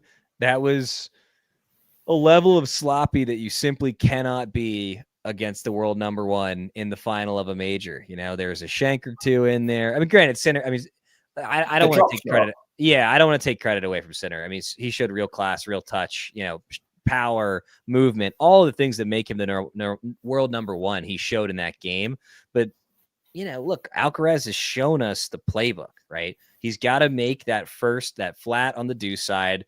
He's working Sinner's body effectively, but also when he takes him out wide, really, really limits his options with the slice serve on the deuce side. The big kick to Sinner's backhand on the ad side has been really effective with him, especially with Carlos coming in behind it here and there. He has ways to generate points against Sinner on his serve, and not just free ones, but fast ones. And he did it unsuccessfully in that game. Just didn't do enough with the serve. Didn't put himself in a position to win. And Sinner did all the right things. But I agree with Dave. That's just not good enough from Alcaraz. Backhand from Sinner. We're into a new point here. They're trading backhanding. Alcaraz going to tee himself up for a forehand up the line. Forehand Sinner to the fine of Alcaraz. Just makes it over the net. Sinner, goes for the haymaker forehand. Alcaraz scrums it back. Backhand Sinner into the net. Love 15. Carlos may well break back immediately. Wow. He did so in set 3 and in twice actually in set 3 and in set 2. This is it's a bit of a Carlitos way matchup. Just when I thought he was out, he pulls me back in, you know? Are you familiar with that film? Point. Have you seen Carlitos Way? Not in person. It's a fantastic movie. Al Pacino, young Sean Penn, John Leguizamo. Check it out. We'll add that to the list, a long list of recommendations. Dave, no one is rooting for a center calf cramp. Look, We are rooting for Alcaraz to win this set. Get out of here.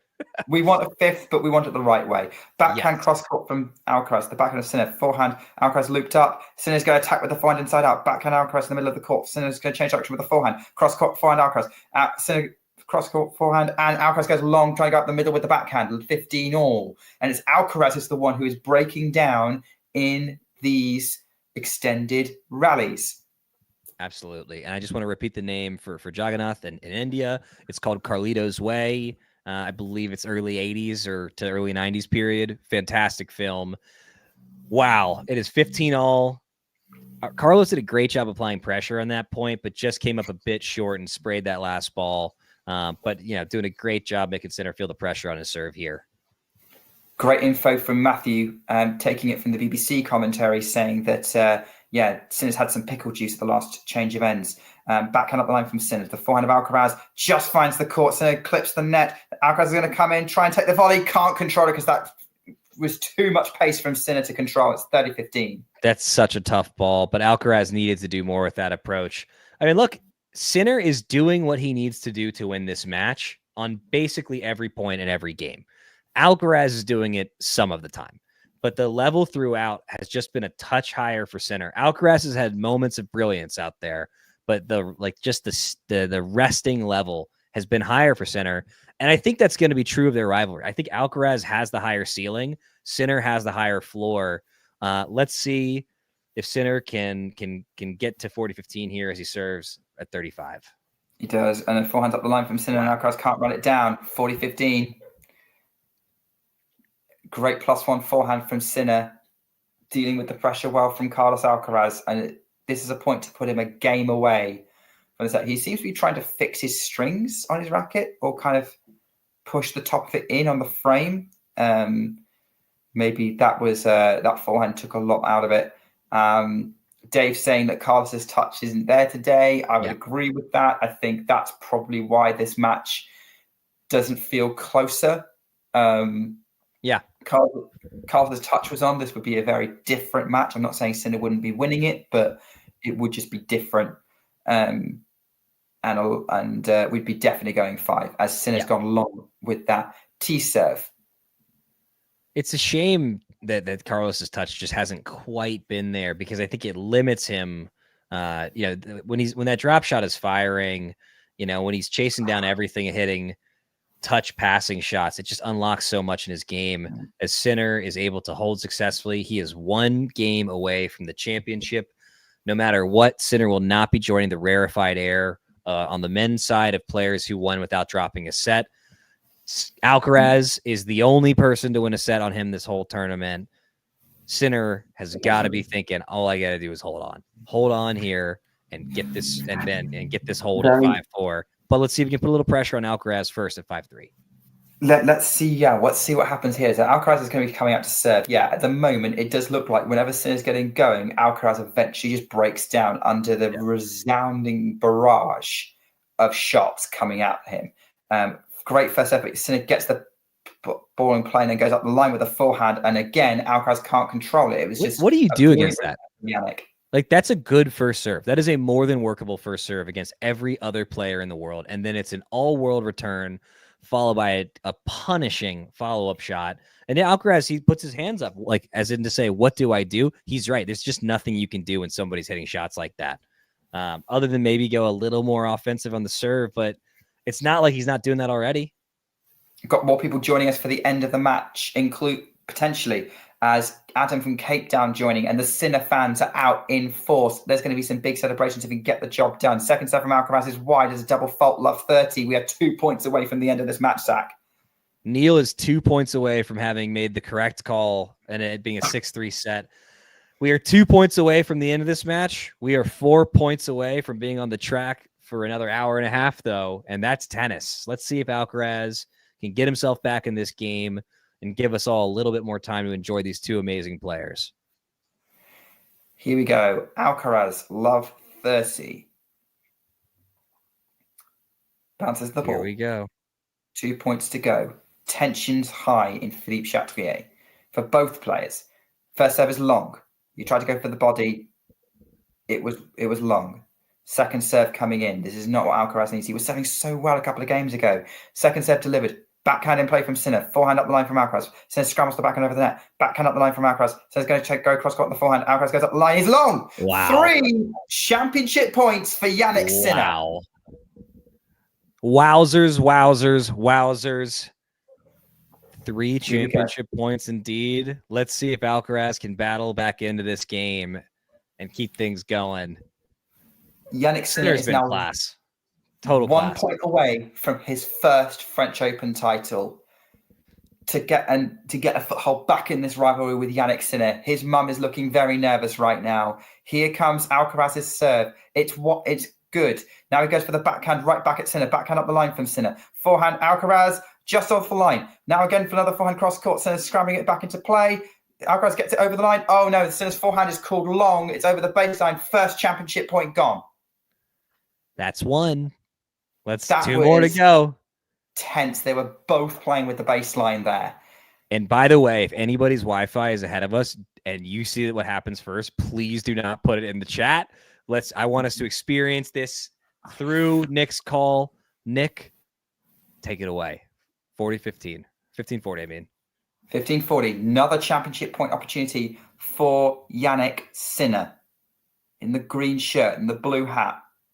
Alcaraz. Oof. Oh, that was a very, very long serve. That's a bad miss. Bad miss from Alcaraz there. Second serve incoming for the Spaniard. Delivers. Backhand in play from Sinner. Long. Backhand from Sinner is long over the baseline. That was a tight backhand on that second serve. That's 2. 1 more. 1 more.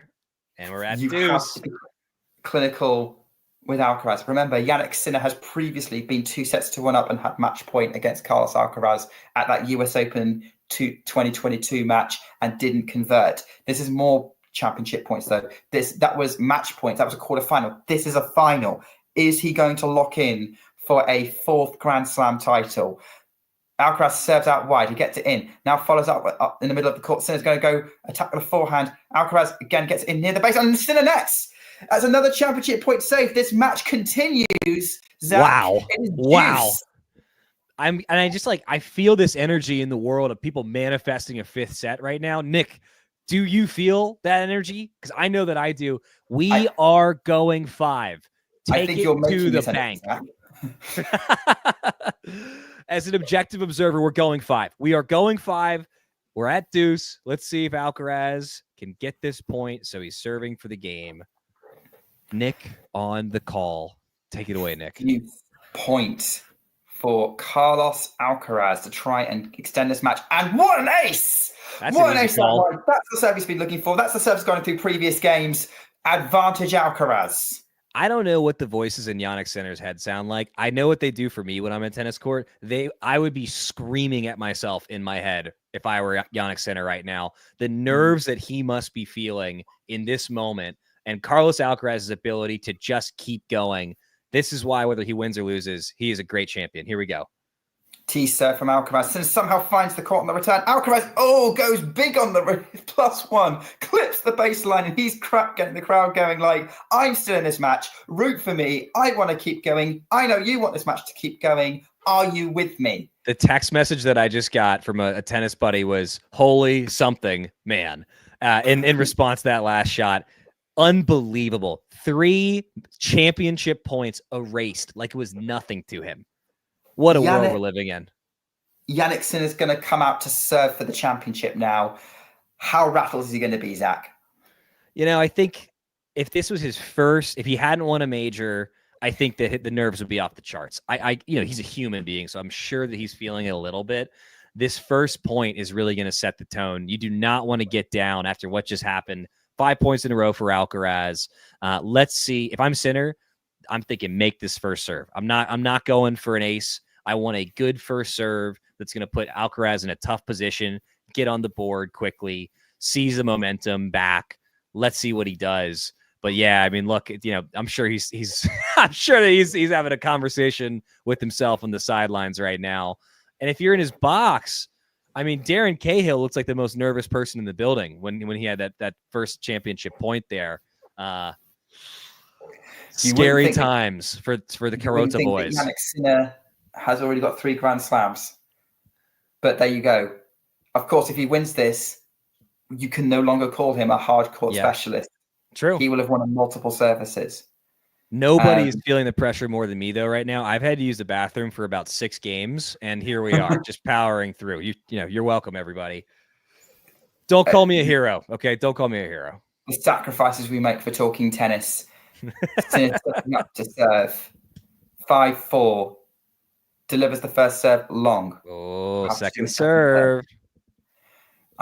Dave said the same thing. Get that first in, and Sinner wasn't listening to me or Dave. Sad. Delivers the second serve. Alcaraz runs around to hit the forehand. Forehand Sinner cross court. They're trading forehands now. Sinner goes up the line. Backhand loops from Alcaraz. Sinner's got time on the forehand to loop it. Out. Love 15. Oh, wow. Oh, wow. He missed it. He missed it. He missed it. We're going 5. That's 6 consecutive points lost by Jannik Sinner now. Stay hydrated, everybody. Oh, start drinking honey because we're gonna lose our voice. Do you see the time on this on the match? 3:49. We are into the uncharted 3:49, the Sinner zone. Jannik Sinner's never lost a Jannik Sinner's never won a match that's gone this long in his career before. Lot 15 delivers the first serve out wide. Carlos somehow gets it back in play. Sinner goes for the +1. Carlos again gets to it. He's going to start running. Sinner's got an overhead to go right in the corner. Carlos gets to it again. Now we've got Sinner going for the forehand overhead right at Carlos Alcaraz. Sinner's going to try and dig it over the net. He does. That was great touch from the Italian. 15 all. I mean, the court coverage from Carlos Alcaraz there. It's just silly. And I mean, kudos to Sinner for making that drop volley there. Somebody pointed out earlier in the chat, he has not had particularly good volleys today. He missed a couple bunnies. He had some that he could have done more with that he just didn't.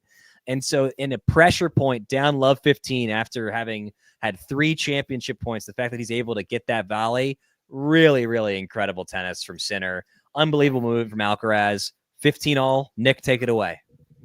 He's ended the run of 6 points against him. First serve underway. Goes up the tee. Alcaraz scrambles the backhand in play. Forehand up the line from Sinner. Alcaraz goes cross court with his forehand. Sinner's going to go up the line again. Backhand there from Alcaraz cross court. Backhand Sinner right at Alcaraz. Forehand looped up from Alcaraz. Sinner goes in the attack with the forehand. Forehand cross court Alcaraz. As Sinner goes up the line. Oh, he's long. 2 points. 2 points. 2 points. We are 2 points away from being back on serve. We're also 3 points away from the championship. The most perfect scoring system ever devised. This is why we love it. This is why we watch. I need the 5th set. Give us the 5th set. You can tell that Alcaraz is fighting for every single point. Yes. Every single point. And Jannik's having to go for the margins. He's having to go for the baseline to get through it. Current and future champions. And you know what? They're not even at the peak of their powers yet. Neither of them's even in their prime. We have 15 years of this if we're lucky. Second serve, 3 hours 51 on the clock, 15:30. Now Alcaraz is going to go cross court on the backhand. Backhand Sinner cross court right. Alcaraz is going to keep going in the backhand exchange. Now he's got a forehand to play with. Pushes Sinner back. Alcaraz is going to have a backhand volley. Sinner can't run for it. It's 15:40. It's 2 breakback points for Carlos Alcaraz. And Jane in the chat informs us, because she's got the sound on and we don't, that the whole stadium is chanting for Carlos because they want this match to keep going. I cannot even say without getting in trouble what emotions I'm feeling right now. This is incredible tennis. What a volley. What point construction. He's got 2 break points. Can he get one of them? Nick, Dirk Nowitzki, and Tony Parker. Look, they're having a good time. I know I am. Look at those guys. They're thrilled. We all are. This is a special moment. This is Alcaraz's first chance at a break point this set, as we've just seen. Sinner's had 5 opportunities. He's got the 1 break right now. Delivers the first serve wide. Second serve incoming. This is the kind of thing that we were hoping for from this match. The drama, the level, the twists and the turns. Sinner's had 3 championship points on the Alcaraz serve. Alcaraz runs around to hit a forehand return. Forehand inside out from Sinner. Forehand Alcaraz. Oh, it's on the line. He's done it. He's done it. He's done it. The magician, Carlos Alcaraz. Oh my God. That is a noise I haven't made since middle school. Carlos Alcaraz is playing so well that my voice is cracking. I can't get enough of this. If this was a drug, inject it into my veins We need more. The tennis gods are smiling upon us all today. And with that, Nick, I have got to run to the restroom. I will be back shortly. Go. It is 5 games all. Now, the question here is, if Sinner still gets this done in 4, is this as good as a 5-set match? Because it feels like it is. What drama we have, and now we are in the danger point. Sinner's really going to have to fight for this now. He has missed 3 championship points. He has never won a match that's gone this long in his career before. He is on a 4-game losing streak against Carlos Alcaraz,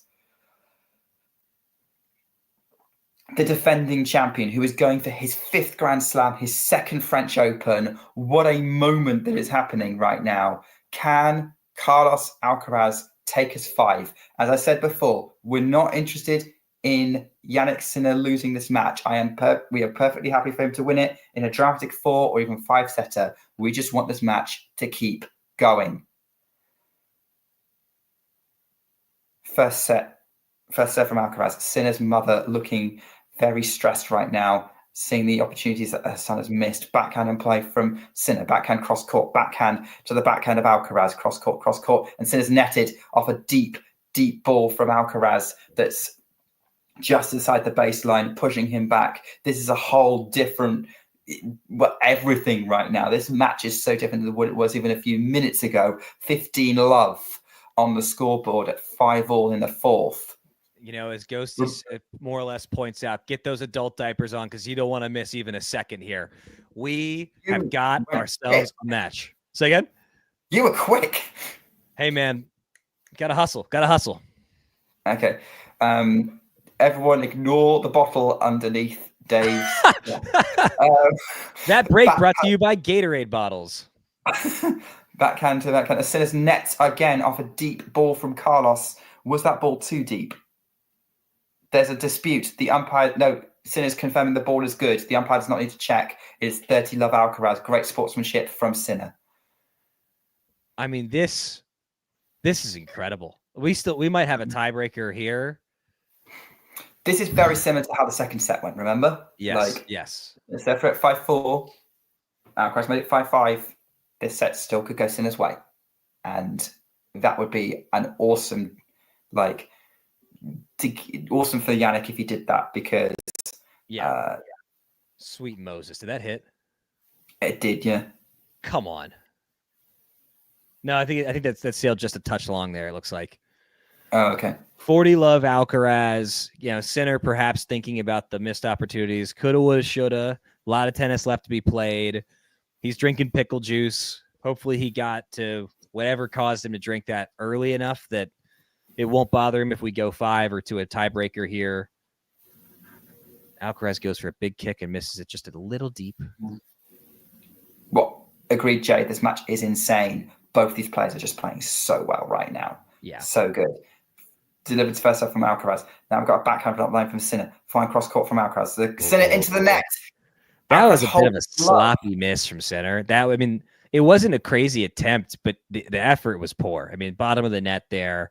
You gotta wonder how Sinner's doing physically. Alcaraz looks as strong as ever. Zach, Jannik Sinner has won 1 point since having championship points.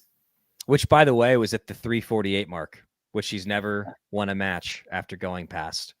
Yeah, I mean, look, we're all humans, right? You get 3 championship points and it doesn't go your way. It's hard not to think about that. Not saying that that's necessarily what's happening, but it's hard to imagine that it's not. I'm curious. I know we've got some coaches in the chat, Dave, maybe a couple others.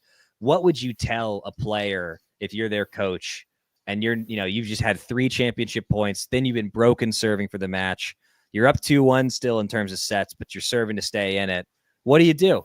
I mean, I think the obvious advice is you just have to move past it. And while that is perhaps true, is that easier said than done or what? I don't know. In fact, I know personally I could not move past that.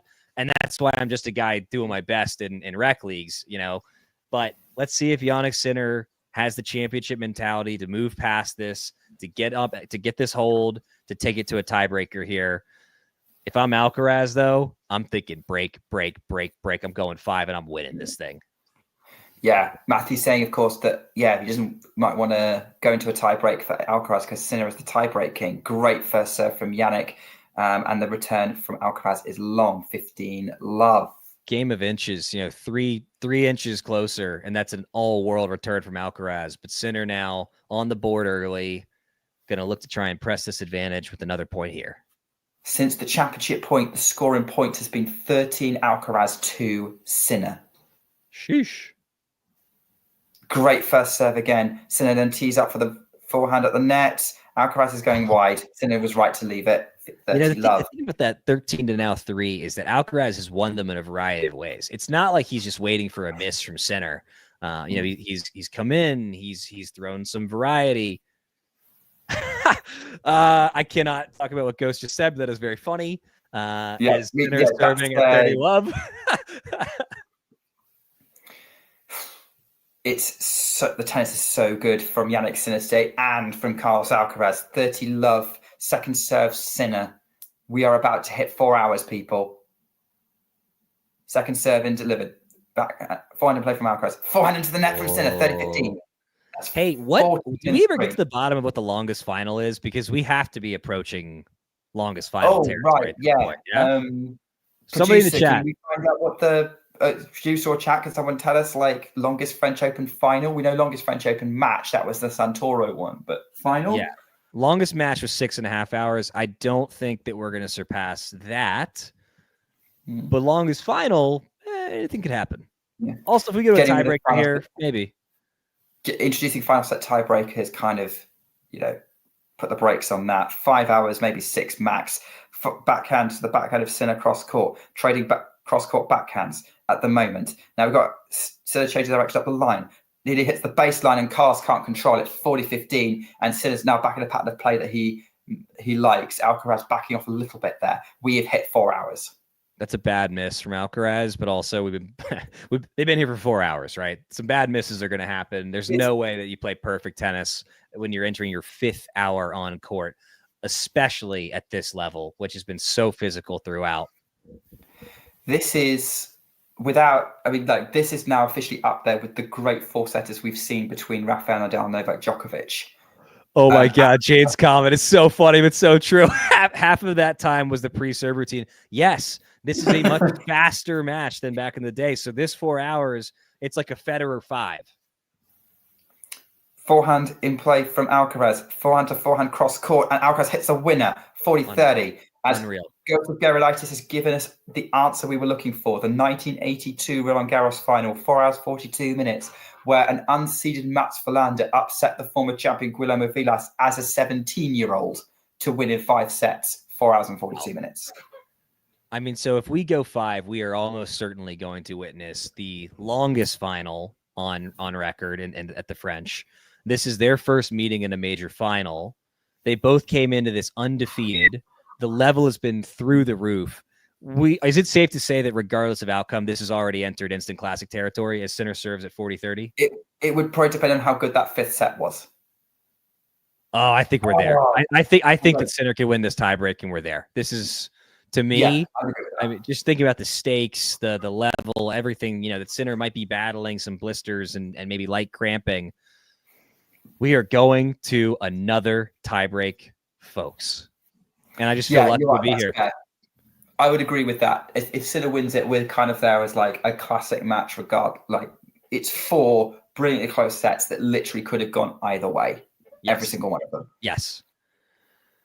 Alcaraz, to me, is going into this with more confidence. He should be playing more freely, right? He's playing with borrowed time. He already fended off 3 championship points and then broke Sinner serving for the championship. I got to go Alcaraz in this tiebreaker here, but we shall see. Neil predicting 7-4 Sinner. Forehand. Into the net from Alcaraz. 1-0 Sinner with a mini break. Here's some groundbreaking analysis. Not an ideal start for Alcaraz. Nobody wants that kind of start in a tiebreak. But, he almost came back in that second set tiebreak. Look at this stat. Sinner is 0-5 in matches over 4 hours, and Alcaraz is 0-8 after losing the first 2 sets. I mean, there are just so many stats that show what an exceptional moment we're witnessing right I now. mean, if Alcaraz wins this set, we are in uncharted territory for both players. Marcus in the chat with the only real answer, which is that he thinks that that Jannik will win, but no one ever knows. And you know what? You're right, Marcus. That's why we love tennis. No one knows. But that's the fun thing about making predictions. No one knows. You might be right. So make them. Second serve from Sinner. Now they're trading cross-court backhands at the moment.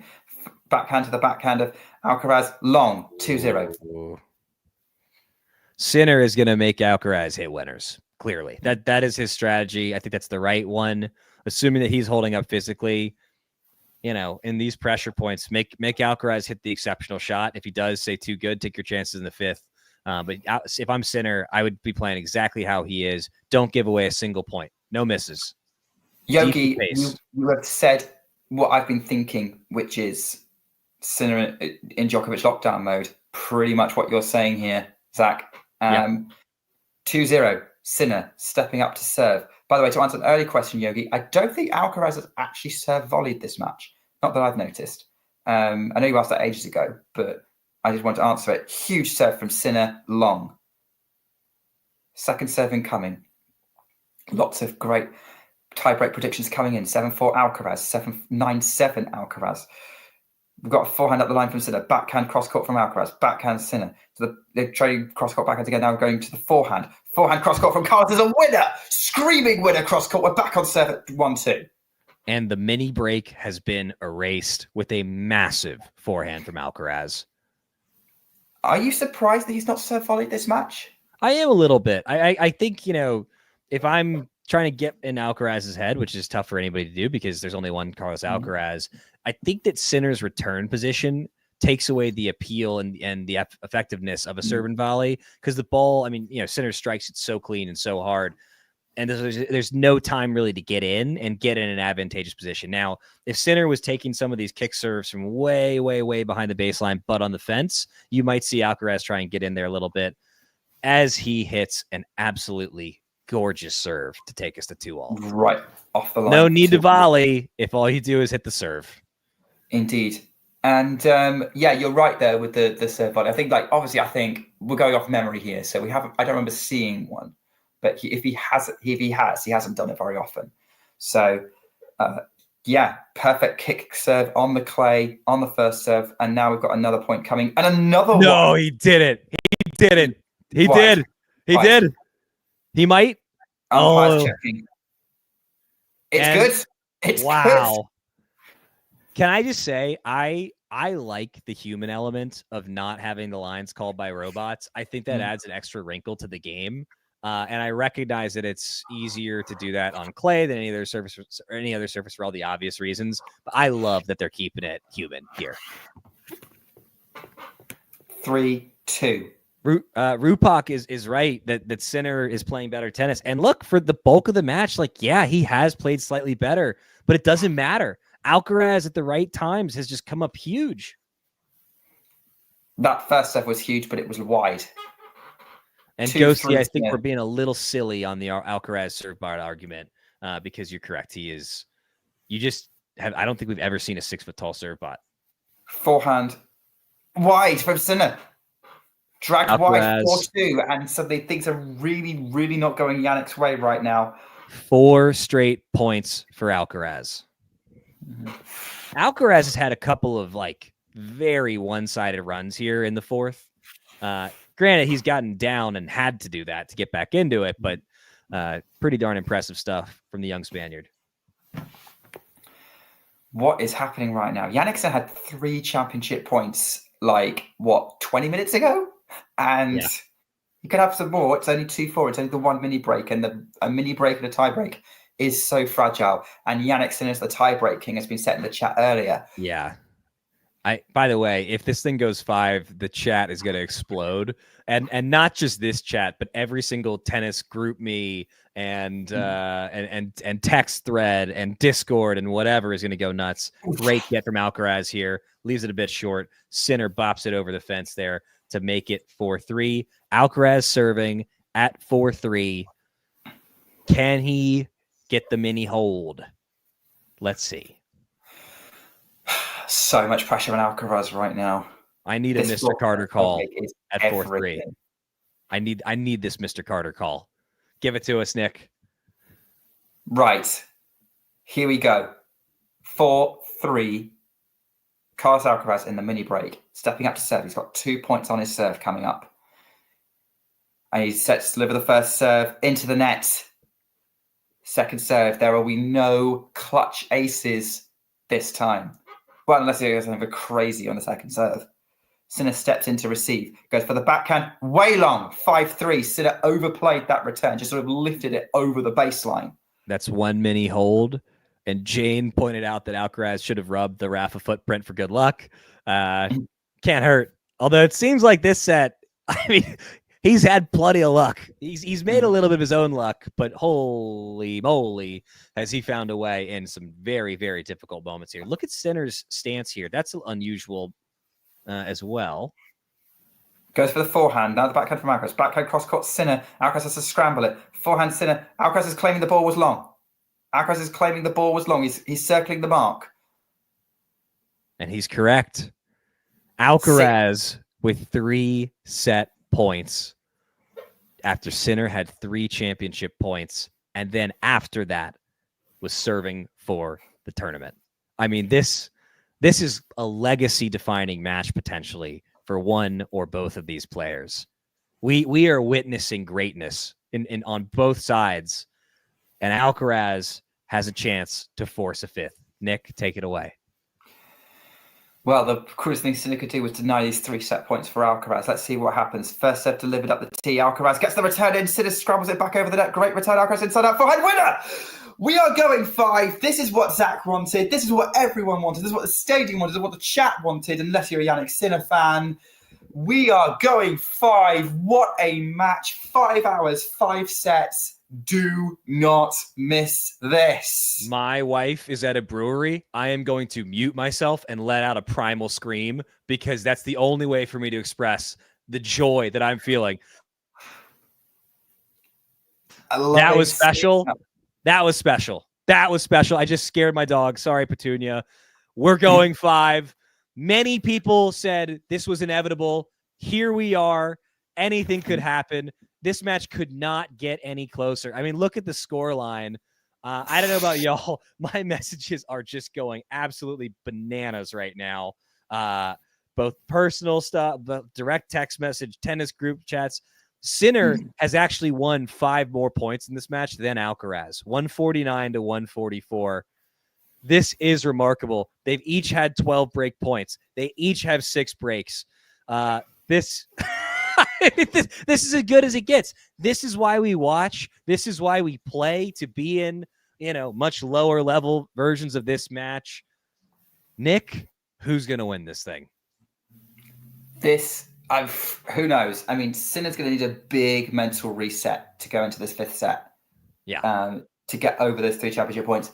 Now, there's precedent. Rafa Nadal had championship points in that 2008 final. He still won it in the 4th, then won it in the 5th in a tight 5th. It's too close to call at the moment. I think it's going to depend on how both players kind of reset ready for this 5th set. I'm seeing everyone saying it's a classic match of the year. I do think it's going to depend on how this 5th goes, because if someone kind of wilts physically, it's going to end up being a dud and it will be a disappointment. I don't think that's going to happen, but we are in uncharted territory. Either Carlos Alcaraz will win a match from 2 sets to love down for the first time, or Jannik Sinner will win a match that's gone over 3 hours 48 for the first time in his career.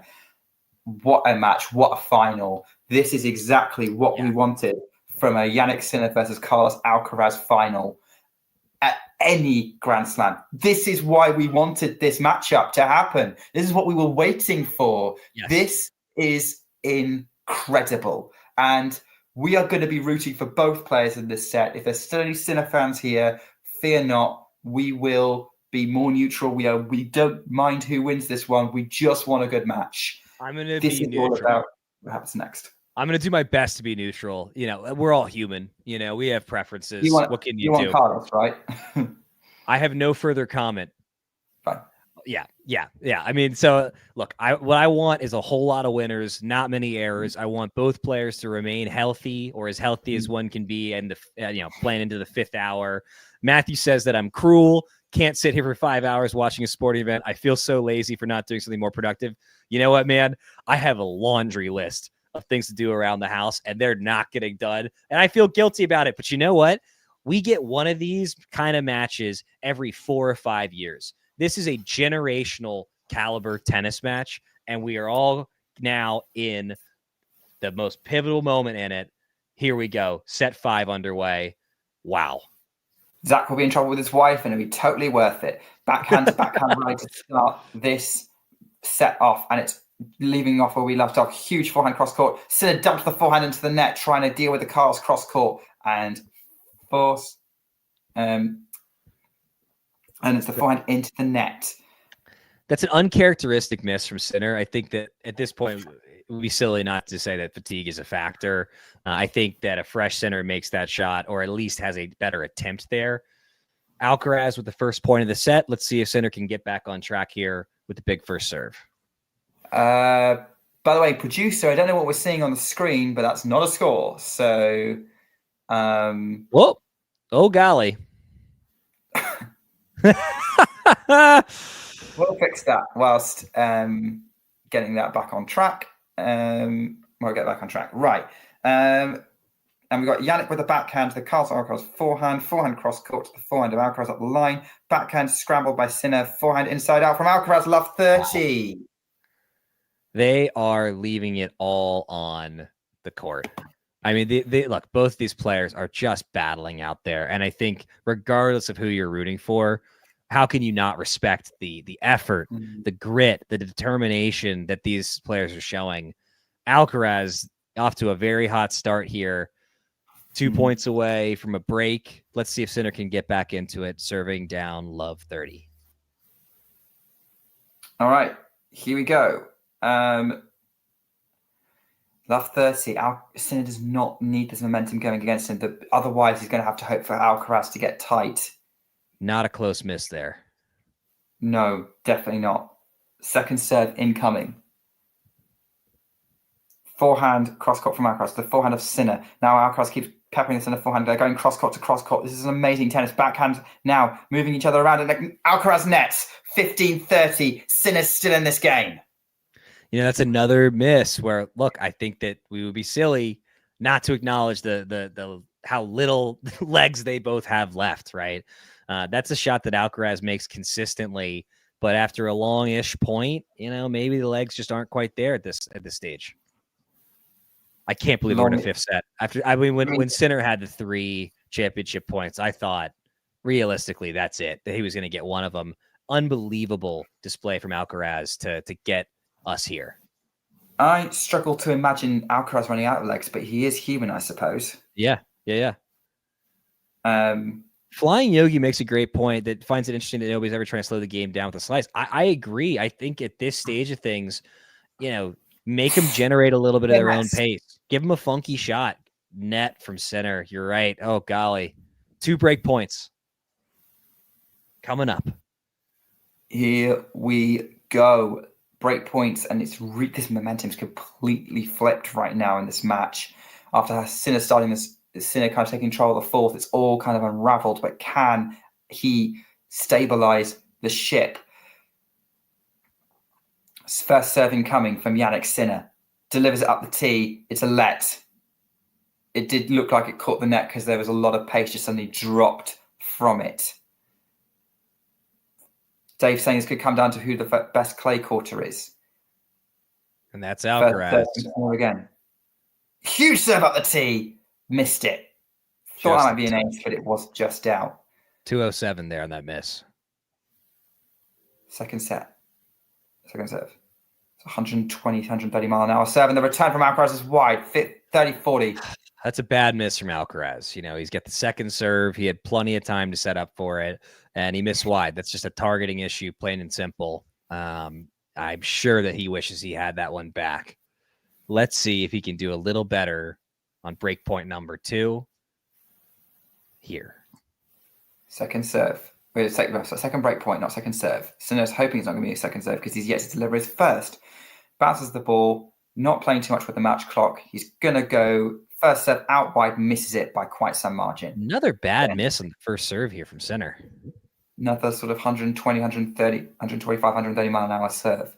Second serve delivered.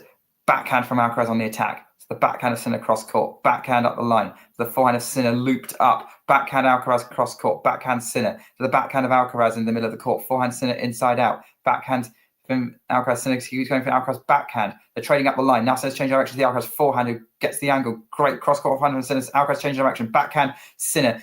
Alcaraz has time on the backhand. Forehand and just over the net from Sinner. I thought he was going in the net. Now slice from Alcaraz. That's the drop shot. He's made a drop shot, and Sinner can't get it back over. Alcaraz has the early break. Oh, there it is. There it is.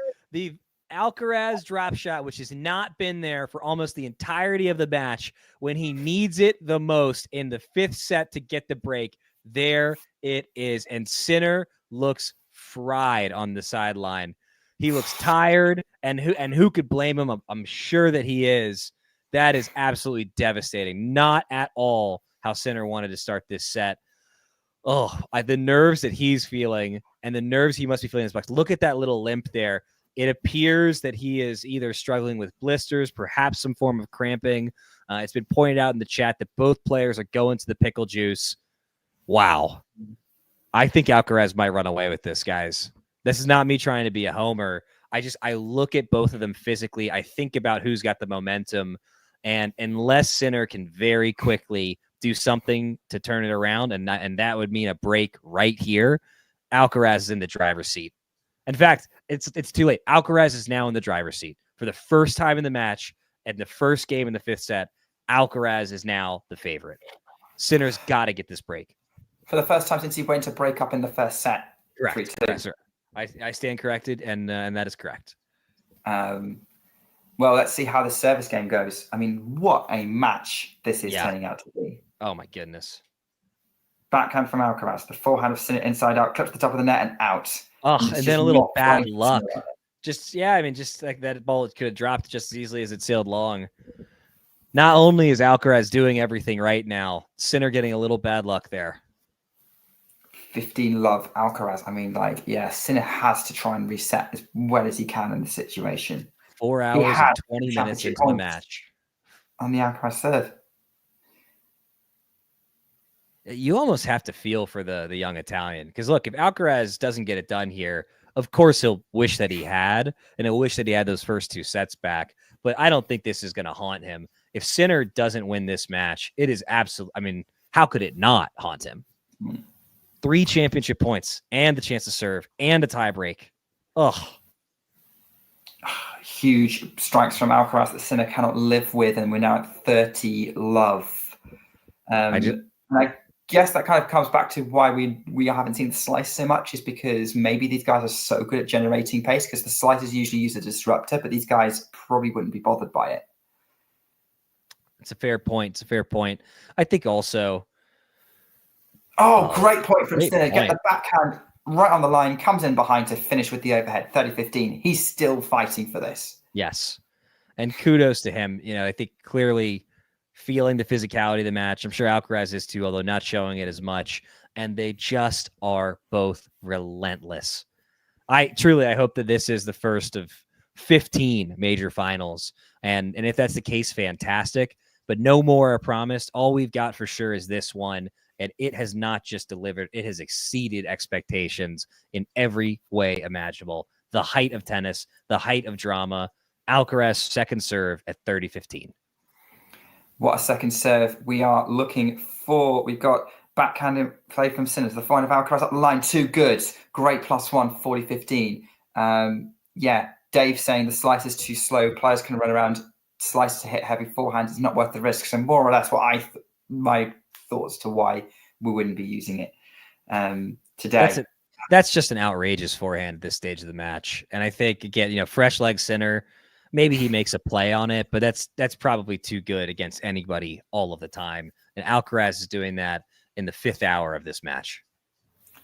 It's going to be a second set to try and close this game out to consolidate the break, because it's not a break unless you hold. Many people are saying backhand long on the return from Sinner. Yeah, that's a really, really good second serve. Little closer to the line than I think Alcaraz meant for it to be, but good depth, good pace, good kick. And that'll get it done. Just overwhelming for Sinner. Alcaraz is fired up. Look at him go. He's having a good time out there, but he is locked in. He is serious and loose, and that is a frightening combination of things to see out of Carlos Alcaraz. He doesn't just want this match. He needs this match. And Nick, I think he's going to get it. Let's see. What does Jannik Sinner have left in the tank? This game might give us a hint. Love 2 delivers the first serve. Great return from Alcaraz. Sinner goes up the line. Backhand from Alcaraz cross court. Sinner going backhand right to the one. And Alcaraz tried to go inside in with that forehand and put it wide. 15 love Sinner. Is there a chance? I see somebody in the chat has mentioned rain. Is there a light chance of rain in France right now? Not that I'm aware of. Okay, cool. Because that would be, that would just be yet another plot twist, right? If they take the 15 minutes to close the roof in the fifth set here. Because then that just changes the conditions completely. Absolutely. And it gives Sinner a little bit of time to recover, potentially. But also, it stops the momentum for Alcaraz. It does many, many things if that roof has to close. Second serving coming for Jannik Sinner at 15 love. Goes out wide. Backhand from Alcaraz looped up. Forehand inside out from Sinner to the backhand of Alcaraz cross court. They're trading backhand cross court. Alcaraz changed direction with the forehand. Sinner slices the forehand back into play on the defense. Now he's got another forehand to tee off cross court, attacking the Alcaraz forehand. Backhand now Sinner. Is he hit the line? He hits the line. Slice from Alcaraz on the defense. There's a call. The umpire is going to check whether Sinner made that backhand. Did he make the backhand? Wow. He did not. Wow. 15 all. 15 all. Here we go. Look, it's the fifth set of the championship. Every single point is obviously huge, but you can feel the weight. It's not just deuce and add points or 40-30s where you're feeling it. At 15 all, this feels like a pivotal moment in the match. Every single point, there's so much pressure. Can't imagine what the voices in these players' heads are telling them right now. First serve up the tee for Sinner is an ace. Alcaraz says it's good. There was question, but Alcaraz confirms the ball was good. Umpire checking. Yeah, Alcaraz just gets motion Sinner the ball was good, repaying the favour from earlier that Sinner gave him, 30-15. 6 aces for both players. So hard to ace on a clay court. Very impressive that both of them have achieved that. 30-15, Jannik Sinner. Serves. First serve in, up the tee, goes cross court, forehand inside it, out from Carlos, looped over the baseline, 40-15. Sprayed it a little bit, but I got to stress that the ball that Sinner hit, so much pace, so much spin. The court's a little bit choppy at this point. Just so tough. His rally ball is so tough, even at this stage of the match. Because Jannik can maintain it, which is so impressive. And Carlos goes long on the return. Sinner gets the game on the board in the fifth. And he's shaking his racket like, I'm still in this. I know I'm still in this. Big moment for Sinner. Confidence booster. Oh, that trophy at this point, though, has to just be mocking Sinner practically. He was 1 point away. He does not want to be in the set. He did not want to be in that tiebreaker. That being said, kudos to him for digging deep, getting that hold there. Let's see if Alcaraz can continue on and get a hold here. Sinner, of course, is going to be pressing every single service game to see what he can do to make it hard. By the way, this match started at 3:30 local time. It is now 5 minutes to 8 p.m. local time. Are we going to be under the lights here at the end of this set? It depends on how long it takes, but potentially, I think the other thing to consider is as the days continue, obviously the conditions are going to change. Right. It was cool during the day. I think it was 66 degrees Fahrenheit initially. I don't know what the conditions are now, but as you pointed out, it's going to cool off. Who does that favor? I think probably Sinner. But who knows? We are getting very close to this being the most watched stream in Talking Tennis history. We're possibly rightly given this could end up being one of the greatest, if not the greatest, French Open final in history on the men's side. I believe Jamie asked what the longest French Open final is. I believe we found that it was 4 hours and 40-something minutes. 42. And that was 1982 when Mats Wilander won his first French Open against Guillermo Vilas as an unseeded 17-year-old. What are we at now, Nick? 4 hours 26, I think. We are almost certainly witnessing the longest French Open final in history against two champions who are previously both undefeated in major finals. They have won the last 5 majors between the two of them. Alcaraz has never come back from down 2 sets. Sinner has never won a match over 3 hours and 48 minutes. This is a historic match, a historic performance, and a legacy-defining win for whoever pulls this out as Alcaraz hits a vintage drop shot. That is a brilliant drop shot, and there was a great rally between the two of them. It felt pretty neutral. They were both going for it, and Alcaraz changed things up with a drop shot, which is a shot that has not worked for him in the previous 4 sets. This is just a sign of how things are changing in the Spaniards' favor. Yeah. I mean, I can't give Alcaraz enough credit for finding a way to just hang on when he wasn't playing his best, because now it seems like we are seeing pretty darn close to peak Alcaraz, and it's brutal. Oh, there it's just ridiculous Alcaraz points there, because he's just brutal. Yeah. Inside out forehand followed by a drop shot. It's like he's picking on center. I mean, he is playing a bullying style of tennis that is borderline mean-spirited at this stage of the match. What can you do? What can you do against that combination of power and touch? Spike Lee is laughing because it's comical to see somebody who's that good. Backhand from Alcaraz. The backhand of Sinner up the line. Forehand Alcaraz. Sinner's putting pressure on the backhand of the neutral. Backhand cross-court Alcaraz. And Sinner has to slice it defensively. Forehand Alcaraz off the top of the net and out. Oh, sloppy.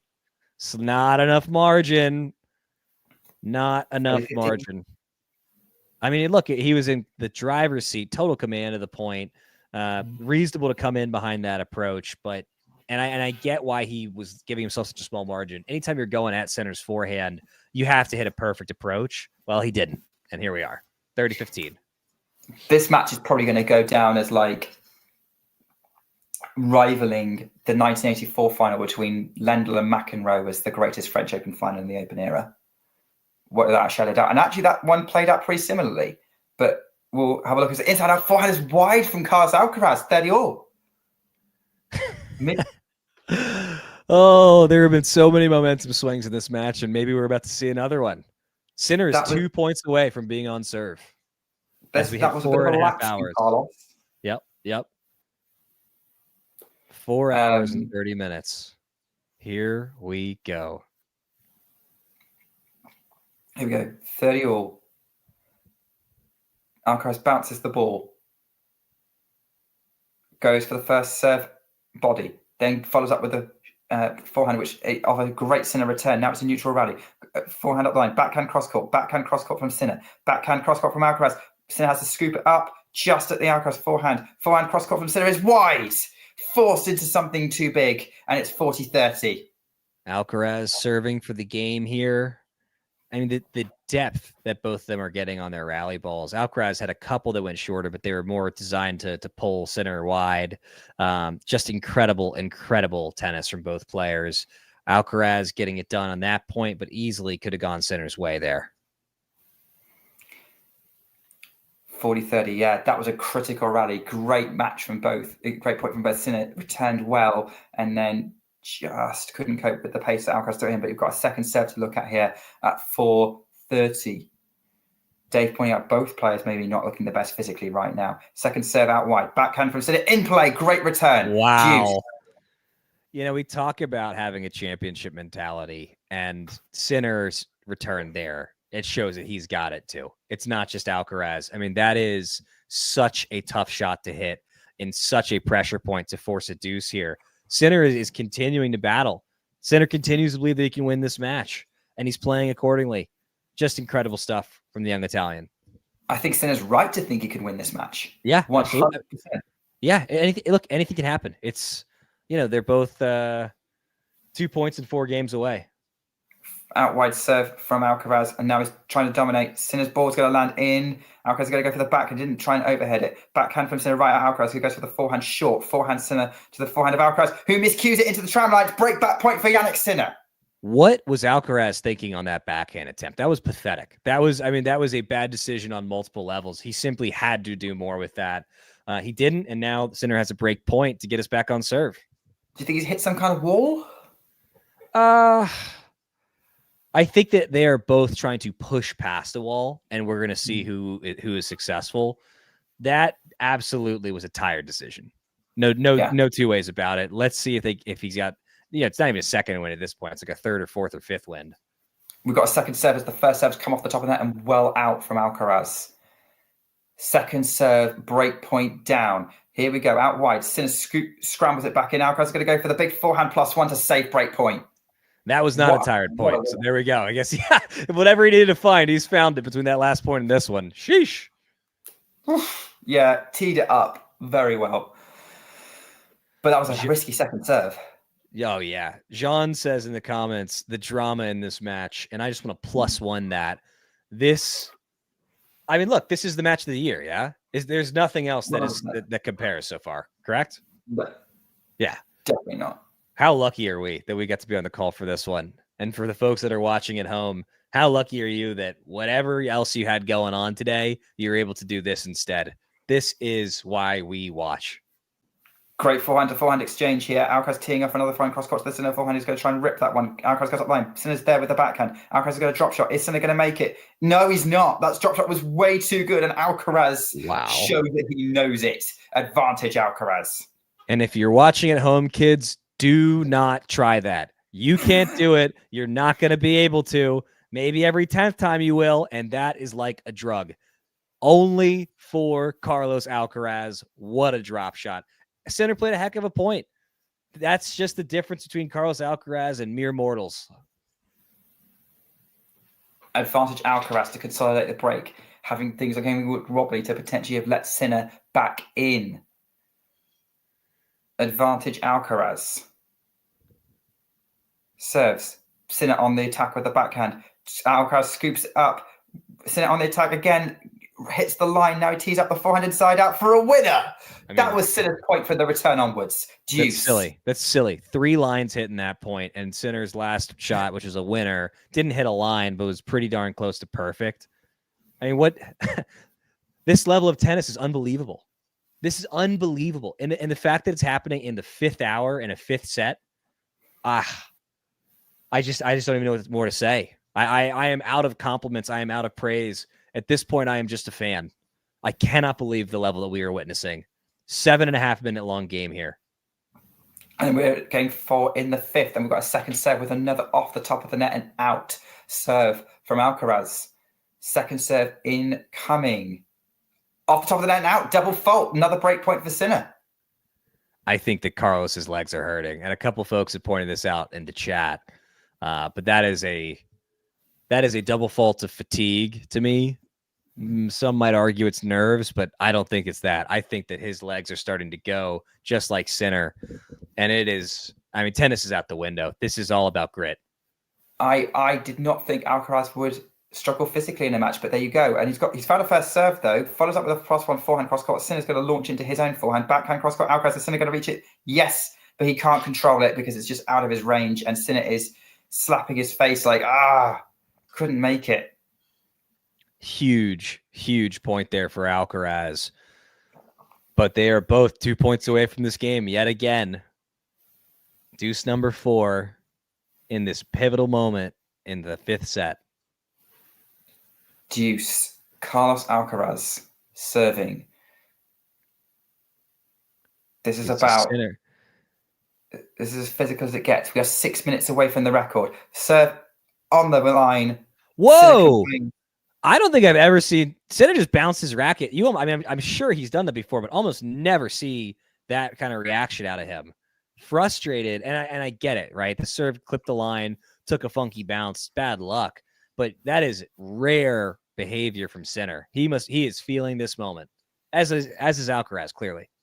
He needs this game. He knows he needs it. It's a serve out wide from Alcaraz. It's wide. It's too wide. It's a second serve to try and get it done. They're trying to push through their legs as well as they can. That was incredible first serving from Alcaraz on that previous point. Second serve incoming. Backhand from Sinner in play. Fine inside out from Alcaraz. It's too good. Sinner couldn't move for it. And Alcaraz celebrates 3-1. So don't take my word from it. I'd love to get fact check in real time in the chat.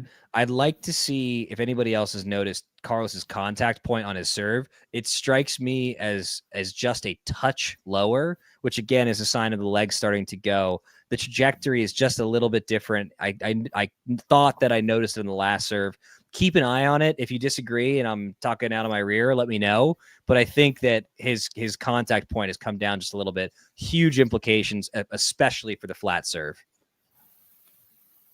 What's Sinner got left in his legs? That's the question. He had opportunities in that last game. He's missed the first serve there.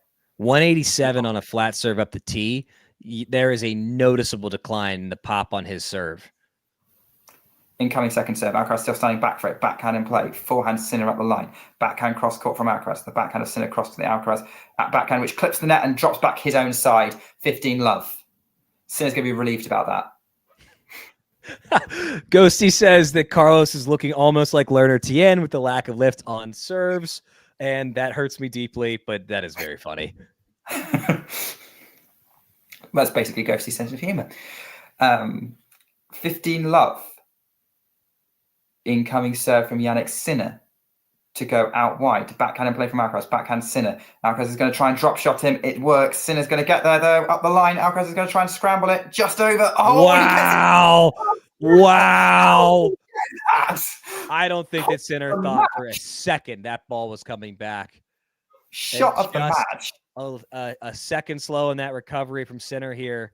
He thought he had it. Look at him. Look at him. A stab and pray, and Sinner could have gotten there if his legs were just an ounce fresher. Wow. What a spectacular play by the young Spaniard. How on earth, Sinner, how on earth is he there? First step into the net again. 198, so a little bit more in line with what his flat serve should be at. Second serve incoming. Delivers it. Forehand, Alcaraz right back at Sinner. Backhand to the Alcaraz. Forehand is going to go up the line. Forehand cross court from Sinner. Alcaraz is there with his forehand. Goes long. 30-15. I'm a glass house of emotions, man. I mean, there have been so many stops and starts and ups and downs at Sinner serve 30-15. This is your second Will Ferrell reference at the stream. Oh, yeah. I might pump that number up. But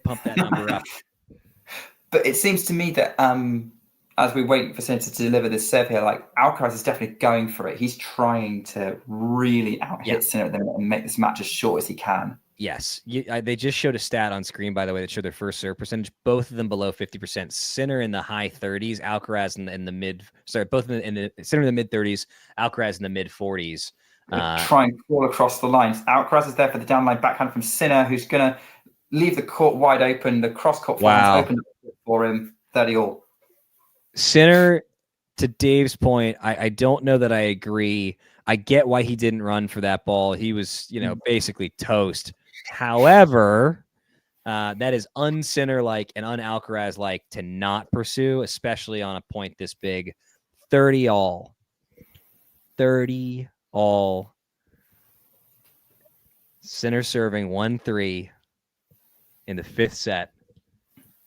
As some ice cream gets delivered to me by my amazing wife that I'm going to have to eat on this feed. It's an unreturnable serve from Sinner to get to 40-30. Thank you so much, Mrs. Keeping Zach's throat refreshed. Dr. Cunningham, by the way. Got to plug the plug. My wife worked very hard for that doctorate. Got to plug that doctorate. Yes, that is a massive, massive achievement. Well done, Dr. Cunningham. There we go. I will say that in my British accent, by the way. This is the first serve up the tee, by quite a bit. So it's a second serve, and Alcaraz again steps back to receive the second serve. But hey, we're not criticizing it anymore because it's worked for him for the last two sets. Here comes the second serve from Sinner. Alcaraz goes cranks the second serve. Oh, he puts it into the net. It just dropped down. Maybe he was just too far back to receive it, and Sinner is still alive in this match. 2-3. This ice cream is really good. This match is even better. Okay, well, why don't you take a break to eat your ice cream, and we'll just fill here. The good thing is that, well, my stream's telling me that TNT in Europe has received enough money from a sponsor to be able to bring the deciding set without ads. which they're just showing off about as an opportunity to show off the sponsor who just paid for the entire runtime of the fifth. We cannot show the match, Samarth, but we can talk you through it. We're seeing sort of very animated discussions between Sinner and his box, or Sinner and someone on the change of ends. Alcaraz just trying to sort of recover as best he can, rest as best as he can. Again, we don't. If you want to watch the actual game, then you'll probably need to pay for it legally. This is probably my favorite comment when people are like, wait, are you guys going to actually show it, or is it just two guys talking? And the answer is, yeah, man, it's two guys talking. That being said, I would say that we are more fun two guys talking and have a more fun chat than, say, John McEnroe and whoever else in the booth with them. We are not as good as Martina Navratilova. If you can listen to Martina Navratilova, gotta admit, she is better than us. But, Johnny Mac, man, he hasn't been interesting in 15 years. By the way, they've showed this time. It's 4 hours 43. This is officially the longest French Open match in history, and it's being brought to you here on Talking Tennis. 3-2 Alcaraz serving out wide on the first serve. He gets it in. Backhand from Sinner up the line. Tries to pass Alcaraz. Alcaraz is on the deck. No. But he managed to get it over the net, and it's 15-love. In pivotal moments, he finds brilliance time and time and time again, and that was certainly it. Good grief. Did he cut something, or did he? Oh yeah, he might have dragged his knuckles a little bit there on the court. Yeah. And is he getting a Band-Aid, or what's he looking for here? I don't know. He's obviously getting ready. Sinner's still standing up. Probably afraid of cramping. He's just washed his hands. Probably he's just trying to clear the clay off his hands so he doesn't hurt anything. They're just taking their time between this just to make sure he's absolutely okay to play. Although I do think he might be milking it a little bit just to give himself some breathing room. He's giving himself some breathing room, or is he letting Sinner just sit with? Because I really can't tell who is feeling it more physically, and it seems to go back and forth here. I think it might be Alcaraz right now who's feeling it more, but I really can't tell. Dave in the chat with a great tip. That's why you want to let go of the racket if possible. Don't grind your knuckles. Kids, Dave says, that is fantastic advice for anybody who likes to play tennis. Alcaraz serves off the top of that, and it doesn't even hit the clay. It hits the edge of the stands. Second serve. Sinner's going to step into attack. It's a double fault from Alcaraz, 15-all. That's a whoopsies. I'd like to say, to those saying that we're just two guys talking tennis, we are, but also one of us is eating ice cream, and I do think it's important to note that. It's actually an improve. It's we're enjoying the tennis, and we are talking tennis. That's what we're here for. Yes, absolutely. It's all in the name. It's very, very direct. It's not watching tennis; it's talking tennis. Although we are watching tennis just separately from where we are talking tennis. Forehand inside out from Alcaraz to the backhand of Sinner. Pass! What a oh pass my from goodness! Whoa! I mean, I said it a moment ago for Alcaraz. In big moments, he finds greatness. Jannik Sinner has just found greatness in a huge moment. That not only keeps him in the match, that now potentially gives him the chance to create a real opportunity here. 15-30, and Alcaraz is not serving great anymore. He had opportunities in the last service game. Can he capitalize on this one? He had 2 breakpoint chances previously. Can he get one this time? Backhand in play from a first serve of Alcaraz, who goes for the +1 forehand to get to 30-all. Yeah, that'll get it done. I mean, Alcaraz, when you look at winning patterns, has been pretty darn effective in pushing Sinner way, way wide on the backhand, on the ad side, and then going at his forehand. It's a bit of a risky play because if he's not able to hit the winner, it gives Sinner a lot of court to work with. It sets up a big forehand for him. But there, Alcaraz shows a textbook example of how to get it done. Get it done, he does. Right, what's he going to do at this 30-all point? First serve in play. Delivers the +1 forehand to the Sinner backhand cross court. Drop shot Alcaraz. Says scrambling in. He's going to get in underneath it, but he slides on the clay. It always goes over, and it's 40-30. This is incredible. I mean, the drop shot wasn't there for 4 sets.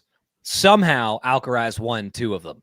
And in the 5th set, it's like everything has clicked all of a sudden. He has been lethal with a dropper. And maybe that's because Sinner has lost a step or 2 over the course of the match. Maybe Alcaraz has been a little more effective in when he's choosing to do the dropper. I think one big difference we've noticed in set 5, he's not hitting inside-out fadeaway drop shots. Oh. So he's complaining. I think he's looking at a mark. He thinks he thought Alcaraz's serve might have been long. And it appears the serve was out. And he was right to complain. But you know what? He played it. You have to in that situation. If in doubt, play it. Yeah. This is not a when in doubt, call it out situation. Backhand Sinner is out there on the return. Alcaraz holds, and that could be critical. 4-2. How upset is he going to let himself be? Is it raining? That's really bad luck for Sinner there. You know, the serve is out. That's given to Alcaraz. A net cord then, or no, not a net cord, but just a tiny miss. Is it drizzling? I thought it might be. It's hard to say. I think they're changing rackets because it's new balls.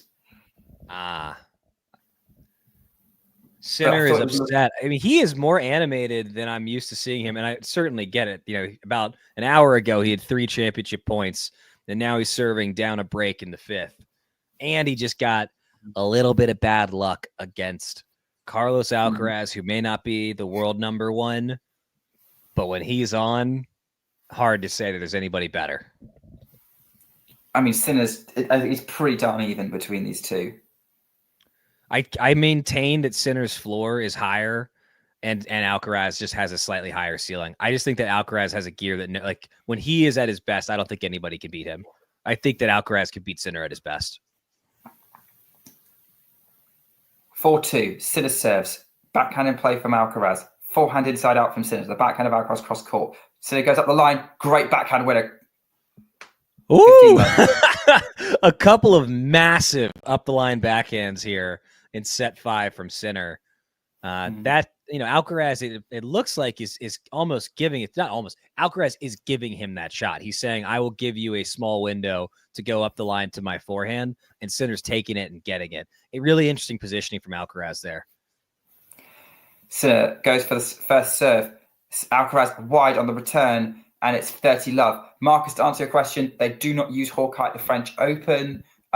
They have insisted on sticking with the old school line judges and checking ball marks. I do believe that's changing next year. Very French. Yeah.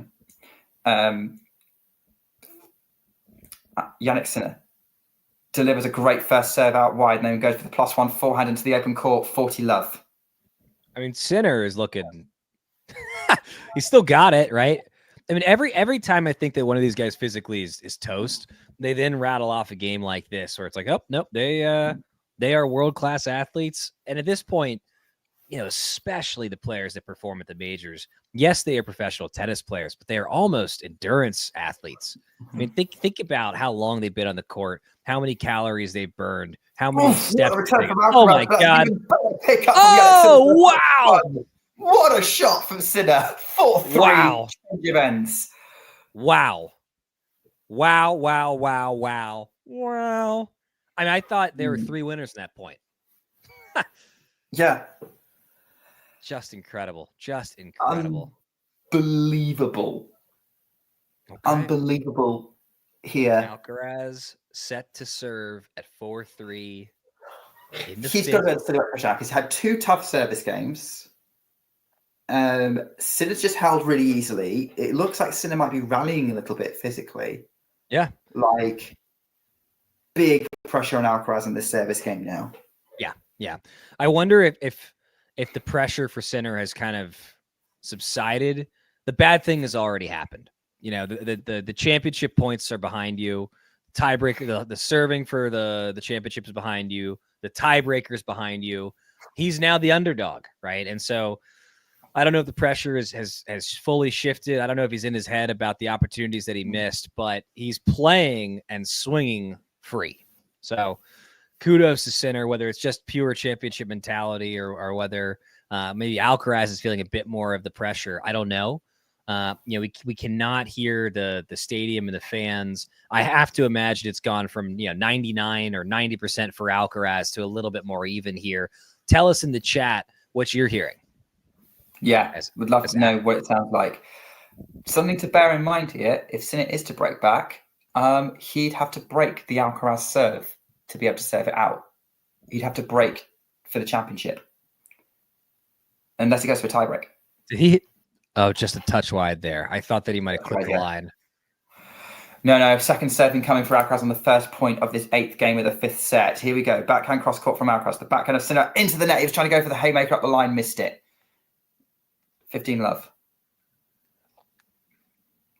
I don't think this is exactly groundbreaking analysis, but obviously Alcaraz is desperately hoping for a relatively easy hold here. Sinner going to do everything in his power to make it difficult, but I think that if I'm Alcaraz, I go a big kick out wide, and maybe I come in behind it based on where Sinner's standing and the success that he's had.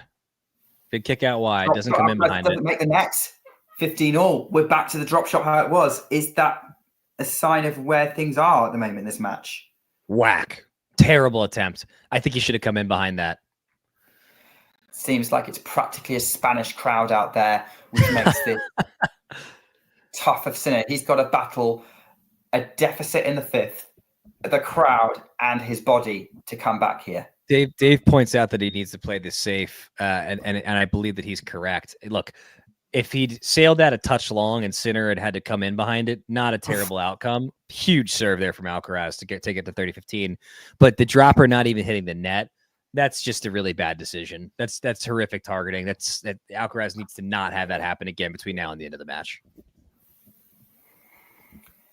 Amazing that Alcaraz has a slightly bigger serve than Sinner, despite being the shorter player. He's got a little bit more beef to throw into it, I guess. Here we go, 30-15. Delivers the first serve. Sinner gets underneath the forehand and puts it over the baseline. Another good first serve off the line. Lucky for Alcaraz that didn't fall. There's nothing worse than that was a light shank, perhaps, than a knuckleball off the racket that's landing right around the baseline, and that almost hit, as Alcaraz now has 2 points to take it to 5-3. This might be the service game that we were talking about Alcaraz hoping for, like a relatively easy hold. Goes for the first serve out wide again, finds the first serve. He's been finding the first serve this game. Inside out forehand. Sinner, though, finds the corner of the court, and it's 40-30. Courage to take and make those shots. That return was right on the line. That approach was absolutely surgical. What a point by Sinner. He's still in this. He's fighting like he believes. Jannik Sinner believes. It's and you know what? He should. He's shown why he should. No matter who wins or who loses today, both of these players have a lot of majors ahead of them. And I just continue to feel lucky that we get to be here with y'all watching their first major final matchup. Bad miss there. Miscued backhand return in the tram line. Alcaraz holds. He's 1 game away from a second French Open, a 5th Grand Slam, and a 5th win in a row over Jannik Sinner, who has to hold here. Has to. Remind me, it'll be 2 Frenches for Alcaraz. He's got 2 Wimbledons and 1 US Open. Is that correct? Yes, that's correct. Huge. Sinner has 2 Australians and 1 US Open. Yeah, I got to tell you, at the start of this match, I was really thinking, look, there's a lot of young talent out there, guys that could break in, that can get to this level. I think that might be optimistic. These 2 are just such a cut above. This has been a joy. As Sinner gets ready to serve at 3-5. Takes a little time to let the crowd quiet down. Take it away, Nick. And then delivers the first serve out wide. Alcaraz gets it in play, but Sinner delivers a huge forehand +1 to win the points. 15 love. And to your point about the youngsters, that's the only thing going to stop the British media from hyping Jack Draper up to high heaven as a title contender. We'll talk ourselves into Ben Shelton and winning a major. Probably not Taylor Fritz. I don't even think the most diehard American tennis fan thinks he's going to get one. But hey, maybe Shelton, maybe Tiafoe. Biggest Fritz fan I know is British. Great first serve from Sinner. Again, huge +1 forehand winner inside out. He's really going for this. 30 love. Sinner doing everything in his power to make this a fast game so he can focus on putting pressure on Carlos Alcaraz here. And 2 for 2 so far. He's played 2 amazing points so far. Can he get a third? Misses the first serve by miles. Trying to go for the tee. Here we go. Jannik Sinner. Second serve, delivered up the tee. Alcaraz takes the backhand up the line. Backhand cross court, Sinner. Backhand Alcaraz cross court. Sinner backhand to the Alcaraz. Forehand cross court. Forehand Sinner cross court in the angle. Forehand Alcaraz into the space. He wrong foot Sinner. Wow. 15. Massive forehand from Alcaraz there to get on the board in this game.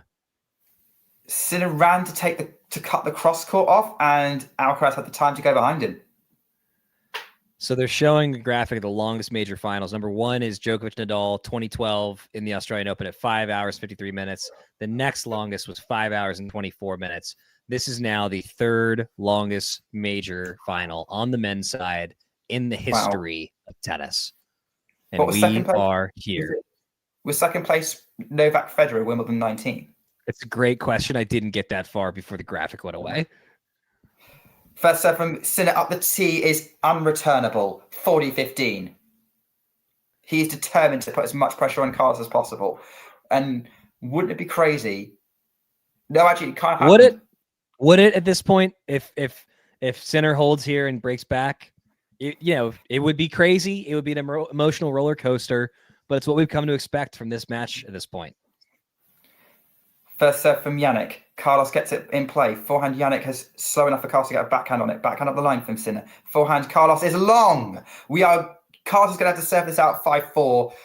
Something I will point out, the last 3 sets, the first set in this match is the exception. Whoever served for that set got broken. Wow. In that game, they played for it.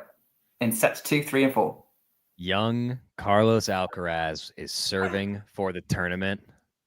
You're right, Sid. The last time we had a service game for the tournament, it was Sinner at 5-4 in the 4th.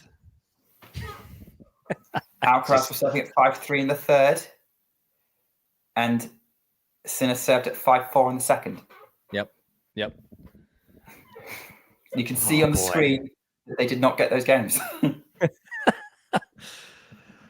If you're in Alcaraz's box right now and you're communicating to him what to do in this service game, what would you say, Nick? I don't know why he'd be asking me for advice, but I would probably say focus on serve. Take the first serve a little bit. Don't give Jannik a chance on your second. Just focus on getting the first serve in. Yeah, I think that the kick out wide on the ad side has set up some really, really solid opportunities. Again, if it goes from the kick out wide to his forehand, he has a tiny, tiny window with which to hit a winner without giving Sinner a forehand opportunity.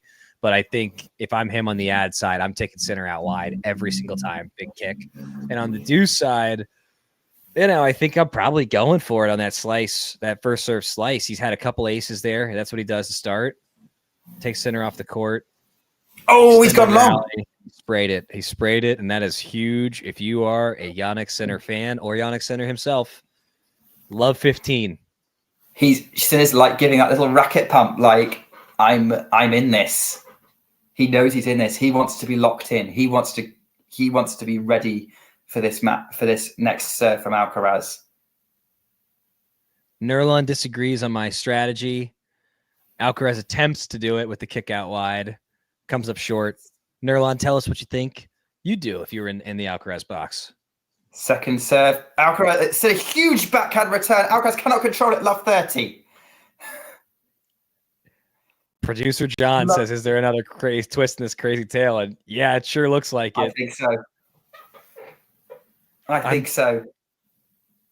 I'm so nervous. I'm so hydrated. I have to use the bathroom so bad, and I just can't walk away. And I wish that I literally had a diaper on right now. That's how good this match is and how important it is to see it through. Jannik Sinner's mum looks like she's going through it right now. First serve, Alcaraz into the net. Second serve coming up. I think literally any coach ever. Would you be giving Alcaraz right now? Second serve, Sinner on the attack on the inside-out backhand. Now he gets the cross-court forehand to the forehand of Alcaraz cross-court. Incredible angle from Carlos, and Sinner can't control it. 15-30. Wow. Wow, that forehand cross-court from Alcaraz was huge. I mean, he, in the biggest moments, seems to have another gear, and I think like a gifted child with ADHD, Alcaraz loses focus sometimes. But man, when it's 2 a.m. and the papers due the next day, or it's a big moment in the 5th set of a major, he just finds a way. It's incredible. 15-30. Alcaraz delivers a first serve in play. Backhand Sinner in play. Forehand inside out from Alcaraz to the backhand of Sinner, who goes to the Alcaraz. Drop shot on the forehand. Is Sinner going to get there? He gets underneath it. It just gets over the net. He counter drop shot. No, what a point. What a point. What a point. Oh, my goodness.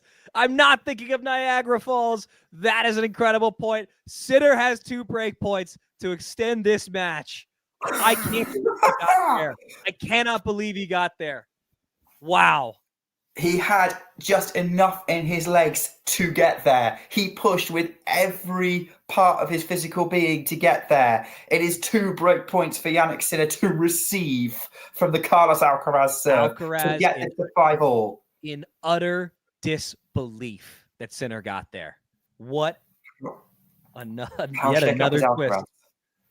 Sinner looks poised, almost like some kind of fencer ready to unleash with his weapon. Great serve from Alcaraz. It's a let from Alcaraz. The tension continues.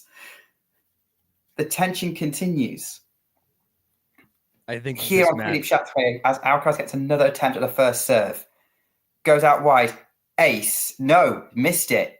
This match has taken weeks off my life. Worth it. Second serve. Yeah. Sinner comes into attack. Alcaraz punches the return into the net. Oh my God. It is 5-all. Crazy twist has happened. Nick. 5-5. We are going for it. I cannot believe what we've just seen. I would have bet my bottom dollar, which is why I don't bet, that Alcaraz is going to close this match out. I need to step out for a moment to collect my thoughts. I will return.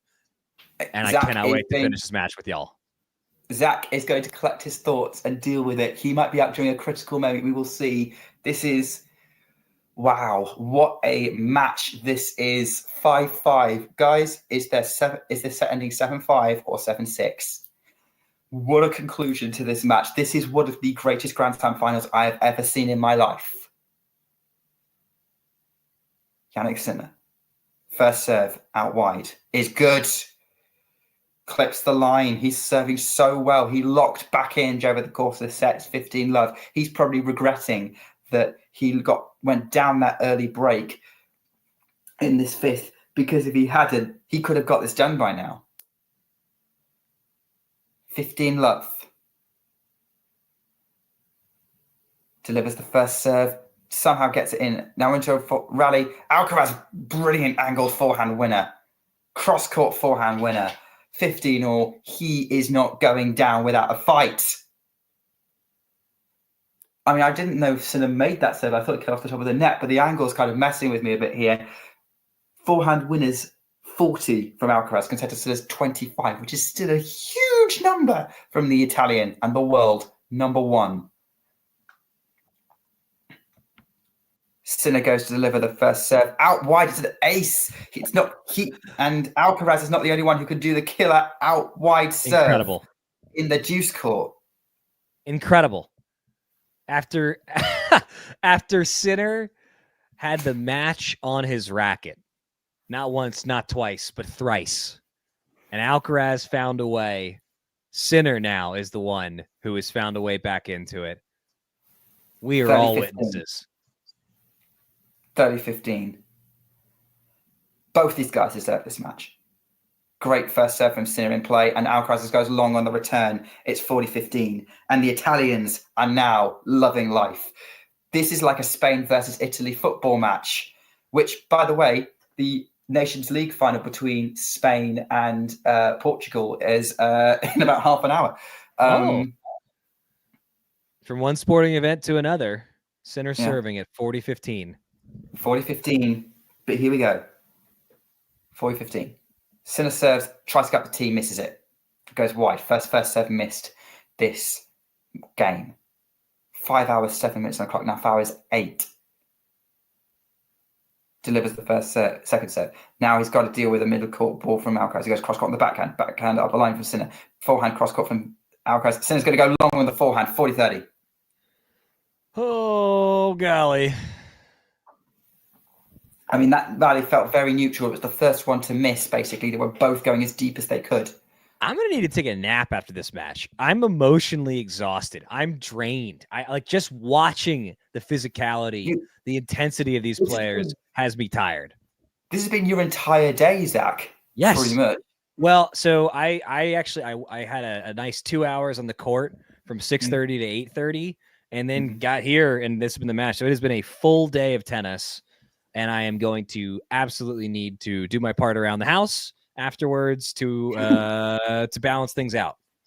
As we've got a second serve from Sinner here at 40-30 in the fifth. The first did not make it over the net. The serve deserting him when he needs to close this game out. Second serve out wide. Backhand Alcaraz. Forehand Sinner. Oh, he's miscued it badly.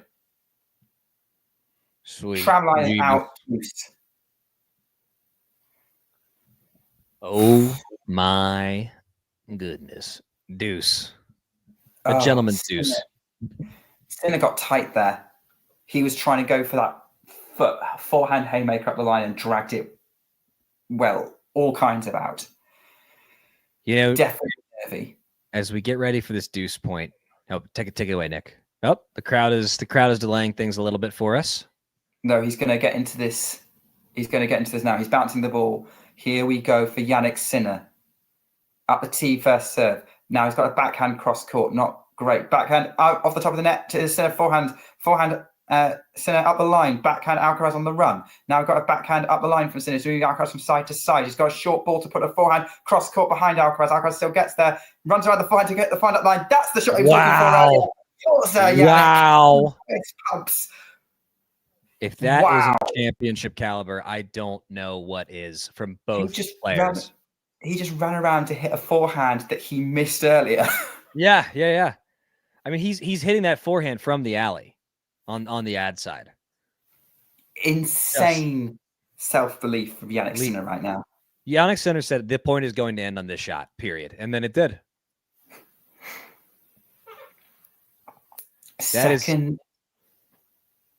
That's as textbook of an inside in as you could possibly see. Unbelievable. Advantage Sinner. Crowd is absolutely loving this right now. Delivers the first serve up the tee. Forehand Alcaraz on the line on the return. He's going to give him a short ball to put away, which he does. Back to deuce. Insane return from Alcaraz.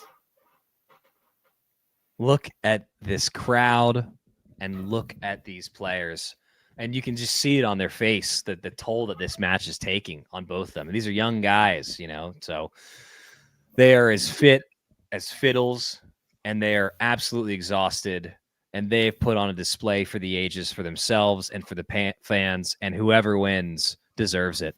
I mean, this is incredible as we get a deuce number 2. Yeah. A double deuce. Sinner delivers the first serve. Now he runs around to hit the forehand inside out.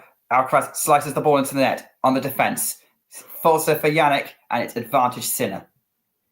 Sinner displaying a touch of emotion more than normal, which understandably so. It's an emotional time. I'm emotional. You're emotional. The viewers, for an Englishman, the viewers are emotional around the world. We got big stuff happening.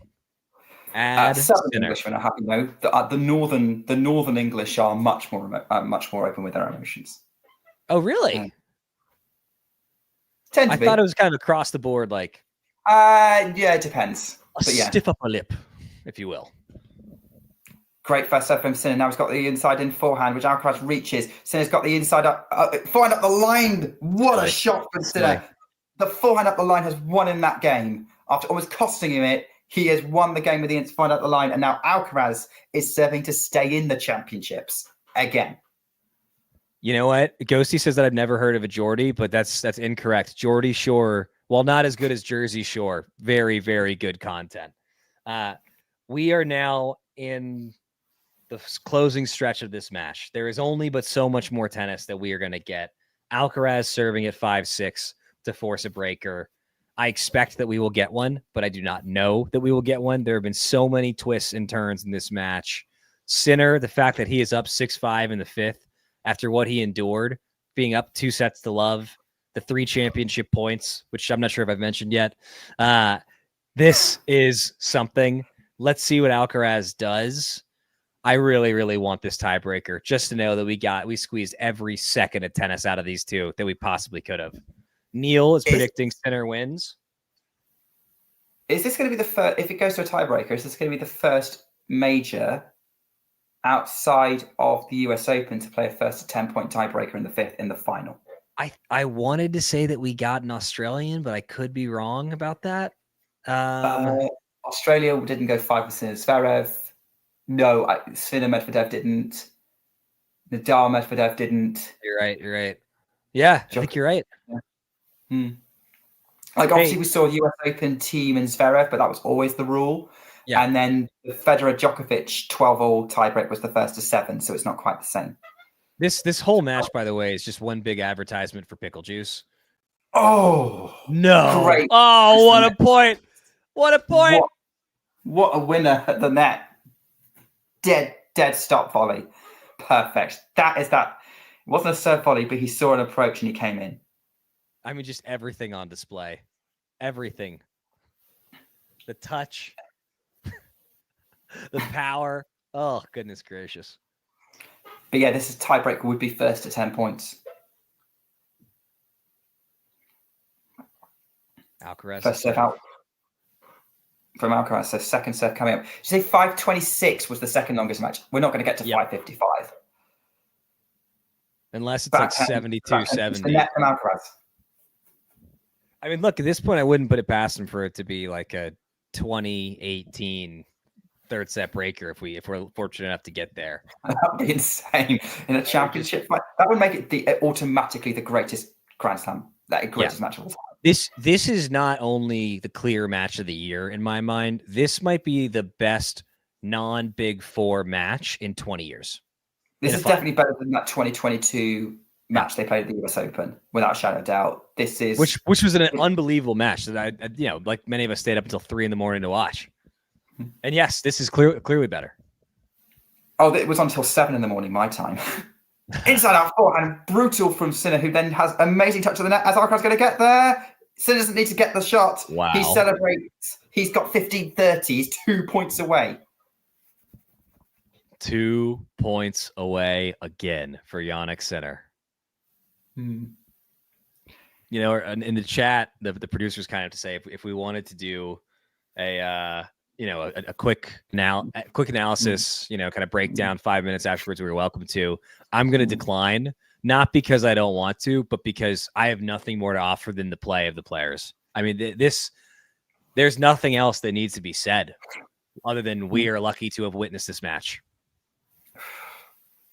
I guess regardless of outcome.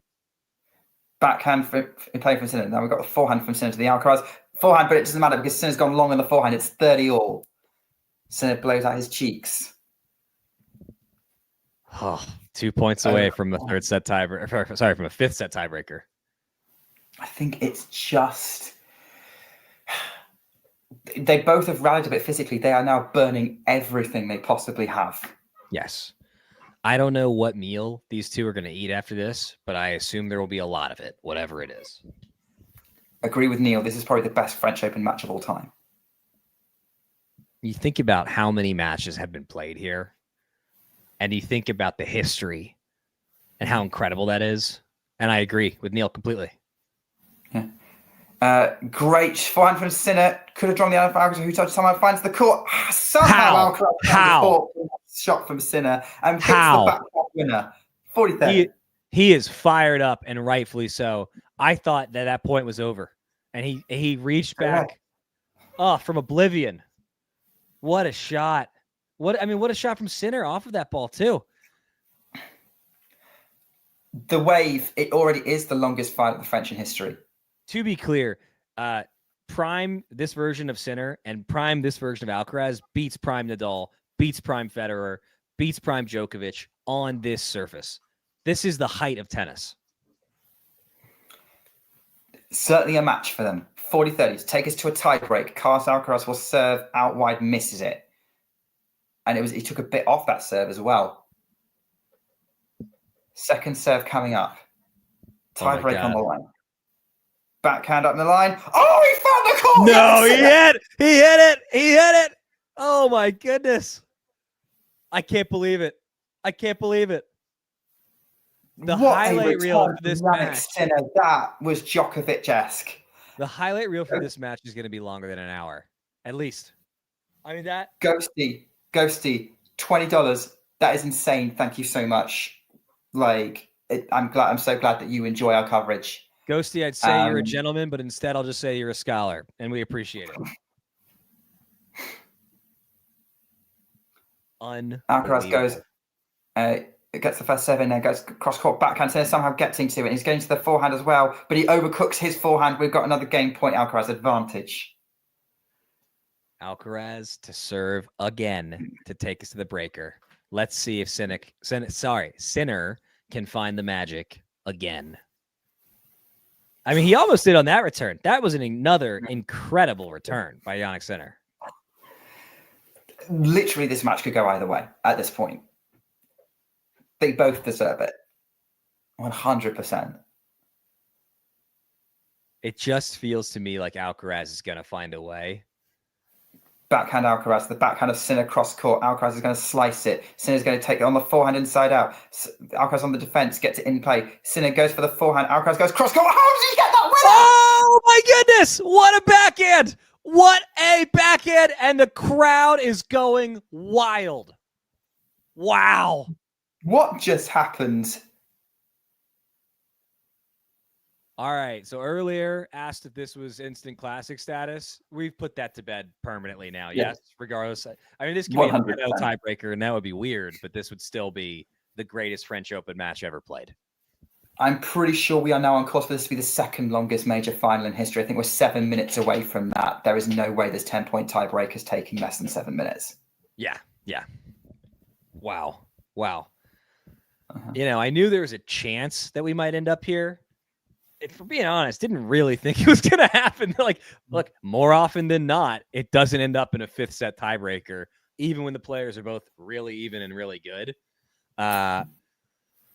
Prediction time, Nick? I mean, no. So Ghosty says, are we seeing one of the best matches ever, top 10? I say firmly top 10. I think the question is just how high on the top 10 list this match is going to end up. Alcaraz. From Alcaraz with a brutal forehand inside in. A foot cross court forehand. It's 1-0 Alcaraz. A lot of people taking issue with your comment about these guys beating Prime Nadal. You know what I'd say to that, right? A lot of people who don't normally comment getting in the chat, and we like to see it. Mm-hmm. Bait, baby. But also, I think that that's just how human progress goes. People get better at stuff over time. Nadal was that long ago. I do think Nadal would be very much in this match, and would probably still be the favorite to win it at this point. Perhaps. I stick with Alcaraz, Prime Alcaraz over Prime Nadal, though. Ooh, and that's why. What a shot from Alcaraz, who more and more people are calling the king of natural surfaces, which include clay. 2-0. 2-0. Alcaraz 8 points away from a second French Open, the number 2 seed. My real prediction here, because I'm not sure who's going to win, like everybody else, is that the final score will not start with the 10. That's my prediction. Love that idea. First serve from Alcaraz. Sinner gets it back in play. Forehand up the line from Alcaraz. Backhand Sinner. It's all very loopy inside out. Forehand from Alcaraz. Backhand right at Alcaraz from Sinner. It's long. 3-0. Sinner has not got a mini break back. Now he's under pressure to not let the deficit grow. This is incredible. Let's see heck is this match? Sinner dug himself out of trouble earlier in this set. Let's see if he can do the same here by getting these next 2 points. 3-0. Alcaraz. Sinner stepping up to serve. He needs to find that clutch serving that got him back in the match. Got to get the first in here. Absolutely. He does. Alcaraz gets it. The returning play. Drop shot Alcaraz. Sinner's not going to get this one. Yes, he does. Alcaraz picks it off in the air, though. Wow. 4-0. An on-the-run swinging volley off of a drop shot. Yeah, that'll get it done. That'll get it done, folks, as Alcaraz goes up a double mini break. That is 4 magical points from Carlos Alcaraz to start this tiebreaker. You know, as an objective observer, I'm going to agree with Ghost that I think that basically anybody who's ever watched tennis ever, regardless of who they're rooting for, would like to see Sinner get these next couple points and keep things close. Here we go. First serve into the net from Sinner. Don't believe ultrasound. Is Andre Agassi who will be presenting the prize to these guys. Here on Rafael Nadal court. You wish. Forehand up the line from Alcaraz to the backhand of Alcaraz up the line.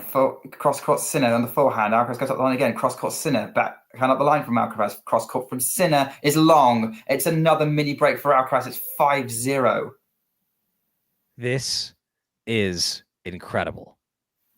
I mean, yet another plot twist. I don't think that anybody would have thought that Alcaraz would start by reeling off the first 5 points here. I don't think I of course, like everybody else, didn't see this coming. Let's see what he does with these serves. And if Sinner can find a way to get back into it again, certainly we've seen enough comebacks and many comes back in this match that we very well might see it again. 3 mini breaks for Carlos Alcaraz. 5-0 lead. They're going to change ends after this point.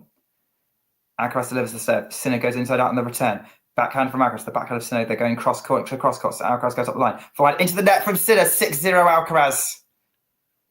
Wow. 6-0. Can Sinner come back from this? I mean, yes. Yeah. Look, we can't count him out, but 6-0 is pretty. I mean, it's tough. It is tough. Yeah. You know, look, the guy who's up 6-0 wins what, 9 out of 10 times, maybe 19 out of 20 times. The guy who's up 3 championship points wins out 9 out of 10 times. That's true. Maybe more. And we are now officially watching the second longest men's final and the history of the Open era. Wow. History of the sport. Let's face it. Yeah. No way. They had a few of the weird ones where they didn't have tie breaks back in the day. That might. I know you're probably right. They were much shorter matches. Great backhand by Alcaraz there. Backhand up the line from Alcaraz is a beautiful winner. 7-0. Yeah, because when Rod Laver won Wimbledon in '69, he won it in straight sets in an hour. Oh, nice. And they weren't bagels. They were pretty solid 6-2, 6-3 sets. Sheesh. Yeah. Yeah. The average point didn't look quite like this. No. That backhand. Oh, that's just comical. Alcaraz in this tiebreak has been incredible. Yeah. I mean, so good. Again, he just has a gear that nobody else on the planet does. Sinner finally wins a point with an unreturnable serve. Sinner on the board. Alcaraz serving at 7. Well, no. Sinner's got one more serve at 1-7. I mean, let's face it. I would not put it past Eric Sinner to overturn a 0-7 deficit. Yeah, of course. Look, at this point, it's not over until the person's getting the trophy. How many times has this match been supposed to be over? How many twists and turns? Can my heart take it? Sinner, Alcaraz is on the defense, backhand up the line from Sinner. Alcaraz is going to get there with his forehand. It's long. Sinner gets a second point. Thank you so much for the $3, Jane. Really appreciate it. Thank you so much. 7-2, Alcaraz, who now has 2 points trying to set up championship points of his own. And Sinner doing what he needs to do to get back into it, get the holds on the serve. Let's see if he can put a little pressure on Alcaraz here. He doesn't need to get both of these, although he'd certainly want one. But to really be in it, he needs to get at least one of these. Let's see if Sinner can do it. He needs to wrestle this momentum from Alcaraz. Great first serve out wide, long. It looked good, but it was out. Here we go. Second serve, teeing off for Alcaraz. Backhand in play from Sinner. Just off Alcaraz's shoelaces, and then tries to go up the line and misses the shot up the line. Oh, a gutsy attempt by Sinner, and it just sails a bit long. Alcaraz is so firmly in the driver's seat here. If he is unable to convert this 8-2 lead into a championship, it would haunt him even more than I think those championship points are going to haunt Sinner if ultimately he succumbs to the young Spaniard. Will this be championship point or Sinner's serve at 3-8? The trophy's watching over there as it has done for almost 5.5 hours. Backhand. It's a great serve from Alcaraz. Alcaraz now has 7 championship points. We know that a championship point does not mean that things are going to end. 9-2 Alcaraz. It is 1 hour and 43 minutes since the Sinner match point, by the way. Wow. That's 2 hours ago. Yeah, and anybody that thinks the the major should be 3 sets, just like take that opinion, stick where the sun don't shine. This is awesome. I cannot imagine wanting to give this up. A first to 10 tiebreak to decide this, as it is in the decided sets of all majors. Backhanded play from Alcaraz. Sinner's going to take the cross-court forward. Alcaraz is there for the winner for championship! Oh, he's done it! He's done it! He's done it! French Open final to win his second title, 5th Grand Slam. What on earth was that match? What a way to win it with that screaming running forehand, as only Carlos Alcaraz can. He is the 2025 Roland Garros champion, 4-6, 6-7, 6-4, 7-6, 7-6. Zach, wow. I'm just gonna say it. That was a pretty good match. That did it for me. Yeah. I mean, look, this is why we watch tennis. This is why everyone has been so excited about these two players in particular. And they didn't just deliver. They pushed themselves and they tested themselves and they left it all on the line. And I cannot believe that Carlos Alcaraz found a way back into this match after facing 3 championship points. I cannot believe that Sinner was able to dig deep in that 5th. I mean, admirable display from both players. They are 23 and 22 years old. We get to enjoy them for minimum another decade. It is a great time to be a tennis fan, no matter who you are rooting for in this match. And God, please, please, please let both of them stay healthy, because I want to see this rivalry develop and progress for not another decade, but for another 15 years. This was something special. Again, this was the best. We have just witnessed the best French Open match in the history of the French Open. Nick, how you feeling, man? What do you think? I can't believe the match I just watched. I mean, like, this was just heightened. It had everything. It had epic rallies. It had twists and turns. It felt just so close between them. You never felt like whoever was in front could convert it. It was only when maybe Alcaraz got that 3 mini break lead over Sinner in the tie break that maybe it felt the match might be settled. But even then, it was just you weren't sure. Yeah. And yeah, just incredible feats of talent, of physicality. That match had literally everything. Yeah. They both put everything on the line, and there will be some incredible moments to watch. Both played outstanding tennis. The shots were rivaling just highlight reel points, according to Jane, which is absolutely right. Do you think will that match have the longest highlight reel of any match played in 2025? In 2025, yes. I mean, look, wait, we don't know that because, let's face it, these two could play each other in the Wimbledon final and the same. Or US Open. US Open too. Yeah. I was about to get to US Open, but I'm going chronologically. I mean, look, I just had the best time. Nick, thank you so much for sticking in there as well. We've now been on this stream for nearly 6.5 hours. So the producer is kind enough to ask how our voices are doing. I'm going to be chugging honey I'm going to be hoarse tomorrow. My voice cracked multiple times because I just couldn't believe what I was seeing. And it made me feel like a little kid again. It was magical. This was like going to Disneyland for the first time, but for tennis. And I also just want to say, I have to imagine that Jannik Sinner is feeling a lot right now, that he's having a hard time. I know that there's been some controversy around him with his time off from tennis, and certainly people are welcome to have whatever opinion they want about that. But that's a guy who put it all on the line today. And regardless of what you think about his suspension, I find his performance incredibly admirable. I loved watching him play. I loved watching him compete. And I hope that he will be able to get over what is a really, really tough loss against the best player in the world. I know what the rankings say, but Alcaraz has won the last 4 in a row against Sinner. He's got yet another major. It doesn't matter what the rankings say. He is the best player on the planet today. Yeah, he may well be. Definitely on today. Yeah, I mean, it's practically a draw. It was just that last tie break where Alcaraz found just something else to get the job done. You know, with those are the championship points. Do you think there's going to be any consolation for Jannik Sinner that those championship points were not on his serve? It's not like the Roger Federer 2019 Wimbledon situation where they were on his serve. Like, you know, I think that this is going to haunt him. I think that he will have dreams about this match for the rest of his life. I think that this is the type of loss that you never get over. You always remember it. Maybe you get past it, but you don't get over it, because you're right. While those were on Alcaraz's serve, he then had the chance to serve the match out.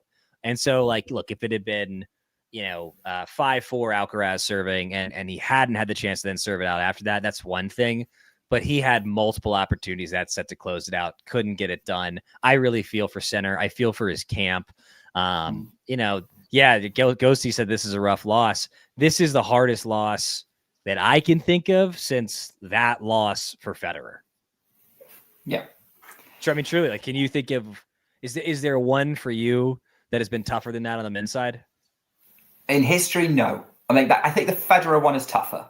Yeah. But this one is going to be tough. And it'll be interesting to see how Sinner responds, particularly at Wimbledon, when they have to go again, and those two will be the hot favourites for that title. Yeah. I don't think. I mean, I don't. It depends on how they're both really fit guys. I don't think Alcaraz is playing Queens, and I don't think Sinner's playing Halle. I think they're going to have to pick. They're not going to go into a grass court. They're not going to go to Wimbledon with a warm up. I don't think. Yeah, I think that's fair. But also, like, I think Alcaraz is going to go to Ibiza and have a good time for a few days, as he sometimes does. And I would say he's earned it. If I'm him, I don't know. It's my understanding that Paris has some pretty fun things to do in the evening. Carlos Alcaraz is a single guy that just won like $2 million with millions, if not tens of millions of people around the world, maybe hundreds watching. Yeah, I think he's going to have a good time. And if it's Sinner, I think he's going to do the opposite. I think Sinner is going to go like, I don't know, probably home, just sit, just work through it. What else can you do? What else can you do? Yeah, I mean, it's difficult to really, because normally we would do kind of a sum up of the match, but what won, like in terms of what won and what lost it, but I think we can look at little moments of it. Like both players were up and down during that match. Like Carlos was definitely down for much of the second set before he fought back.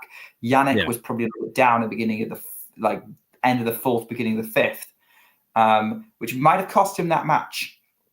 We don't know, but if he hadn't gone down that early break, I do think that fourth, I mean, obviously because he said championship points, that fourth set was critical for Carlos there. Pretty obvious, even in terms of narrative the points, but also the way he played it. Like he could have saved championship points and then just not followed through in that tie break.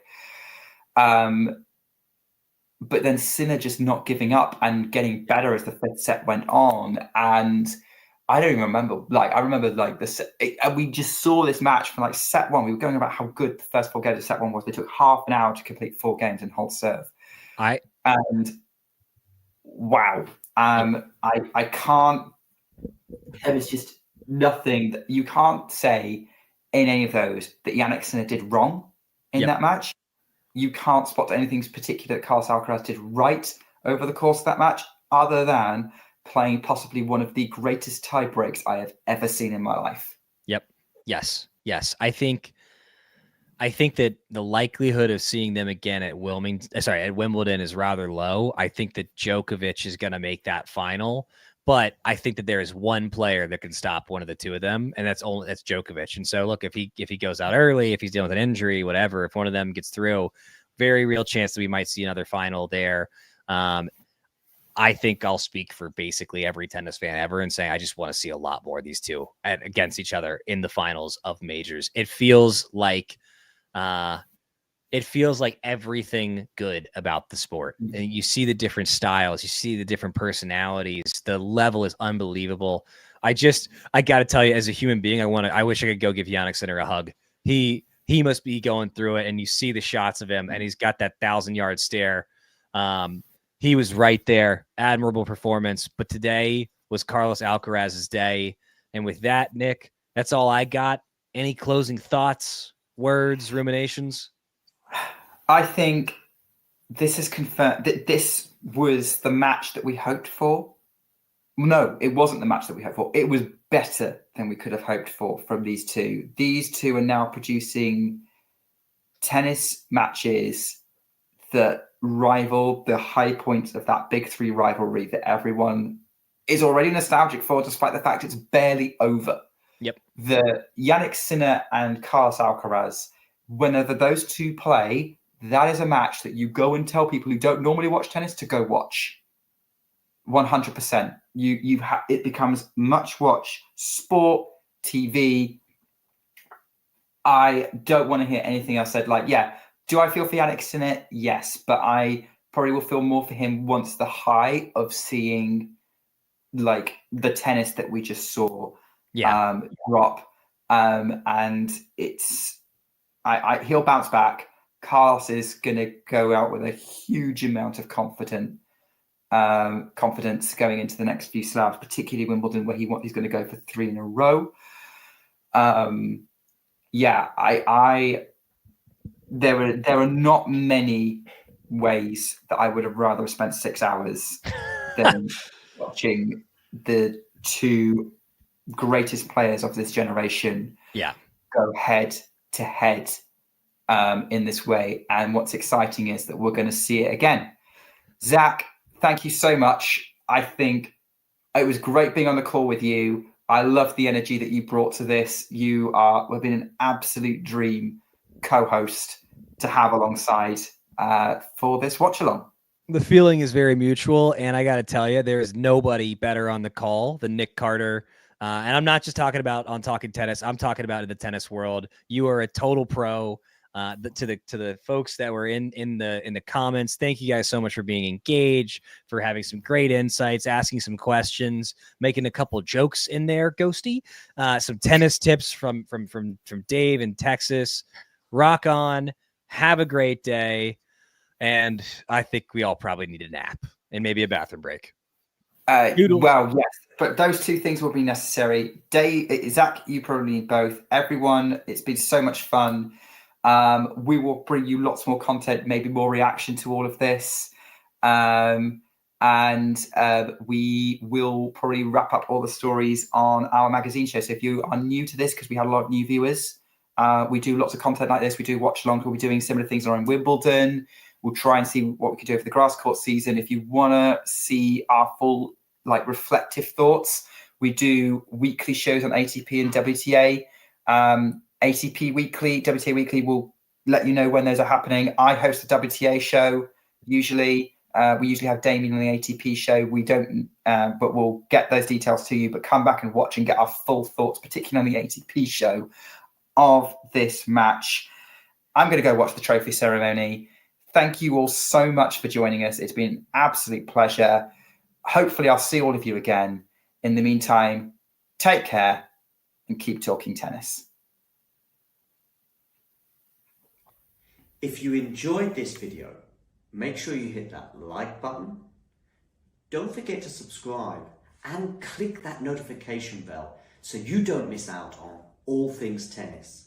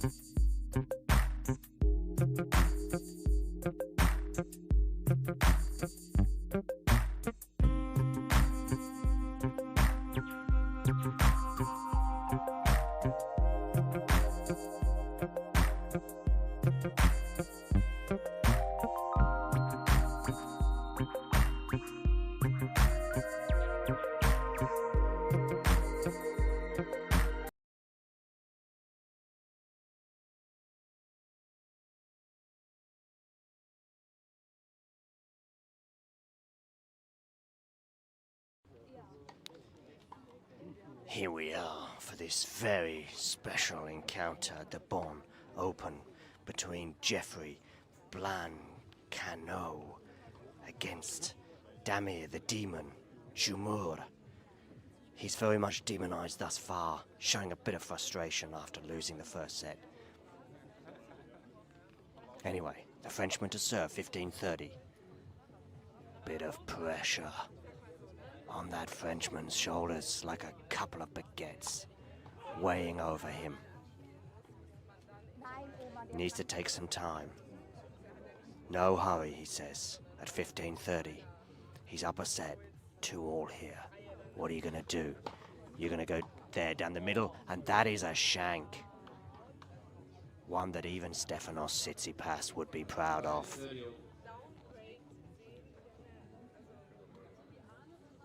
Get that towel, mop your brow, return to the baseline where you'll know it's 30-all.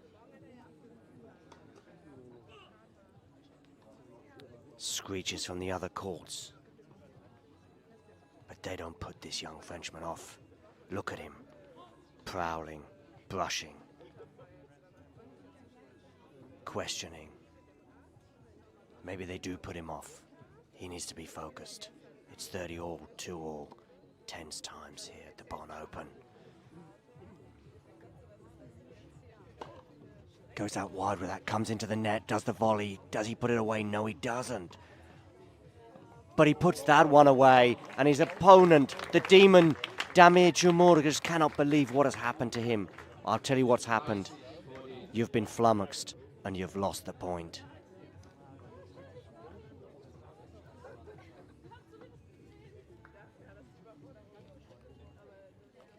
We would take another look at it if we had a replay, but we don't. But who knows? You don't even need a replay. It's in our heads. Okay. The Frenchman to serve. I say you're going out wide. You don't. You go down the tee. Clip the net, though, so he's going to get another shot at it. Is he going to take my advice and go out wide on this one? Did so successfully on that last time for a serve and volley, even though he'd messed up the volley. Goes down the tee again, does come into the net, does a little drop shot, and you know what? Jumur is like, I can't even be bothered to run that down.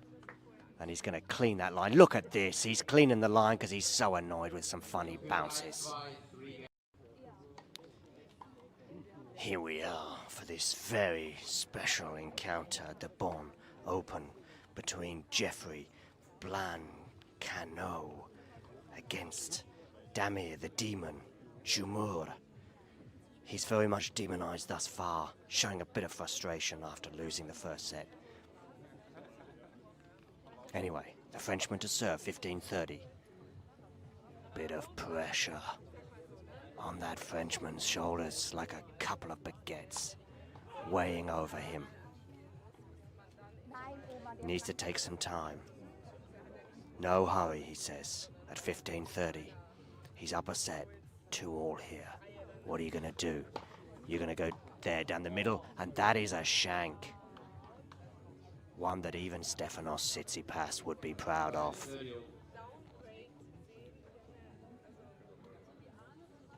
Get that towel, mop your brow. Return to the baseline where you'll know it's 30-all. Screeches from the other courts. But they don't put this young Frenchman off. Look at him. Prowling, brushing, questioning. Maybe they do put him off. He needs to be focused. It's 30-all, 2-all, tense times here at the Bon Open. Goes out wide with that, comes into the net, does the volley. Does he put it away? No, he doesn't. But he puts that one away, and his opponent, the demon, Damir Jumur, just cannot believe what has happened to him. I'll tell you what's happened. You've been flummoxed, and you've lost the point.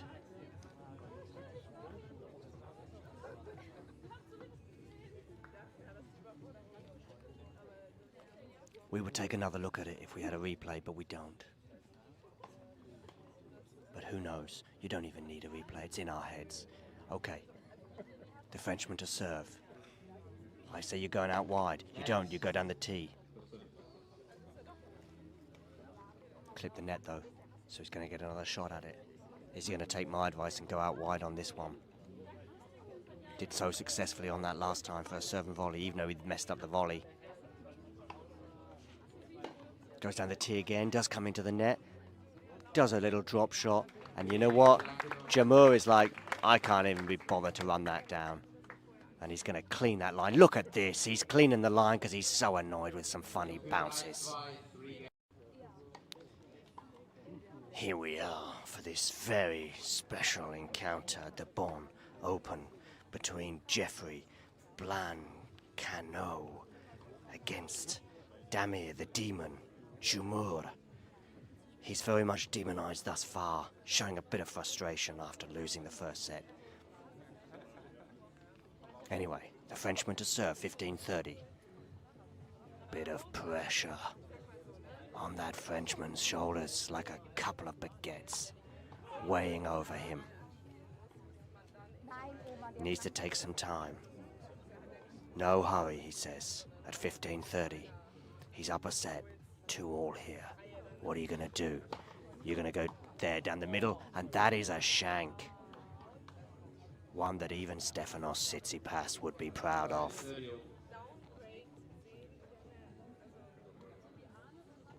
Get that towel, mop your brow. Return to the baseline where you'll know it's 30-all.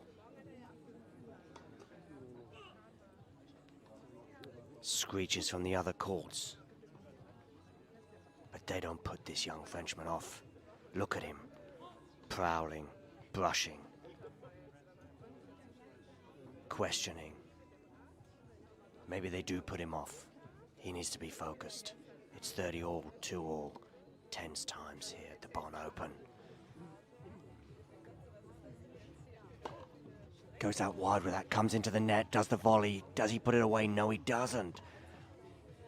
But he puts that one away, and his opponent, the demon, Damir Jumur, just cannot believe what has happened to him. I'll tell you what's happened. You've been flummoxed, and you've lost the point.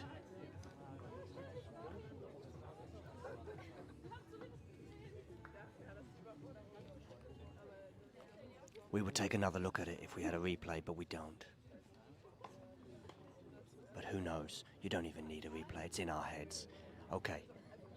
The Frenchman to serve. I say you're going out wide. You don't. You go down the tee. Clip the net, though, so he's going to get another shot at it. Is he going to take my advice and go out wide on this one? Did so successfully on that last time for a serve and volley, even though he messed up the volley. Goes down the tee again, does come into the net, does a little drop shot, and you know what? Jamur is like, I can't even be bothered to run that down. And he's going to clean that line. Look at this, he's cleaning the line because he's so annoyed with some funny bounces.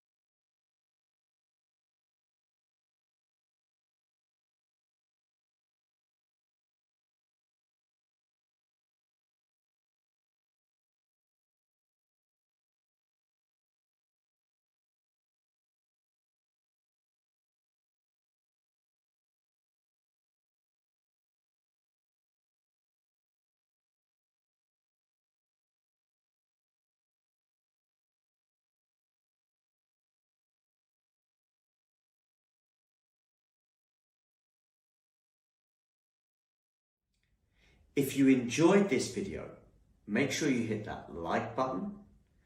Don't forget to subscribe and click that notification bell so you don't miss out on all things tennis.